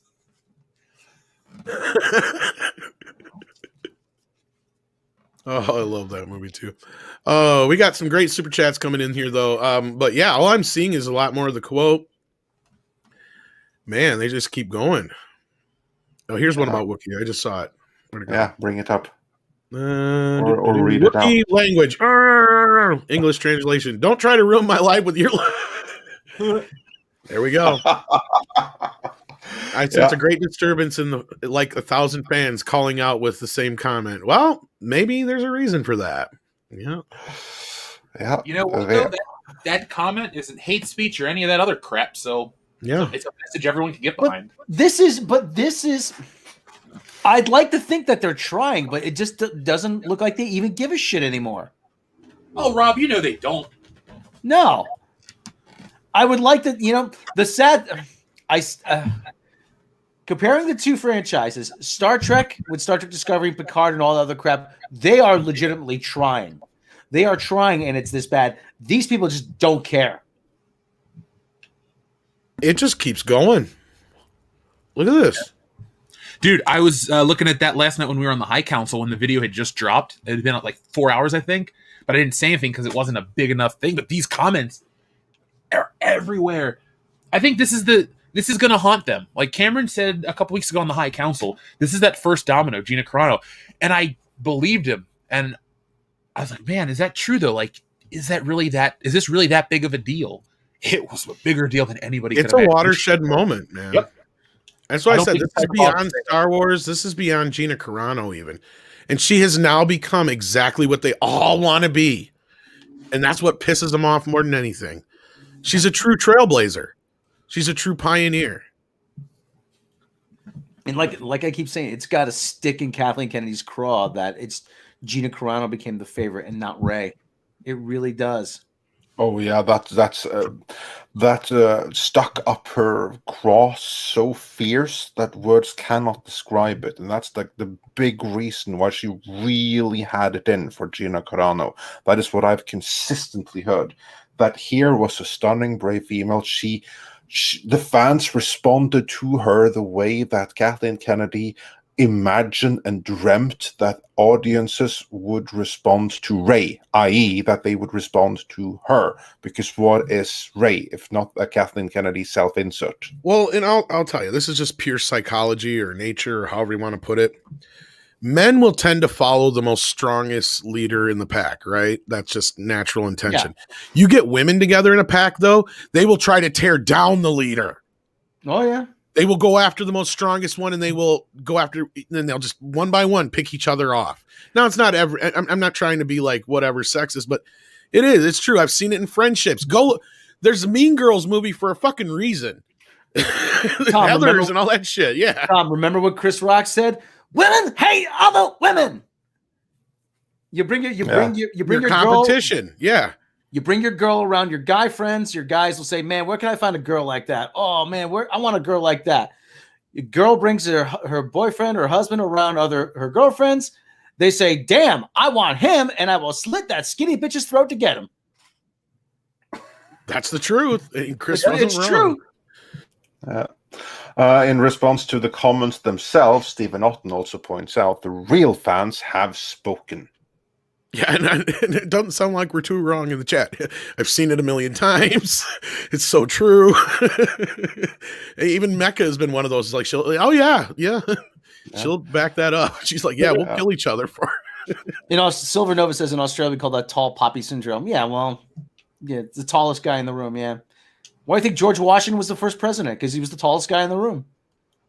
Well, and that's why, and I've also heard where women, not to go too far off topic, but where women will be like, why is it you're fighting with so-and-so? How can you still be talking to them? It's like, because we're over it. That's how guys fight. You fight about something and you get over it.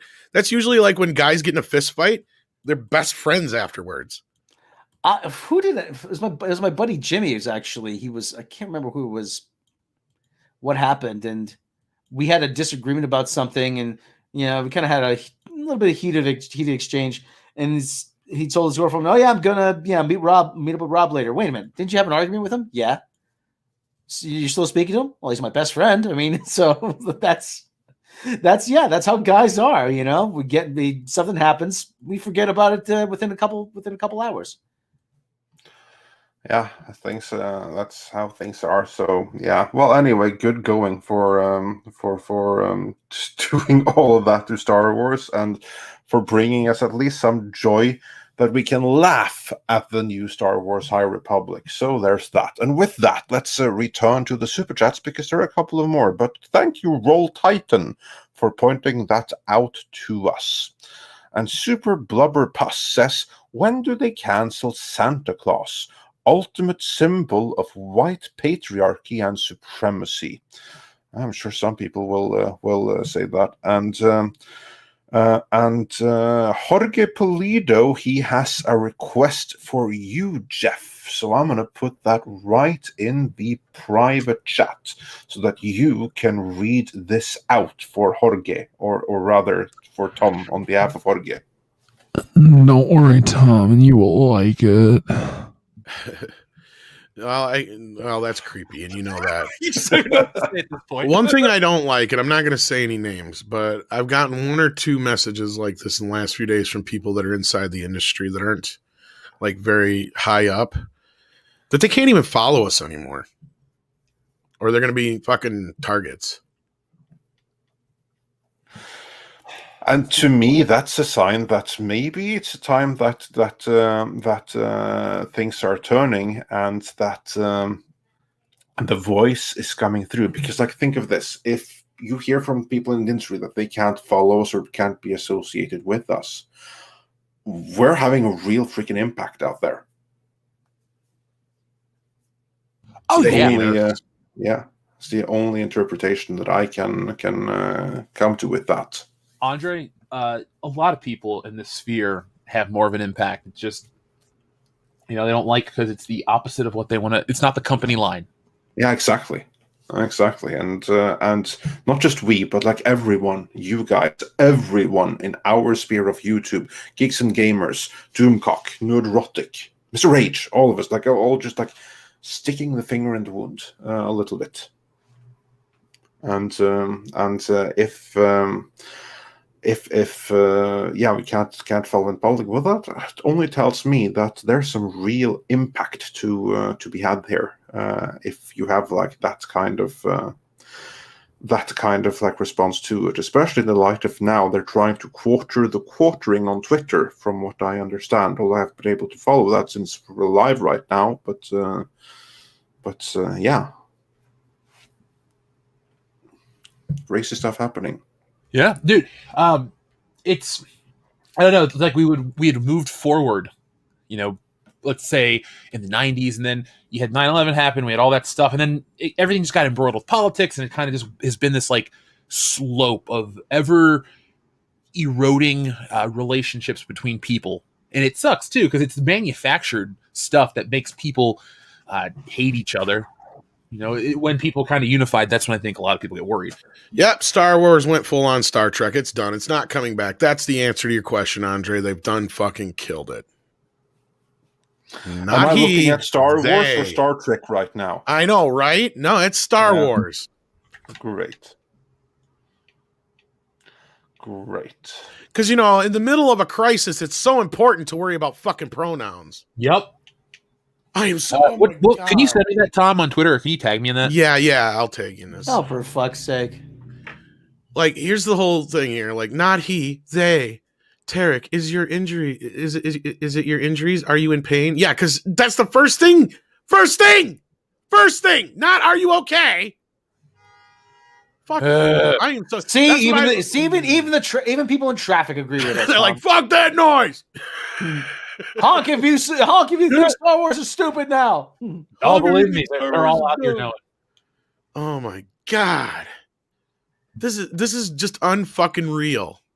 Well, pronouns and wooden lightsabers, a Star Wars story. That's tomorrow. Boom, taking it right now. Let me write that. How much more can we extend the ridiculous? How much more? Seriously. Oh man. Well, while we consider that, I have a few more super chats to go through, and the next one is actually very fitting. Eddie Max of Andor says, "To hell with cancel culture. What's up, Jeff? VCB for life." What up, Eddie Max Vandor? How you doing? I haven't heard from you in a minute. And then KitKat says, "Just finished watching interview with Ben Shapiro and Gina Carano. Amazed at how intelligent, articulate, and aware she is. She will have influence." Stephanie Yanisek, Smuggler's Cantina, says, "Kennedy doesn't have the Lord Almighty reputation she used to have. Not where she was in 2012. No, that's for sure." Greg Marquez says for $5, regarding bean counters, the comparatively low merch sales for Disney Star Wars compared to classic Star Wars have to be hurting them as well. Oh, more than you think. Dude, and people in the production too. Like, and what was that? Decisions hurt everyone who is employed to make Star Wars merchandise.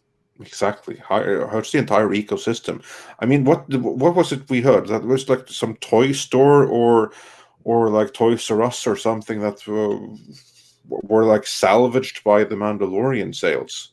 Not Toys R Us, they're done for, but dude, the whole Star Wars brand, if you go into retail stores in America, it's not Star Wars like it used to be. It's the Mandalorian Star Wars. They've changed signage. I covered it in the video, and it's not just at one or two stores. It's just the Mandalorian Star Wars. So that's why the Gina Carano situation bothers me even more. Yeah, the Mandalorian is almost its own brand now. Jeff, what do I always say? Jeff, I don't know if you ever heard me. What do I always say? And Tom knows this. What three brands of toys dominated store shelves in the 80s? He-Man, She-Ra, He-Man, Barbie, and G.I. Joe. Yeah. And Transformers. Yeah, I mean, I find more G.I. Joe toys on store shelves now. The early 80s were Star Wars, but like Masters of the Universe came in and changed everything. Yeah. Tom, I always talk about this George Lucas book on the High Council. It gets into the merchandise, how it kind of just. It's weird how Star Wars was the biggest thing ever that we're still talking about, but everything that followed Star Wars was hugely influential, and that's why Star Wars did go away for a minute. It felt like, the next year you had 1984 with all those great movies you talk about. All the toy lines had been evolved. They wanted bigger toys with more features and better sculpts. Star Wars was very passé very quickly. It's weird to talk about it in that manner, but it's kind of how people treated it. Yeah, but by 86, it was kind of like, let me put it this way. By 86, I could buy Ewok figures on clearance at my local drugstore. And that's about the last time they made any Star Wars figures in the early 80s, wasn't it? It ended officially in 1985 with the Power of the Force line, and those last 17 figures are pretty expensive, pretty rare. Michael from Retro Blasting's the expert on this, but let's check it. Yeah, he does great work over there. We have him on quite often, and of course I met him through you, which was awesome. People to stream with. Definitely check out his channel for any info on that. But yeah, I remember the big thing was when just for some reason Masters of the Universe blew everything out of the water at that point. And it was different because not only was it not based on a movie franchise like Star Wars and Planet of the Apes and what few franchises we did have to that point that kind of took off on the store shelves. G.I. Joe had been around, but Masters of the Universe was the first one that had its own TV show. And that was because they lifted some regulations. Marcus Fowler, the FCC. And it just totally changed all that shit. And it was the first time I remember cartoons in the afternoon that weren't just like Looney Tunes. And I killed the conversation. Oh, sorry. I was looking at the picture of the pronouns. Yeah, fuck that thing. Yeah, I'm going to go look for this issue, read the whole thing, because I know how to read it for free, and then rip it apart. Because the Transformers, Transformers didn't come into mid to late 80s ish. Well, not more mid 80s. It seemed like they were big. 85, 86, 87. And then 88, the Ninja Turtles came along, and that just dominated at that point. And then Turtle Power was too great. Huh? I just said Turtle Power was too great. Oh, fuck yeah. That just, it was instant. I don't know. They came out of nowhere, and it was they were everywhere. Does 86? My God, we were far behind Norway. No, 88 is when the Ninja Turtles came out. Yeah, 88. We didn't get them until the movie, until 89, 90, well, 90, 91. That's when we got them. Well, that's my favorite part of that Turtle Power documentary that's out there. It's great if you haven't seen it. But they've got the actual footage of when Eastman and Laird are signing with Playmate Toys. And you've got the head of Playmate Toys basically saying, look, these things last about 3 years. So we're going to want to dominate as much as we can in the first two. And by the third, it's going to be done and over with. They had no idea this thing was going to be lasting 40 fucking years later. Wow. The way it has. I gotta find that autographed copy of the first issue I have, Tom. Oh, you have one? Oh, you have that? Yeah. Oh, nice. He's got one of the first prints, yeah. No, it's a fourth printing. Fourth print of the what issue? Of the first issue. I have a third printing. I also have an original Raphael, the original Raphael comic. That is worth some money. Yeah, I'm I had no idea. It's just been sitting in one of my long boxes for the last 30 years. Get that thing put away. Graded. Those first 5 Ninja Turtle comics, if they're in the first print, are worth a lot. I think I only have the first printing of number 3, 4, and 5. Number 2, I might have a second or third printing of. Even the first few printings are worth a lot, but any of the first printings of the Ninja Turtles, including the Raphael one and all those. Yeah, I don't have Fugitoid though. I don't have Fugitoid. No. Yeah, but I mean they're not worth hundreds of thousands, but they're higher digit thousands. I wish I had those books because I like the Mirage stuff a little more than the cartoon. I'm in that. Oh hell yeah! I'm in the weird category of I was a kid for everything in the Ninja Turtle camp, but I like the movie a lot and then the darker nature. And plus, I'm pretty sure Shredder dies right away, right? He dies. They kill him in that first fight.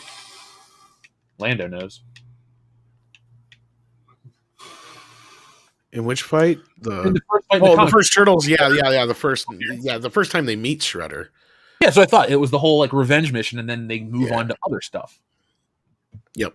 Yeah, then eventually, because those first few comics are kind of their own thing in a weird way, but they do eventually go off into other stories. Once they get into the Utroms and the other dimensional and space shit, that's when I kind of fell out. But like those original first runs are amazing. But then you get into the cartoon stuff. But yeah, I respect Eastman and Laird because they're fans of their favorite stuff, and they turned it into a property that's timeless. Like all the shit they're into, all the jokes, all the parodies, all the making fun of Daredevil and all the other stuff. Good on them. They made probably the biggest kids franchise ever. It'll become that because it's got the longevity. At this point, it is one of them. Yes, I mean it's hard to argue.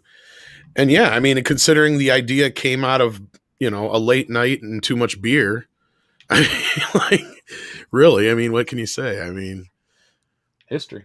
Yeah, how many people have that kind of inspiration just out of nowhere like that? I think it comes from them being good friends. Oh, I'm sure. Well, that's the camaraderie part of it. Yeah, because the original initial idea was they were joking on a trip once. They were like, we're on this bus and they didn't want to go or whatever. And they're like, wouldn't it be cool if some bus kicking turtle came down and just kicked the bus in the other direction so we could go home? And that was the initial idea of the Ninja Turtles. And it was just, Peter had this idea of this funny idea of what would be the most unironic ninja, because they're so slow and unagile and all that kind of shit. It was just the idea of the joke. And then, like you said, then they got the idea, well, what if, we combine it with the whole Daredevil thing? And that's why everything's a mirror image of Daredevil. So there it is, Tom. Oh, put that away. It's still wrapped up. Quit handling it like that. Jesus Christ, Rob. You should be babying that. Oh my God. I am babying it. I haven't touched it in 25 years. You're hurting my fucking face right now. Just put it in the safe. Tom. Or Rob. No. Turn the camera on and take it out of the plastic wrapping. Just don't do it. You better get some gloves before you do that shit. How much is that book valued at? I don't know. Right now. I don't know. I'll give you the exact amount to rip it in front of Tom just to break his heart. Oh, I would. You have no idea how bad I would like. No, they're not making any more of those. They only did limited runs. I'm a huge collector. I once ripped a cover off a comic book and felt guilty. It was like a Spider-Man Clone Saga book, but I'm like, it's a comic book, so I would never ever do that to you, dude. Still, yeah. There's a little bit of yellowing though. I mean, this. Well, it's been 30 odd years. It's on newsprint. Yeah. So that's only natural. So, let's see. A 6.0 grading is at a $500 for a buy it now. That's a 6.0. That's very low. I wonder what this. You're looking at somewhere between $700 to $1,000 if it's in good shape. 500 at low shape. I have no idea. I guess I'm not. Hang on. I'm not even sure if these are first printings. This is, like I said, this is a first printing. No, this is a first printing, and this is a first printing. Okay. There's not even that many available. I'm surprised it's not higher than that. People are hanging on to them. I mean, well, there was only so many made, man. Yeah. Well, I was lucky. I had a comic book store right in my. I used to go to comic book store every Saturday. Well, the thing was, I think it was Peter's dad was in like marketing or distribution or something like that. If not, it was Kevin's. One of their dads was. So when they did the original comic, they printed it themselves, and they basically, because they had the idea, because like when he was younger and as a teenager, he used to sell records through his dad's company. So they sold it to the comic book stores like they were record representatives.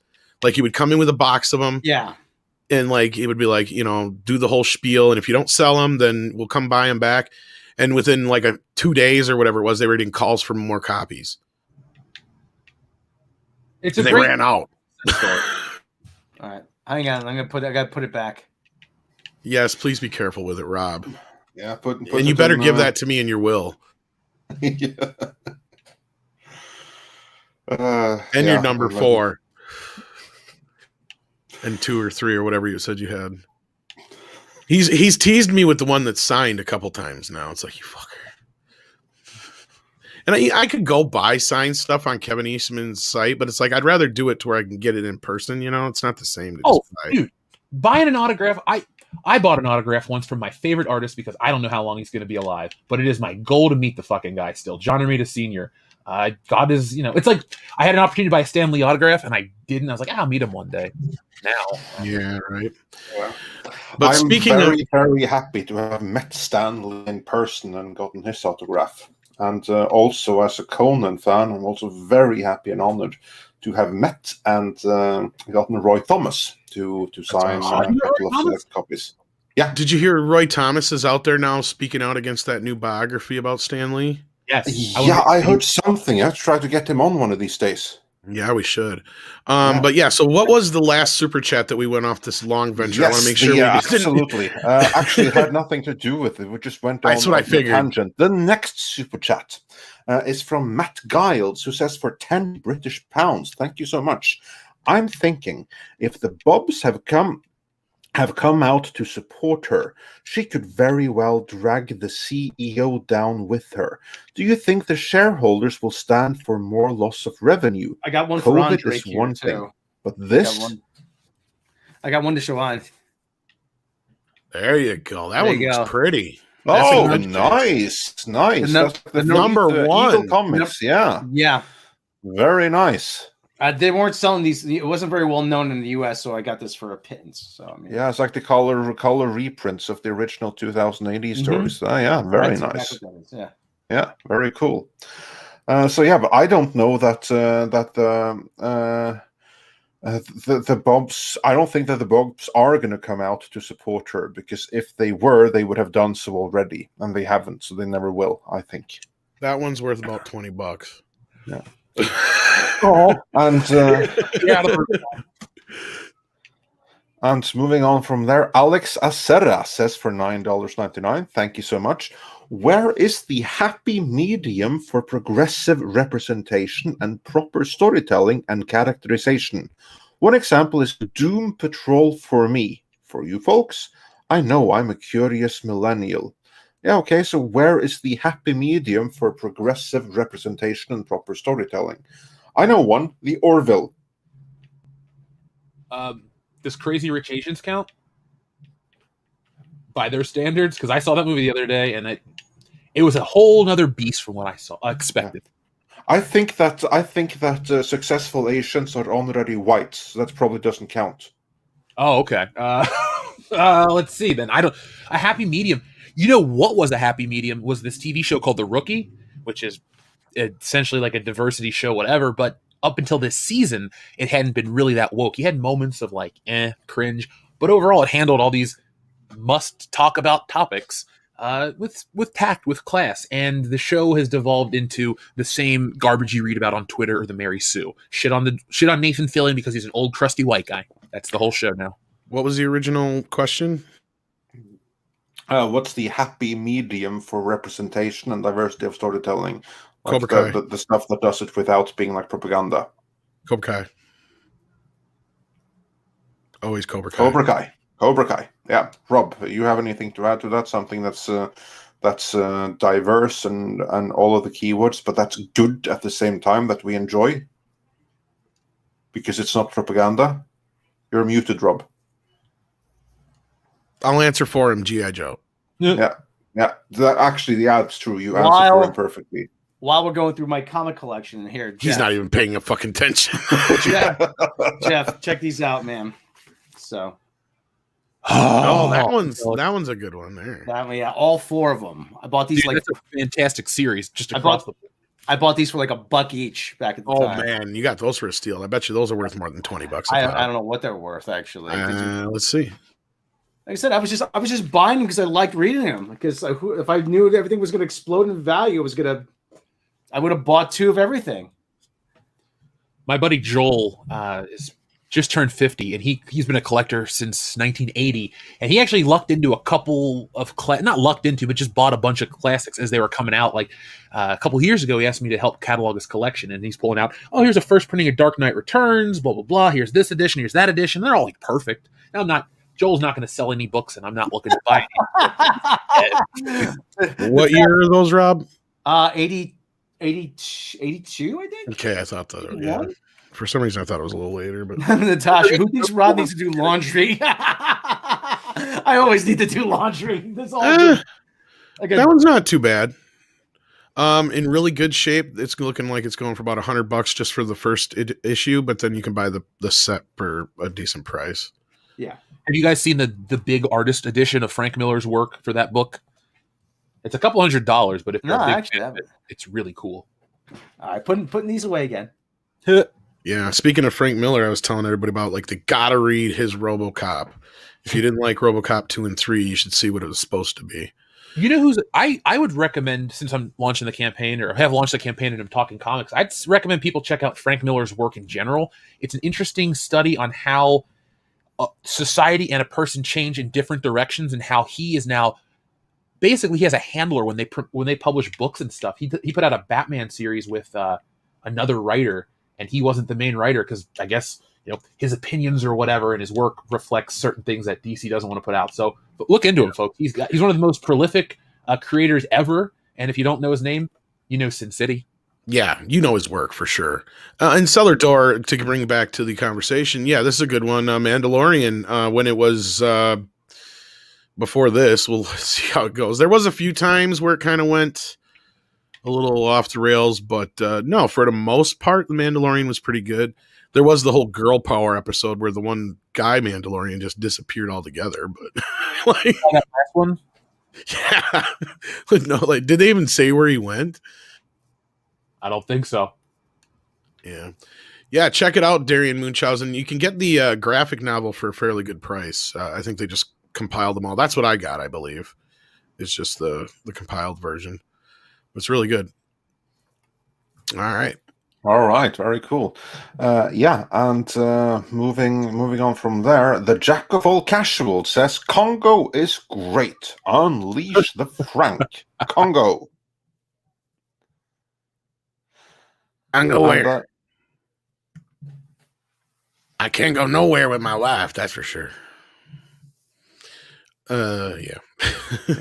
And then your Muslim uncle sends a rose super sticker, so thanks for that. Oilers Workshop says, what's happening to Star Wars is like watching your greatest influence or hero slowly die of a horrible disease, and they're in denial of it. It sucks. And Stephanie Janisek Smuggler's Cantina says, it was Milius, Lucas, Zemeckis, De Palma, Spielberg, Lucas, following... Oh, no, one more time. It was Milius, Lucas, Zemeckis, De Palma, Spielberg, Lucas, following Coppola around like baby ducks. Yeah, and they had another name for him. I mean, the name of the company, of course, that they ended up making was American Zoetrope, but like they had a name for him around town because they were this group of kids from UCLA and shit like that would hang out all the time everywhere. And they were all the same people that eventually made all the movies of the 70s that, you know, and 80s that we love, you know, Brian De Palma and all those guys. Yeah. And Steven kind of just was like the young kid of the group. Of course, Steven's story is fucking hilarious how he got started anyway. The short version is he basically snuck onto the Universal lot and pretended to have a job there until they finally gave him an office. I guess he's the living proof of fake it till you make it. Exactly. Like, yeah, like, and there's some people are like not so sure how true that story is, but he's told it before where he snuck in, kept sneaking in, and he pretended to be part of the tour or some shit like that. Like he would like just do stuff around there, and he just eventually started picking up chores and odd jobs around there, and eventually he kind of worked his way up, and they're like, "Are you even getting paid, kid?" You know, like kind of thing. It worked out for him. Yeah, fake it till you make it. And then Servant of God 777 has a couple of super chats in a row. First, he says for $5, blaming racism is a deflection outright. It's why Ryan was protected via the MSM in Hollywood. If anyone is racist out there, it's KK and Ryan, flat out. And then he says for another $5, racists nowadays project their own evil onto their opponents, and everyone can see it now. And then he says something a little bit more disturbing. Should have said this to Kamran, but I didn't spot it at the time. He says for another $5, so we'll be sure to bring it to Kamran's attention. Kamran, I just had to whitelist your site to visit it the first time. Wow. Just a head up, guys. You know, I can confirm this because I just checked it. and like it's automatically blocked. Like I have to run like network diagnose and do a it connection tells you reset it's and everything. one of those bad websites or whatever. You can't. Yes, yeah, something. There's like Wow. proxy stuff like that. They've I done wonder if he knows that. something has been done to his webpage, so we'll be sure to let him Yeah, I know. was gonna say, you better let him know that. But yeah, this is another thing I just double checked to make sure before I said it, but I was right. The movie Secret of My Success with Michael J. Fox is loosely based on Steven Spielberg sneaking his way into Universal. If you've ever seen the movie, that's exactly what Michael J. Fox does in the movies. He sneaks his way into the. There's a great episode of It's Always Sunny in Philadelphia that parodies that too. I got to get into that show. I've seen a few random episodes, and everybody's like always talking about it, and it seems like a show that would be right up my alley humor wise, but I just never got into it. Yeah, this is what I'm going to tell you. I'm a huge fan of it. If you're going to give it a shot, suffer through the first season because there's certain story elements and threads that are started there that'll come back years and years later. But it's not that great until Danny DeVito comes in. Actually, season 3 is when it starts to find its stride. So if you can suffer through 16 bad episodes that are only about 20 minutes each, and they're not even that bad, I think the show turns into one of the best comedies ever. I'm going to check it out eventually here. I know it's been going forever and it's still going, but it should have ended. I hate to say it as I'm trying to build you up to the show. Well, it's Simpsons now. That's all right. Well, then I know eventually I can fall out of it. But like usually I'm one of those I wait till the show is done because it never fails whenever I get into a TV show. It always gets canceled, especially when it's getting good or, whatever. I just wait till it's done so I can binge it and not have to sit there and wait every week. But yeah, I mean, lately, though, I just haven't had time to watch anything, period. So it's been like really tough. But yeah, I definitely got to get into that one. But I got to get into The Expanse first, right, Andre? Yeah, thanks for reminding me. We were supposed to start that. There's so much to do. We probably have to get into Superman and Lois too, because that's really good so far. But yeah, definitely The Expanse. And then your Muslim uncle says, how much of the standard quo in Hollywood is racism and how much is nepotism? Well, I think it's definitely more nepotism. More than anything else, I would say, but it would be interesting to hear Pasha's thoughts on that. But we'll have to reconvene on that on another occasion. Christopher Tock says Gina is offensive, but WAP song was the song of 2020. Okay, yeah, but there's a difference in what they find offensive, I guess. Uh-huh. Dino Shot says for €5, I'd love to see Kathleen Kennedy get dragged out of Lucasfilm kicking and screaming by a battalion of dark troopers. Yeah, that would be something. Organic Vista says roses are red, violets are blue, Kennedy's in hiding, Amber Turd 2. So yeah, that's some beautiful poetry right there. Michael Dietze sent us a thumbs up super chat, so thanks for that. And D Carré says for $4.99 with KK, toxic work environment and sabotage of JF. What's JF short for? Is it JF or AF? JF. Oh, I have no clue. I know what AF stands for. Yeah, well, it's JF this time, but yeah, toxic work environment for sure. Willowy 13 says for 5 Brazilian reals, Hollywood fires people for weight and age. They did to Marilyn Monroe, but they never announced a reason back there, and surely wouldn't do it now. Now this was in response to the Amber Turd conversation. Hypergiver 2 says for $10, thank you so much. Hail ME. If you guys like card games, look up the rules for the game of Mao. Sorry, not allowed to tell you the rules. But if you use a Disney-themed deck of cards, you can call it Mickey Mao. That's awesome. And SSDD442 says for $9.99, if Favreau wants to fix the Mandalorian and get back at KK, he should fill in the plot holes left by Carano with Luke Skywalker. Bonus, more Baby Yoda. That would be something. And KF means Jon Favreau. Yeah, of course. Yeah, that's yeah. So Then returning to Dikare's full super chat, he says, with KK, toxic work environment and sabotage of Jon Favreau. Yes, indeed. And then Sister Harrow sent us 10 Australian dollar super chat. Thank you so much. We really appreciate that. And Wiser in Time says Midnight's Edge better than The Trades. Well, thank you. We appreciate that. And the Hijabi Gamer says for $5, KK got the message wrong. It was supposed to be the Force is feline. Not female, feline. Yeah, see, there's two very different things. Danny Boy said, greetings from the UK. Aqualady's Turd T-shirt has been ordered. When I receive, I will wear it with pride. Good stream, guys. Oh, thank you, and thanks for ordering. And thank you so much, guys, who have been ordering. I already got a message from the boys that we're getting a lot of orders for it. So thank you for that. We appreciate that, and hope you wear it with pride. I can't wait to get mine. I'm going to wear it and show it off on streams. Yeah, brilliant. Did you ever think you'd have a shirt with a piece of shit on it? Yes, because I used to sell one.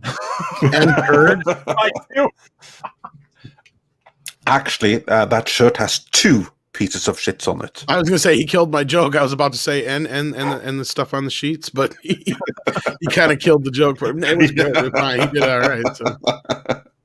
Well, as long as the point was made, that's what matters. For that, you owe me a job of the Cecil shirt or Cecil the Hut, whatever we're calling it.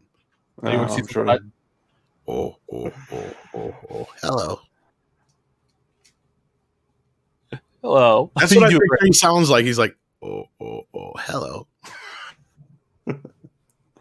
Give me the Wookiee.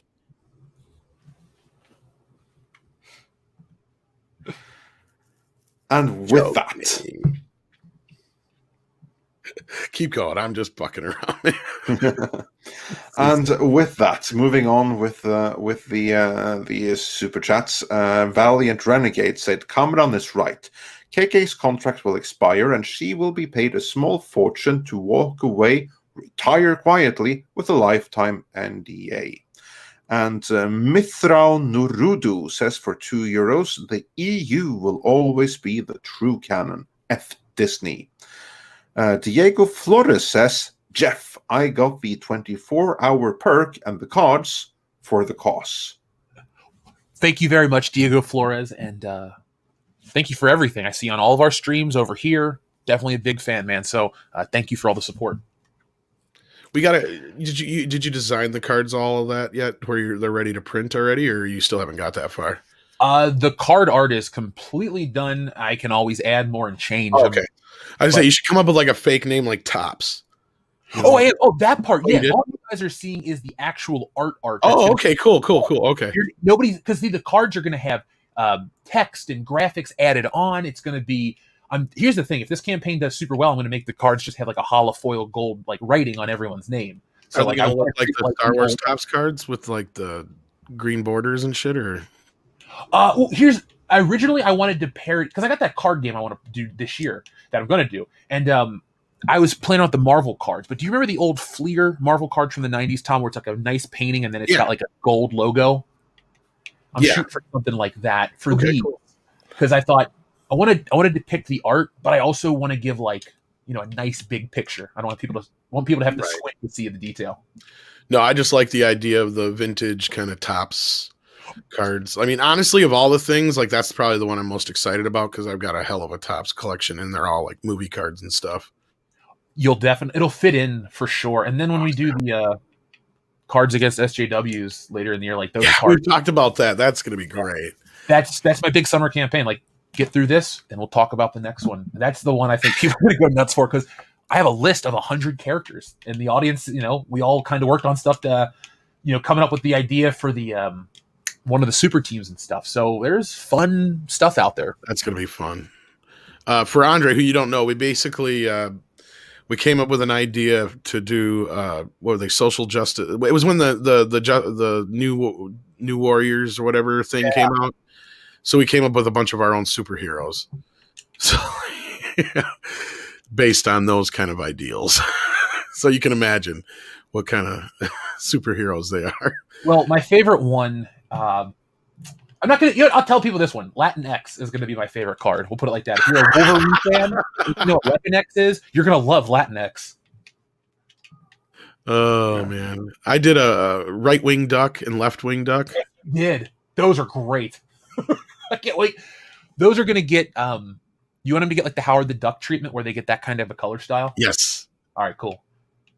Yeah, like I just drew the idea. You can do the better versions, but anyway, be back to the super chats. Yes, back to the super chats indeed. C. Jones says for $5, coward or complicit? Anyone at Lucas/Disney/Marvel who has said nothing let her swing unfairly. I'm done with them all. Harsh? Yes. Well, there you go. Jack Hudson says for $2, he sends a cute little doggy super sticker. And Eber B-Man says, the people who have their fingers on Superman now are filthy. This is one time people must be more vocal. It will not stop until people say no more. Christopher Tock says, I bent my Wookiee. Speaking of Simpsons. I bent my Wookiee. And John Millard says, I mean, they did a wooden lightsaber in Clone Wars, but that did? one looks almost all wood. Well, evidently, I guess. And then Chris Ferreira says, KK believes in the false strength of the bully that she wears to hide her own insecurities and inadequacies. The Big Red Bear says, these people are pitiful. These people have minds that never matured past that of a small child's view of the world. Thank God I hated Star Wars already. Yeah, I never hated Star Wars, but I never really cared for it, and it's still frustrating to see what's happening. So I can only imagine what it must be for the rest of you. Anti-derivative Jill sent us a doggy super sticker, albeit a very different doggy. This is not the Shiba Inu, but another like yellow dog. So thanks anyway. And JJ, aka Sith Lords 3827, says, this is not the first wooden lightsaber. There was one in an episode of Clone Wars when Ahsoka was with the younglings getting their crystals. Yeah, there you go. And Famardi says, who do you think should have bought Star Wars? Jeff, if not Disney, who should have bought Star Wars? Universal. You know, Universal has the infrastructure to support Star Wars and Lucasfilm or whatever you want to say. They have the theme parks. Look, it'd be a much easier. Well, here's the thing. It's really Kathleen Kennedy that's the fucking problem. Now, her ass was going to be associated with that no matter who took it, right? So it might just be kind of like she's the custodian no matter what. Now, if I can reframe the question with who should have, been the president of Lucasfilm on top of that question, give me anybody else that's a Star Wars fan and then put it at Universal. And then I think I'm going to feel a lot better with what could have been. Yeah. Tom, who should have bought Star Wars if not Disney? It would have done better almost anywhere. Fox should have, though. Fox should have just ponied up the money. Agreed. But they were probably hurting, dude. Yeah, they were leaving the entertainment industry, but I agree, in a parallel universe where the powers that be at Fox had decided that they were going to stay in the entertainment industry instead of abandoning it, they would have been the perfect place to buy Lucasfilm. I mean, they had already gotten rid of Tom Rothman at that point anyway. So plus they had the first distribution rate to the first 6, and as well as having the first film. So would have sold everything. They would have to enter any kind of like shaded deal, nothing, and just like pick up the rest of it. That's that would have been better. Is Rob here? Do you have any thoughts on who should have bought Star Wars if not Disney? I think he's looking for that comic, and it's probably a good reason for a good reason. Yeah, that's why I asked if Rob is here. And speaking of things, Stephen Otten says with this super chat on the screen, Tom, are you familiar with the Jaws 3D Topps cards, and do you still have them? Very familiar. Oh. You know what, Tom? If you ever are looking for trading cards, I got a guy I've been friends with for about a decade. He runs conventions where he just takes trading cards everywhere, and he always has all kinds of cool shit, and he can cut you deals, and he can get you boxes of anything. So if you're ever looking to complete a collection or you just want more, check. Very few. I've got like all the Superman ones that came out. I've got the Batman ones. I've got, Back to the Future 2. I've got the Batman licensing was so wonky because of that first movie that DC legally was not able to publish trading cards with Batman comic books on them for like the first 2 years. Yeah, I got like I didn't know that part, but I do have like the 2 or 3 sets or whatever it was they put out for the original Batman. Well, dude, those were so popular, and all the licensing stuff was so different. Like there's really famous Death of Superman cards from the comic books where they had to alter the artwork and literally copy paste Batman over with like the Green Lantern or somebody else. It's a really bizarre like legality issue.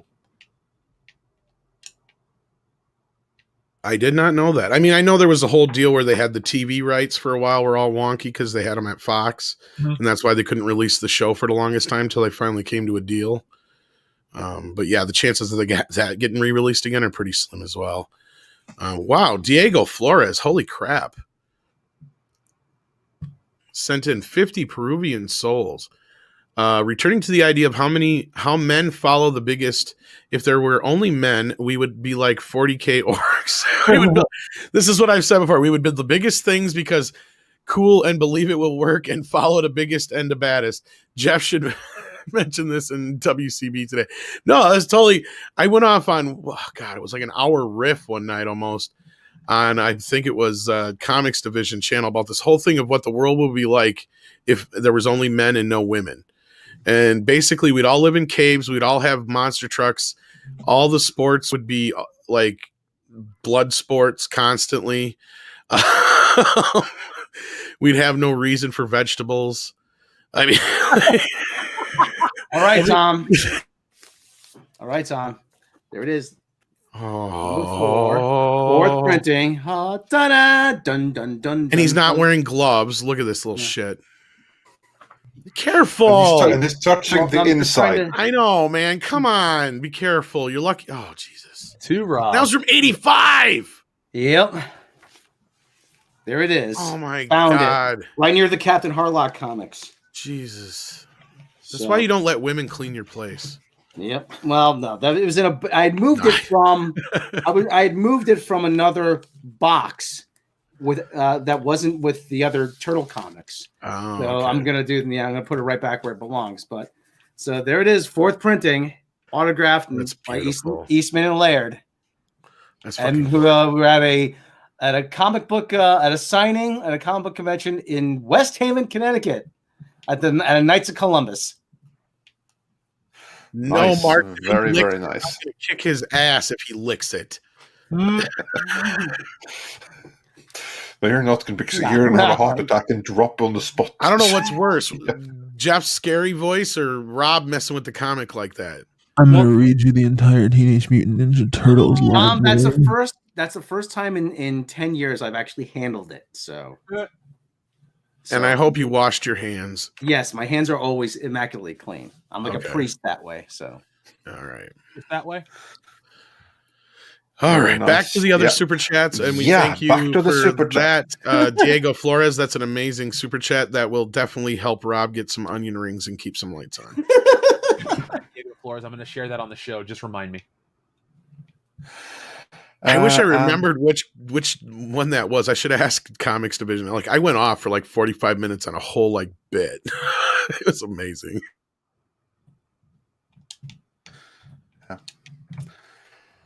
And the next one is from the Big Red Bear, and he sent us a little bit from a song, which is actually very indicative of the state of Lucasfilm right now. Now, Tom, I sent this sample of text or lyrics from this song in the private chat. Do you want to do the honors? Well, if I had my guitar, I could actually play it, but I don't. It's in the other room. But the roof is on fire. The roof is on fire. We don't need no water. Let the motherfucker burn, motherfucker, burn. You know what's funny? You want to talk about cultural differences? Where I grew up, that song is the roof is on fire. Like, it's that version. I know both, but I just find it funny. The Bloodhound Gang one is the one I love though, because it's just so. Did someone else do it other than the Bloodhound? There was like a dance version. Yeah. Oh, okay. They were huge in Europe, by the way. I'm a big fan of the Bloodhound Gang. Hello, my name is Jimmy Pop, and I'm a dumb white guy. I'm not old or new, but middle school, 5th grade, like junior high. I could do the whole fucking thing. No, I have no doubt. Like, they were so huge in Europe that they put like lots of like references in their songs. Well, that's where like, that song comes from anyway, isn't it? Like the Euro music. It may have been inspired by. I think it is. If you watch the video, yeah, like the yeah, exactly. The uns. Yeah, I love that song. That's brilliant. Yeah. Oh, I love Bloodhound Gang. If you have not heard their first 3 albums, especially, like, I mean, of course, Hooray for Boobies is good, but their first 3 albums are the ones that most people don't know. Check them out. They're hilarious, especially the very first one. Nobody knows that one. There's a song on there about my girlfriend has no legs or some shit like that. It's fucking crazy. He plays that song all the time. Yeah, then there's You're Pretty When I'm Drunk and a few other great songs on their first album. It's just great. Most people just know the Discovery Channel song. That's all. That's all most people know. Oh yeah, which is a great song, but like they had a lot of shit before that. Yeah, that's not even in their top 10 of awesome stuff. So yeah. Even on that same album, there's better songs than that. Like the song "The Lap Dance Is Always Better When the Stripper's Crying" is a better song than that. Yeah, indeed. I can't find a word that rhymes with vagina. Literally opening bit, Mom. I'm having a hard time writing a song. What's wrong, baby? I can't find a word that rhymes with vagina. She's just like, well, like, what about angina or China? She's just like going along with it. So it's like obviously not the first time he's called his mom and said shit like that. I love it. They need to do new shit, man. They haven't done anything in a while. Yeah, I know. I like they're awesome. I would like to see them continue. But yeah, and David Kiefer says, if you haven't seen The Quartering, it's been fully attacked on Twitter, even by YouTube employees. Fuck, that's scary. They're going after everything. Yeah, even Kamran Pasha, whose website appears to have been targeted for something, because we noticed that earlier. Something is going on with that. Yeah, something's going down, because I've gotten a couple messages from people to where they cannot even be seen following certain groups and people right now. Like shit's hitting the fan. Yeah. I don't know if people like KK are hitting the fucking panic nuke button or what. Yeah, who knows? This is that point where everything gets worse just before it hopefully gets better, though. That's my exactly. And here's one for you, Tom. If she's gone, she's gone. Yeah, exactly. I don't want to say the other one because then I'll get in trouble. Exactly. And Jakub Romanski says, as a toxic, Slavic, Polish, heterosexual male, I would like to ask Andre to say Frankenstein a few more times. It has a calming quality and makes me sleep very, very well. Dobro. Or maybe that's Russian. I can't quite tell the difference. Like, since the Slavic languages, like, they evolve a little bit from north to east, but yeah, everything that's going on is like like even Frankenstein himself would break down in tears, looking at all of the Frankensteinian nightmares going on all around us, with the quartering being attacked by on Twitter. And if he's attacked even by YouTube employees, how long is his channel for YouTube? Yeah, I don't know. That's not good. So I'm gonna try to keep up with it. I haven't reached out to him yet. I'm not going to bother him right now. He's probably dealing with a lot of shit. But yeah, we support him. If he needs any help, he knows how to reach us.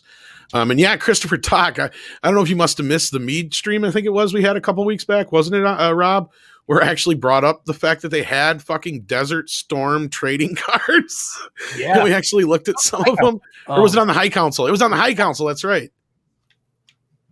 Fucking Desert Storm trading cards. That nuts. Just imagine, like, that's just weird. It was a weird time, kids. It was a weird time. Yeah, the 80s/90s. Yeah, not yes. a weird time. Yeah, it was late 80s, early 90s, definitely. The Bush era. Very strange indeed. So yes, back to the other super chats though. Yes, indeed. Then we have Peter Smigelski, who says for $5, there was an episode of the Clone Wars that had a Wookiee Padawan who had to retrieve his Kyber crystal, and the casing of his lightsaber was wooden. Well, yeah, there you go. And Organic Vista says for $9.99, thank you so much. October 2012, Disney stock was $52. Now it is $193. Lucas got approximately $2 billion in cash and $2 billion in stock. The stock portion is now $7.4 billion. Total sale price $9.4 billion. Disney hasn't made money. Yeah, this is very, very true. And Rob just pointed out that Mecca is also being flagged. I guess she can't even share photos or anything right now. So, yay. My Twitter appears to be okay so far, but so does the official Midnight Edge appear. I don't know, how do you discover it if something is off with it? Yeah, how would you see that? It would tell you can't do anything, or you would be like, it would give you like an alert sometimes. Otherwise, you'd try to go post something, it probably wouldn't work. Okay. The few times I've been kicked out, like I actually will go to the website or whatever, or the app, and then it'll kick up this thing that says you're blocked or whatever for X amount of hours. Okay. Yeah. Well, we appear to be fine so far. Knock on wood. Okay, I guess she can share them, but she gets flagged every time as sensitive. All right. Well, they want to play hardball, I guess. Yeah. Well, we shall see what. Natasha says it might be because you shared a video from the quartering Mecca. I did share a couple of his tweets, so I'm wondering when I'll get hit.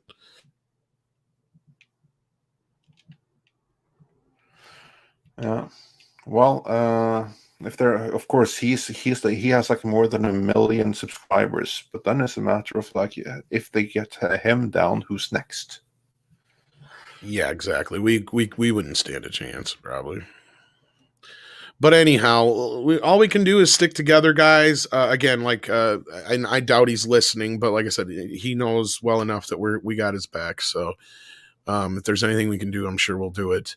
In the meantime, though, all we can keep doing is speaking out. There's not much we can do. The last thing we want to let them do is silence us.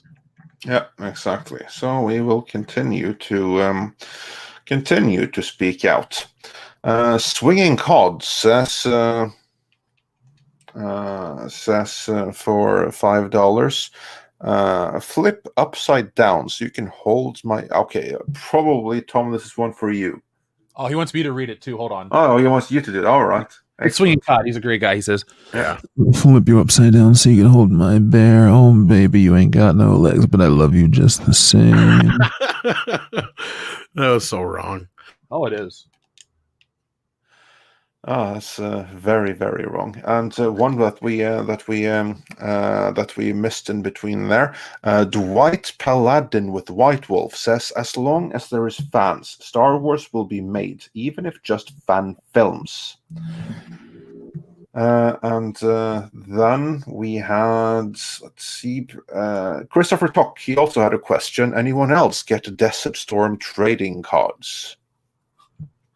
I was 3 when Desert Storm went down. We brought that one up already, but yeah. Yeah, okay. Yeah. And then we have Troy Pacelli says, cancel Twitter, choke them off. Yeah, that would be something, wouldn't it?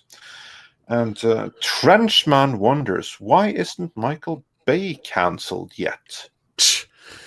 Well, he's probably on the list. I think that he's probably on the list. But honestly, I think that there are many, many people out there I'd rather see cancelled a long time before him. I mean, you can say many things of him, but like he's not the wokest out there. Well, making bad movies isn't like, look, if making bad movies was a crime you went to jail for, how many of these people that want to cancel other people would go to jail just for that crime? A lot of artists have made garbage films. A lot of people that have the right opinion have made bad films. If we could do that, if we could wipe everyone out for making a bad movie, shit, Hollywood would be afraid of the people. Yeah. As it is right now, it's the other way around. Well, it's not necessarily afraid, but people don't know their power. That's for... Well, look, I can say this, and this is coming from people who can't afford to stand up right now. They need the bigger people with bigger names who can stand up to this shit to speak out. Exactly. Like with that it can't happens, be us. Yes, it needs to be the other people. We need... Jon Favreau, get your ass out there and speak. I've seen a lot of people call Bill Burr a coward, but you know what? At least he's fucking said something at this point, more than a lot of other people have. And until that happens, nothing is gonna change. Just like I keep bringing up with the Ellen situation. People went out in droves against her ass. What happened? They fired a bunch of her producers, but she's still got a fucking show. That's what's wrong with this country. That's what's wrong with this world right now. And that's what's wrong with this system and this situation we're in right now. They're going to just push the blame off on everybody else, including us, which is what they're doing right now. And they're trying to create this narrative that we're nothing but a bunch of alt-right trolls, and all we're doing is ruining the fandom. And they don't want us as fans anyway. So they're trying to shut us all off.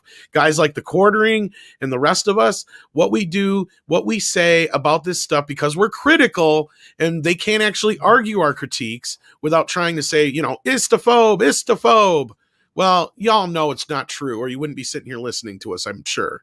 So again, this is where this is all going. And it's just until bigger people stand up and say enough is enough, nothing is going to change. This is true. Speaking of bigger, Shum says Disney is huge. It's not about hurting Lucasfilm and Disney Plus. Here's a link to everything it owns, and then there's a link here. I've had it on screen now for the last couple of minutes, so hopefully you had. Yeah, Jesse sent it to me as well. Yeah. And then Stephen Miller, Otten says, every time I posted a memorial page to my father or anything with an American flag, Twitter would pull it down or suspend my account. What, for posting an American flag? That seems excessive, but yeah, I guess that the people running Twitter maybe aren't big fans of America, even though they are American. Yeah. Would be my best guess of the situation. Well, we already know that Disney has gone way out of its way to, pander to China and all that kind of shit. So, yeah. And Dark King 616 says, "Just quit Twitter. Bruce Campbell was in Congo." Congo.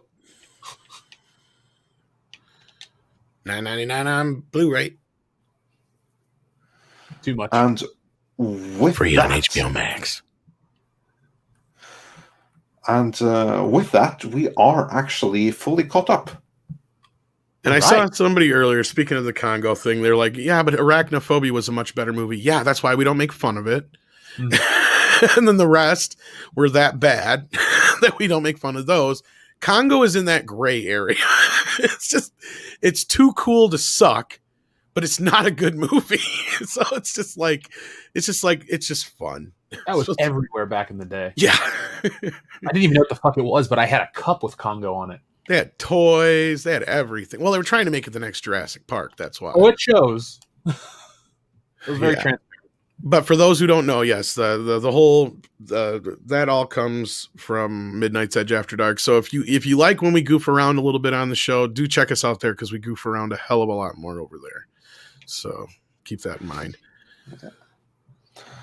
And Canadian Jedi Knight just said, talking about cards, I found 2 uncut sheets of Star Wars top cards from Empire and Jedi that were printed in Canada. Got them framed. It's a treasure.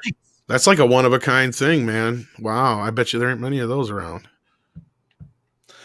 And in case I missed it, Troy Pacelli said, hashtag cancel Twitter. Choke them off. I don't remember if I called it out. Now, I'm curious, Canadian Jedi, you don't have to send another super chat, but is it all the same card, or did they actually have different cards per sheet? I'm just curious. Just out of curiosity. I'm going to guess it's probably the same card, because when That's what I would think. Companies, they're like, you have to have... There are minimums, and it's like each one of these is for one card, because I know they just all come out on a big sheet. But maybe it was different for tops. I could be completely wrong, but that's what I'm curious too. Yeah. So yeah, well, I'll wait for your response on that. Again, you don't have to super chat the response. I'll see you in the chat there. Spider Unlimited says, just reported that China has ruled homosexuality be considered a legal sickness. Waiting for NBA and Disney to respond. Ooh, interesting. Different cards actually for tops. Oh, that's weird. Cool. I was just curious because it always seemed like, okay, not to go off on a tangent, but I'll try and keep this short. Like, because when you go buy the cards back in the day, each box would have roughly 2 sets in it, right? And there was always this sense, there was always like 1 or 2 cards that were always a lot more rarer than the rest. So like you, Jeff, I would assume they just print sheets of the same card, and then just like those 1 or 2 cards, they would do very low runs of, so you could almost guarantee you'd buy more card sets. That's why, or more card packs. I mean, that was my guess. But card collecting was fun, dude. Oh, hell yeah. It got me in so much trouble. Like, I've told the story before. Like, the reason I didn't get to go see Batman in theaters is because I got caught stealing Batman cards at the gas station. I was being an idiot. It was my own fault. Obviously, it was my fault. But, I mean, it was my own fault I got caught, too. I was being stupid. So, you could tell I was not a good thief. Durar sends in a super sticker, though. Thank you. Did we have any more super chats we needed to catch up on, Andre? Or no, we are fully caught up. Oh, wow. Absolutely great. I just want to thank everybody for the time they've spent with us today. I want to thank Jeff for coming in here. I know initially I thought maybe you were just going to be in the latter part or just to come in and plug your book quick. I didn't expect you to stay the whole time, but that's awesome that we've had you here. You were on the High Council with me for 4 hours last night, and you supported it and everything. So, I mean, I want to be here as much as I can be. Oh, no problem, man. But one main thing, though, you guys need to check out this book, not just because I'm on the cover, but you also get me on a card and a T-shirt if you buy the right package. Yeah, and it's jumped up. We're almost to 17th hour, $123 away. It's all about me. Don't worry about Jeff. No, I'm kidding. No, actually, the big thing today is to get in on this cover, right, Jeff? Yeah, today is the only day to do the High Council cover, and that goes away about 10 o'clock Eastern Standard Time. That's when we dropped the campaign last night. So, yeah, you guys have what? This one here, right? Let me see. Sorry, I had my window pulled up. Is it the one with everybody? I don't see anything. I'm not. Yeah, I got to add it to the thing. The one with this one here, right? You scroll down, there's a bigger image of it. Oh, you got a bigger image right there. There we go. Yeah, I did it a little bit since last night. But yeah, folks, it's just a day one thing. A ton of people are grabbing it. I'm surprised how many people want the deluxe one. So, thank you. Yeah, I got the ultimate collector's addiction. I do have the ultimate collector's addiction. Tell them that. Tell them that fucking story. Listen to this shit, Andre. This is how well Jeff knows me already. Yeah. Or I shouldn't say Jesse, because Jesse's the one who pointed this out, I believe. Go ahead. Are you going to have me tell it? Oh, sorry. Go ahead. I'm waiting for a story. So, basically, like they're putting these packages together, and Jesse told Jeff, "You have to have an ultimate collector's edition because Tom will buy it." Oh, yeah.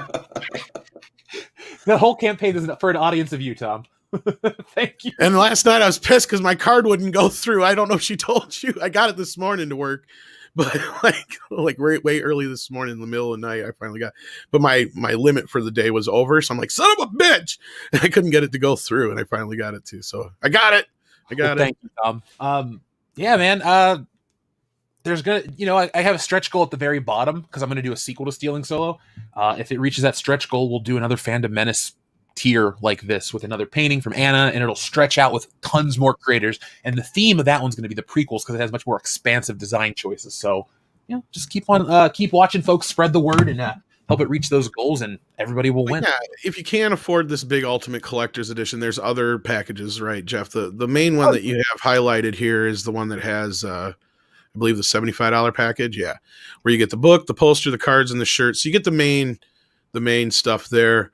If worse comes to worse and you can't get in on it today, this is a pretty popular package as well, and you get a lot of cool stuff there. There's all kinds of different versions. You can get different kinds, and if not, you can go into the whole shebang like I did, and not eat hot dogs for a month. I'll make sure I send you a box of designer hot dogs from. I'm kidding, of course. Luckily, all my bills were pretty much paid for the month and everything like that. So it's like I think I can sacrifice that. So. Well, Tom, thank you. As a friend, thank you very much, man. I appreciate all the stuff you do for the channel to help to spread the word. But as a friend, that means a lot to me. Thank you. And the pleasure, of course, is all mine because again, I have so much fun on the High Council. Like doing those kind of shows every week. Are when I get to kind of relax. Like doing this and the videos and stuff is the stress. Like I'm producing this with Andre and the Toxic Femme and all the other shows I produce. But when I get to go over there and do like the High Council and stuff, that's me getting to kick back and just relax and have fun. So that's more of a gift to me every week than of, Jeff. So well, I love the show. This year alone, we've had great episodes every single week. We're keeping that momentum, dude. So thanks for being a part of it. I hate to tell you this though, but there's a koala in the rain that has 0 fucks to give, Jeff. Oh, damn it. And that koala is screaming to come out, as you can see in the chat. And that always signifies it's the end of our show. Is there anything we want to plug? We have a couple more super chats. Did we get a couple more come in? Awesome. Yes, we did. Adam Wofford says that. Whoops. Dura also sent a super sticker, so thanks for that. But then Adam Wofford says China has also said that Egypt isn't real and was made by Westerns to undermine the Chinese history and are against the older world. So fuck? Yeah, that's some nice propaganda right there. Plus, there was another one. David March says Rupert Murdoch is on record saying that he didn't know about the sale of Lucasfilm. Otherwise, he would have bought it. Yeah, if I remember right, if you go through Iger's book, Iger just kind of bought it. He just kind of go ahead, Ron. I would have bought that sucker. Yeah, I would have ruined it like I ruined Fox News. Good night, mate. Never mind. That's not a news channel. This is a news channel. Exactly. No, I remember that in the book, right, Andre, where he basically Iger kind of says he just kind of swooped in and he just started hounding Lucas, basically. Yeah, more or less. Like he made it happen. He made it very, very early on, so that it would be like Disney or nothing. And he used what's his face? Steve Jobs as like the middleman for it. And he also basically cashed in his chips from the Indiana Jones days. Because for those who don't know, the only reason the young Indiana Jones was on TV as long as it was because of Bob Iger. Yeah. He basically says in his book, it didn't make the ratings, it cost too much, and ABC wanted to cancel it all the time. But he knew that in the future, his relationship with George was going to pay off. In so many words, I think is how he put it. Yeah, and that it did. It just didn't benefit ABC at the time, but it benefited Bob Iger very, very well later on. No, and that's one thing. I mean, look, for what has happened to the Star Wars franchise, I can't fault Bob Iger for his initial vision of get Pixar back, get something like Marvel, and get something like Star Wars. I mean, he had the right idea at the time. It was the politics that got involved. And that's the other thing. Listen to like Clownfish TV and other people who have worked at Disney. They will say that the company has really changed massively in the last few years. Like that's the big change. And I'm not faulting, Iger for that so much as I am just this push for the Marxism and the ideology and all that bullshit. And he's just following the ride. I mean, that's the thing is a lot of these guys up there, and I'm not making excuses for him, but he's definitely using it, obviously, for like the Captain Marvel business and all that kind of shit. He knew what he was doing. But if he would have just went with the original idea, which was buy a company, let them do their fucking thing, Lucasfilm would have been fine. But he didn't do that with that. For some reason, it just didn't work out that way. But I mean, Pixar was great until they got involved and ousted Lasseter, and then that went to shit. And, Marvel has been able to let it run its course. And to me, it didn't go to shit until when Iger stuck his nose in and basically pushed Captain Marvel into the Marvel universe. I can't blame Feige for that one. I blame Iger on that point. So, again, it's all to do with this politics shit. I feel like if it wasn't for those politics, he would have just left it alone. And he would have had a hell of a legacy to live off of. It's not the case, sadly, though. No, he let Kathleen Kennedy fuck it all up. He let Me Too get in the way of Pixar and Marvel. Well, again, it's turning into the MCU. We've already been saying that. So hopefully that's not the case, but it doesn't seem to be working out for us, especially now that the more I hear about WandaVision, it sounds like it sucks. You've been keeping up with it, haven't you, Andre? Oh, Jeff, I have, yeah. Yeah, I have caught up with it. Same. We got the final episode this week, man. Yeah, we have. And I honestly couldn't care less because, my interests with the whole Carano thing, there's a real spillover, and I feel it myself. It was on shaky ground to begin with, and I know that Marvel has nothing to do with any of that, but I just kind of just didn't care in a way. So yeah, I'll watch it. We'll do a round table on it. But so yeah, before we can see any good stuff like what's that space thing we're watching again? The Expanse. That one, yeah. Before we can watch that, then we have to finish up WandaVision and be done with it. Seems like I'm the only one who's been watching it, but seriously, check out Resident Alien. It is. Well, I've seen the first episode is on YouTube, and I've been wanting to watch Superman. I just haven't had the chance to as well. So yeah, eventually I'll get around to it. But for anyone who says, "Oh, it's more woke bullshit," I'm like, no. It's not woke bullshit. Let's put it this way: it took me forever to read the first issue of The Last Ronin. I've only been able to look at the second one. I mean, I know, yeah, but this is done by the same guy who does one of the guys who worked on Family Guy with Seth MacFarlane, Chris Sheridan. It's really, really good. And who the fuck is calling me? Probably Dave. Uber B Man sends in a super chat, says go to Sergey, is that how you say that? And Red Vintage Toys channel and watch their finds of dozens of OG Star Wars still mint with receipts the day they were. Oh, that sounds fun. I'm gonna have to check that out. Sergey and Red's Vintage Toys channel. Okay, I'll have to check that out. Thanks for the recommendation, Uber B-Man. Werewolf or Warwolf sends in $2, says, would love to discuss my book with ME sometime. Well, tell you what, Warwolf, reach out to me and I'll see what we can figure out. Send me all your info, either DM me on Twitter or just hit me up on an email. I'll put the email in the chat here. Just send it off. All right. Was there anything else, Rob, then? Don't think so. But we just got another super chat from Master Clockwork. All right. Go ahead and grab that if you want to. Let's see.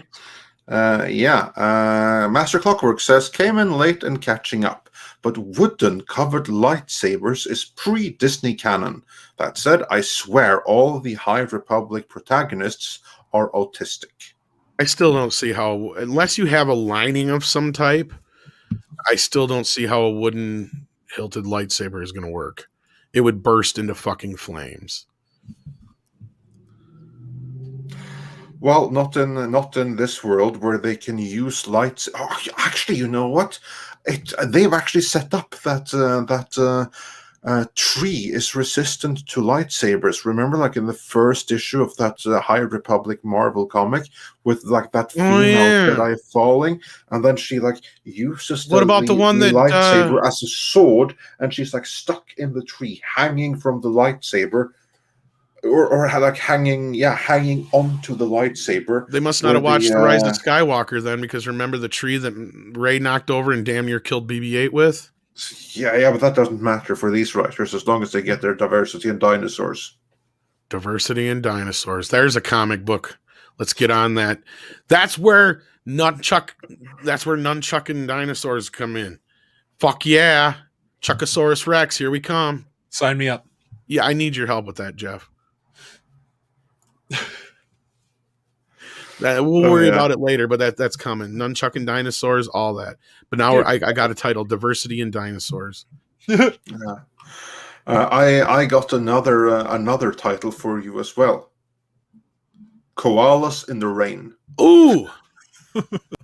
Koalas in the rain. Koalas in the rain. No fucks given. Koala. There you go, kids. Thank you again for joining us. We want to thank Jeff. We want to thank Cameron. Do check out Jeff's channel. That is World Class Bullshitters. Check out his campaign right now. I'm sure we're going to have some stuff coming up here in the next day or so. Otherwise, we'll see you on Friday, where we'll have the good Tom Conkle joining us, the one, the only, great friend of ours and filmmaker and all that good stuff, writer, actor, what have you. So until then, kids, take care.